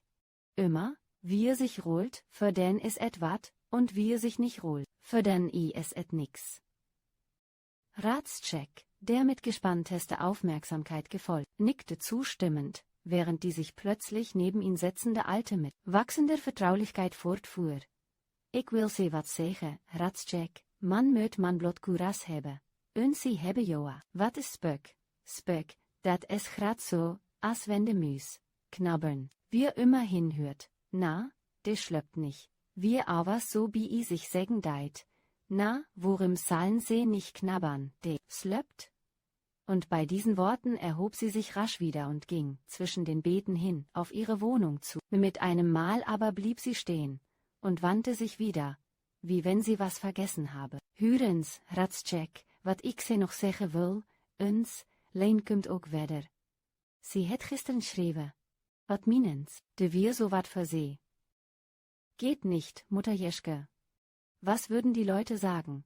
Is auch eben erst ein Jahr. Wort. Avers se kümmt ook erst Martini rum? Und denn, Ratschek, se bruken se joa nicht liegst du frien. Chapter 19. De Franzos is rutscht, hatte die Jeschke gesagt, und war dabei wieder so sonderbar vertraulich gewesen, alles mit Absicht und Berechnung. Denn, wenn das Gespräch auch noch nachwirkte darin ihr, vor länger als einem Jahr, ihr sonst so gefügiger Nachbar mit einer Verleumdungsklage gedroht hatte, so konnte sie trotz alledem von der Angewohnheit nicht lassen, in dunklen Andeutungen zu sprechen, als wisse sie was, und halte nur zurück. Verdammt, murmelte Ratschek vor sich hin, und dazu der Ede mit seiner ewigen Angst. Er sah deutlich die ganze Geschichte wieder lebendig werden, und ein Schwindel ergriff ihn, wenn er an all das dachte, was bei diesem Stande der Dinge jeder Tag bringen konnte. Das geht so nicht weiter, er muss weg, aber wohin? Und bei diesen Worten ging Ratschek auf und ab und überlegte. Wohin? Es heißt, er liege in der oder? Und dahin muss er, je eher je lieber, heute noch. Aber ich wollte, dies Stück Arbeit wäre getan. Damals ging es, das Messer saß mir an der Kehle. Aber jetzt, wahrhaftig, das Einbetten war nicht so schlimm, als es das Umbetten ist. Und von Angst und Unruhe getrieben, ging er auf den Kirchhof, und trat an das Grab seiner Frau. Da war der Engel mit der Fackel, und er las die Inschrift. Aber seine Gedanken konnten von dem, was er vorhatte, nicht los, und als er wieder zurück war, stand es fest. Ja, heute noch, was du tun willst, tu bald. Und dabei sann er nach, wie es geschehen müsse. Wenn ich nur etwas Farnkraut hätt. Aber wo gibt es Farnkraut hier? Hier wächst ja bloß Gras und Gerste, weiter nichts, und ich kann doch nicht 10 Meilen in der Welt kutschieren, bloß um mit einem großen Busch Farnkraut wieder nach Hause zu kommen. Und warum auch? Unsinn ist es doch. Er sprach noch so weiter, endlich aber entsann er sich, in dem benachbarten Gusower Park einen ganzen Wald von Farnkraut gesehen zu haben. Und so rief er denn in den Hof hinaus und ließ anspannen. Um Mittag kam er zurück, und vor ihm, auf dem Rücksitze des Wagens, lag ein riesiger Farnkrautbusch. Er kratzte die Samenkörnchen ab und tat sie sorglich in eine Papierkapsel und die Kapsel in ein Schubfach. Dann ging er noch einmal alles durch, was er brauchte, trug das Grabscheit, das für gewöhnlich neben der Gartentür, in den Keller hinunter, und war wie verwandelt, als er mit diesen Vorbereitungen fertig war. Er pfiff und trällerte vor sich hin und ging in den Laden. »Ede, du kannst heute Nachmittag ausgehen. In Gusow ist Jahrmarkt mit Karussell. Und sind auch Kunstreiter da, das heißt Seiltänzer. Ich hab heute Vormittag das Seil spannen sehen. Und vor 8 brauchst du nicht wieder hier zu sein. Da nimm, das ist für dich, und nun amüsiere dich gut. Und is auch ne Waffelbude da, mit Eierbier und Punsch, aber hübschmäßig, nicht zu viel, hörst du, keine Dummheiten machen.« Ede strahlte vor Glück, machte sich auf den Weg und war Punkt 8 wieder da. Zugleich mit ihm kamen die Stammgäste, die, wie gewöhnlich, ihren Platz in der Weinstube nahmen. Einige hatten schon erfahren, dass Hradscheck am Vormittag in Gusow gewesen und mit einem großen Busch Farnkraut zurückgekommen sei. »Was du nur mit dem Farnkraut willst?« fragte Kunicke. »Anpflanzen. Das wuchert ja. Wenn das 3 Jahr in deinem Garten steht, weißt du vor Unkraut nicht mehr, wo du hin sollst. Das soll es auch. Ich will einen hohen Zaun davon ziehen. Und je rascher es wächst, desto besser. Na, sieh dich vor damit. Das ist wie die Wasserpest. Wo sich das mal eingenistet hat, ist kein Auskommen mehr. Und vertreibt dich am Ende von Haus und Hof.« Alles lachte, bis man zuletzt auf die Kunstreiter zu sprechen kam und an Hradscheck die Frage richtete, was er denn eigentlich von ihnen gesehen habe. Bloß das sei. Aber Ede, der heute Nachmittag da war, der wird wohl Augen gemacht haben. Und nun erzählte Hradscheck des Breiteren, dass der, dem die Truppe jetzt gehöre, des alten Kolter Schwiegersohn sei, ja, die Frau desselben nenne sich noch, immer nach dem Vater, und hab den Namen ihres Mannes gar nicht angenommen. Er sagte das alles so hin, wie wenn er die Kolters ganz genau kenne, was den Ölmüller zu verschiedenen Fragen über die berühmte Seiltänzerfamilie veranlasste. Denn Springer und Kunstreiter waren Quasens unentwegte Passion, seit er als 20-jähriger Junge mal auf dem Punkte gestanden hatte, mit einer Kunstreiterin auf und davon zu gehen. Seine Mutter jedoch hatte Wind davon gekriegt und ihn nicht bloß in den Milchkeller gesperrt, sondern auch den Direktor der Truppe gegen ein erhebliches Geldgeschenk veranlasst, die gefährliche Person bis nach Reppen hin vorauszuschicken. All das, wie sich denken lässt, gab auch heute wieder Veranlassung zu vielfachen Neckerei. Und umso mehr, als Quas ohnehin des Vorzugs genoss, Stichblatt der Tafelrunde zu sein. »Aber was ist das mit Kolter?« fragte Kunicke. »Du wolltest von ihm erzählen, Hradscheck. Ist es ein Reiter oder ein Springer?« »Bloß ein Springer. Aber was für einer?« Und nun fing Hradscheck an, eine seiner Hauptgeschichten zum Besten zu geben, die vom alten Kolter nämlich, der anno 14 schon sehr berühmt und mit in Wien auf dem Kongress gewesen sei. »Was? Mit auf dem Kongress?« »Versteht sich. Und warum nicht? Auf dem Kongress also.« »Und da habe denn«, so fuhr Hradscheck fort, »der König von Preußen zum Kaiser von Russland gesagt: Höre, Bruderherz, was du von deinem Stieglischek auch sagen magst, Kolter ist doch besser, Parole d'honneur, Kolter ist der erste Springer der Welt, und was ihm auch passieren mag, er wird sich immer zu helfen wissen. Und als nun der Kaiser von Russland es bestritten, da hätten sie gewettet, und wäre bloß die Bedingung gewesen, dass nichts vorher gesagt werden solle. Das hätten sie denn auch gehalten. Und als nun Kolter halb schon das zwischen 2 Türmen ausgespannte Seil hinter sich gehabt habe, da sei mit einem Male, von der anderen Seite her, ein anderer Seiltänzer auf ihn losgekommen, Das sei Stieglischek gewesen, und keine Minute mehr, da hätten sie sich gegenüber gestanden, und der Russe, was ihm auch keiner verdenken könne, habe bloß gesagt: Alles perdu, Bruder, du verloren, ich verloren. Aber Kolter habe nur gelacht und ihm was ins Ohr geflüstert. Einige sagen einen frommen Spruch, andere aber sagen das Gegenteil, und sei dann mit großer Anstrengung und Geschicklichkeit 10 Schritte rückwärts gegangen, während der andere sich niedergehuckt habe, und nun habe Kolter einen Anlauf genommen und sei mit 1, 2, 3 über den anderen weggesprungen. Da sei denn ein furchtbares Beifallklatschen gewesen, und einige hätten laut geweint und immer wieder gesagt, das sei mehr als Napoleon, und der Kaiser von Russland habe seine Wette verloren und auch wirklich bezahlt. Wird er wohl, sagte Kunik. Der Russe bezahlt immer, hat es ja, bravo, Ratschek, bravo? So war Ratschek mit Beifall belohnt worden und hatte von Viertelstunde zu Viertelstunde noch vieles andere zum Besten gegeben, bis endlich um 11 die Stammgäste das Haus verließen. Ede war schon zu Bett geschickt, und in dem weiten Hause herrschte Todesstille. Ratschek schritt auf und ab in seiner Stube, musste sich aber setzen, denn der Aufregungen dieses Tages waren so viele gewesen, dass er sich, trotz fester Nerven, einer Ohnmacht nahe fühlte. Solang er drüben Geschichten erzählt hatte, munterer und heiterer, so wenigstens schien's als je zuvor, war kein Tropfen Wein über seine Lippen gekommen, jetzt aber nahm er Kognak und Wasser und fühlte, wie Kraft und Entschlossenheit ihm rasch wiederkehrten. Er ging auf das Schubfach zu, drin er das Kapselchen versteckt hatte, zog gleich danach seine Schuh aus und pulverte von dem Farnkrautsamen hinein. So, und nun stand er wieder in seinen Schuhen und lachte. Will doch mal die Probe machen. Wenn ich jetzt unsichtbar bin, muss ich mich auch selber nicht sehen können. Und das Licht zur Hand nehmend trat er vor den schmalen Trumeau mit dem weißlackierten Rahmen und sah hinein und nickte seinem Spiegelbilde zu. Guten Tag, Abel Ratschek. Wahrhaftig, wenn alles so viel hilft, wie der Farnkrautsamen, so wert ich nicht weit komm und bloß noch das angenehme Gefühl haben, ein Narr gewesen zu sein und ein Dummkopf, den ein altes Weib genass führt hat. Die verdammte Hexe, warum lebt sie? Wäre sie weg, so hätt ich längst Ruh und brauchte diesen Unsinn nicht, und brauchte nicht.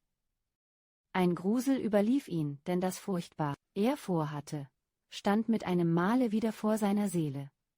Rasch aber bezwang er sich. Eins kommt aus dem andern, wer A sagt, muß B sagen.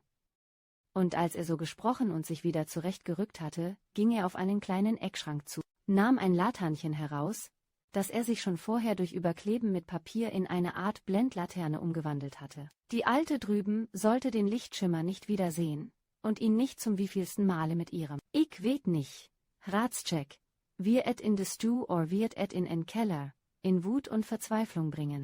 Und nun zündete er das Licht an, knipste die Laternentür wieder zu und trat rasch entschlossen auf den Flur hinaus. Was er brauchte, darunter auch ein Stück alter Teppich, aus langen Tuchstreifen geflochten, lag längst unten in Bereitschaft. Vorwärts, Ratschek.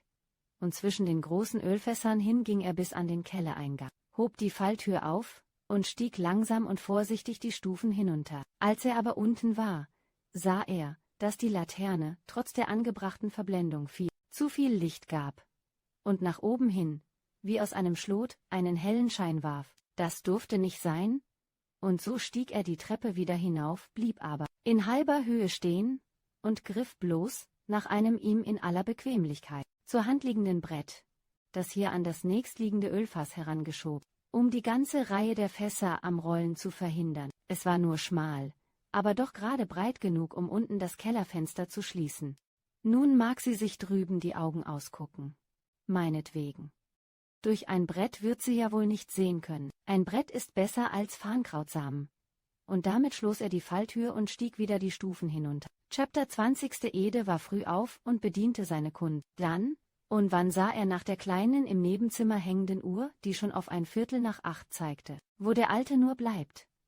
Ede durfte die Frage schon tun, denn für gewöhnlich erschien Ratschek mit dem Glockenschlage 7, wünschte guten Morgen und öffnete die nach der Küche führende kleine Tür, was für die Köchin allemal das Zeichen war, dass sie den Kaffee bringen solle. Heut aber ließ sich kein Ratschek sehen, und als es nah an 9 heran war, steckte statt seiner nur Male den Kopf in den Laden hinein und sagte: »Wohi man blieft, Ede? Wiet nicht? Ich will gein en beten an sinet Hörbullern.« »Joa, da tu man.« Und wirklich, Male ging, um ihn zu wecken, aber sie kam in großer Aufregung wieder. »He is nicht doa, nicht in de För und auch nicht in de Hinnerstu. Allens open kinet hör tu.« »Und sie im Bett?« fragte Ede. »Allens glatt ungeknüllt. He es gorn nicht in West.« Ede kam nun auch in Unruhe. Was war zu tun? Er, wie Male, hatten ein unbestimmtes Gefühl, dass etwas ganz Absonderliches geschehen sein müsse, worin sie sich durch den schließlich ebenfalls erscheinenden Jakob nur noch bestärkt sahen. Nach einigem Beraten kam man überein, dass Jakob zu Kunicke hinübergehen und wegen des Abends vorher anfragen solle.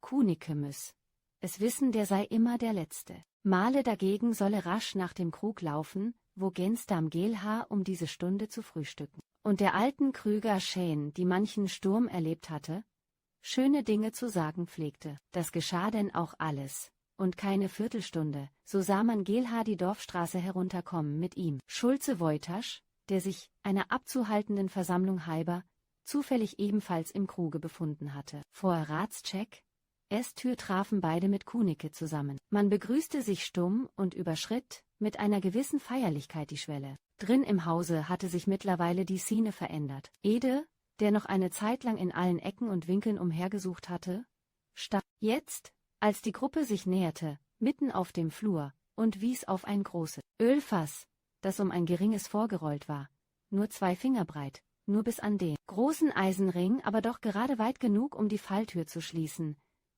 »Doa sit he in«, schrie der Junge. »Schrei? Nicht so?« fuhr ihn Schulze Woytasch an. Und Kunicke setzte mit mehr Derbheit, aber auch mit größerer Gemütlichkeit hinzu: »Halt, es Maul, Junge!« Dieser jedoch war nicht zur Ruh bringen und sein bisschen Schläfenhaar immer mehr in die Höhe schieben. Fuhr in demselbe Weimertone fort: »Ich weet allens, dat es de Spök het Noah grapscht, und denn wohl he ruht und kunnig.« Um diese Zeit war auch Exelius aus der Pfarre herüberkommen, Leichenlas und so von Ahnungen geängstigt, dass er, als man das Fass zurückgeschoben und die Falltür geöffnet hatte, nicht mit hinuntersteigen mochte, sondern erst in den Laden und gleich danach auf die Dorfgasse hinaustrat. Geelhaar und Schulze Woytasch, schon von Amts wegen auf bessere Nerven gestellt, hatten inzwischen ihren Abstieg bewerkstelligt, während Kunicke, mit einem Licht in der Hand, von oben her in den Keller hineinleuchtete. Da nicht viele Stufen waren, so konnt er das nächste bequem sehen. Unten lag Ratscheck, allem Anscheine nach tot, ein Grabscheit in der Hand, die zerbrochene Laterne daneben. Unser alter Anno 13er sah sich bei diesem Anblick seiner gewöhnlichen Gleichgültigkeit entrissen, erholte sich aber und kroch, unten angekommen, in Gemeinschaft mit Geelhaar und Woytasch auf die Stelle zu, wo hinter einem Lattenverschlage der Weinkeller war. Die Tür stand auf, etwas Erde war aufgegraben, und man sah Arm und Hand eines hier verscharrten. Alles andere war noch verdeckt, aber, freilich, was sichtbar war, war gerade genug, um alles Geschehene klarzulegen. Keiner sprach ein Wort. Und mit einem scheuen Seitenblick auf den entseelt am Boden liegenden stiegen alle 3 die Treppe wieder hinauf. Auch oben, wo sich Exelius ihnen wieder gesellte, blieb es bei wenig Worten, was schließlich nicht Wunder nehmen konnte. Waren doch alle, mit alleiniger Ausnahme von Geelhaar, viel zu befreundet mit Ratscheck gewesen, als dass ein Gespräch über ihn anders als peinlich hätte verlaufen können. Peinlich und mit Vorwürfen gegen sich selbst gemischt. Warum hatte man bei der gerichtlichen Untersuchung nicht besser aufgepasst, nicht schärfer gesehen? Warum hatte man sich hinters Licht führen lassen? Nur das Nötigste wurde festgestellt. Dann verließ man das durch so viele Jahre hin mit Vorliebe besuchte Haus, das nun für jeden ein Haus des Schreckens geworden war. Kunicke schritt quer über den Damm auf seine Wohnung, Exelius auf seine Pfarre zu. Woytasch war mit ihm. Das Küstriner Gericht, hob Exelius an, wird nur wenig noch zu sagen haben.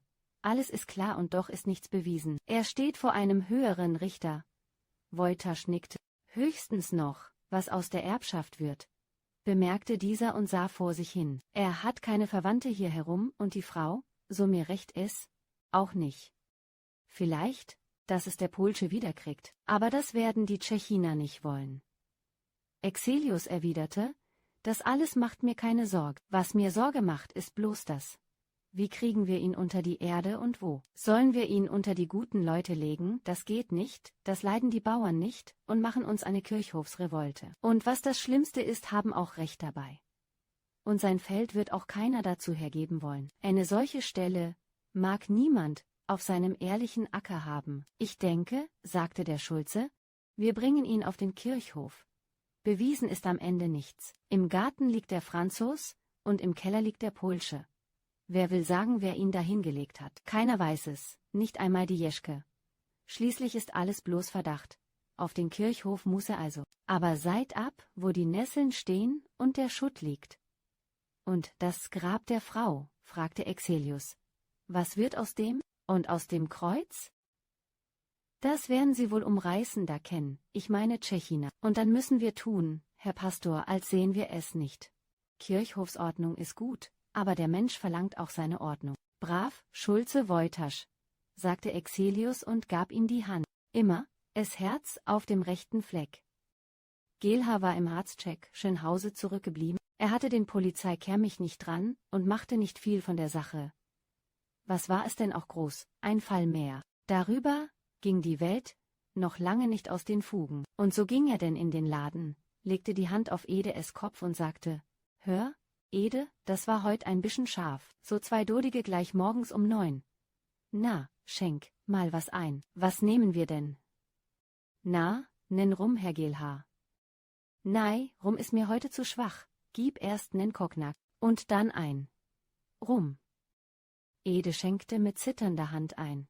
Geelhaars Hand aber war umso sicherer. Als er ein paar Gläser geleert hatte, ging er in den Garten und spazierte drin auf und ab, als ob nun alles sein wäre. Das ganze Grundstück erschien ihm wie herrenloser Besitz, drin man sich ungenürt ergehen könne. Die Jeschke, wie sich denken lässt, ließ auch nicht lang auf sich warten.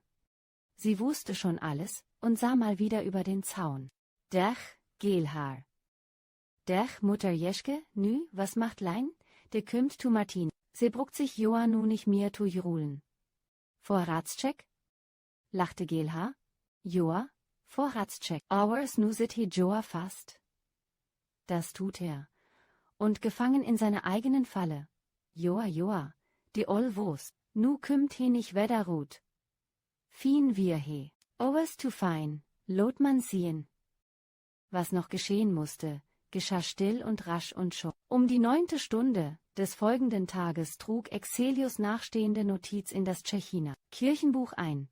Heute, den 3. Oktober, früh vor Tagesanbruch, wurde der Kaufmann und Gasthofsbesitzer Abel Ratzschek ohne Sang und Klang in den hiesigen Kirchhofsacker gelegt. Nur Schulze Wojtasch, Gensdarm Geelhaar und Bauer Kunicke wohnten dem stillen Begräbnisakte bei. Der Tote, so nicht alle Zeichen trügen, wurde von der Hand Gottes getroffen, nachdem es ihm gelungen war, den schon früher gegen ihn wach gewordenen Verdacht durch eine besondere Klugheit wieder zu beschwichtigen. Er verfing sich aber schließlich in seiner List und grub sich, mit dem Grabscheit in der Hand, in demselben Augenblicke sein Grab, in dem er hoffen durfte, sein Verbrechen für immer aus der Welt geschafft zu sehen, und bezeugte dadurch aufs Neue die Spruchweisheit: Es ist nicht so fein gesponnen, es kommt doch alles an die Sonne.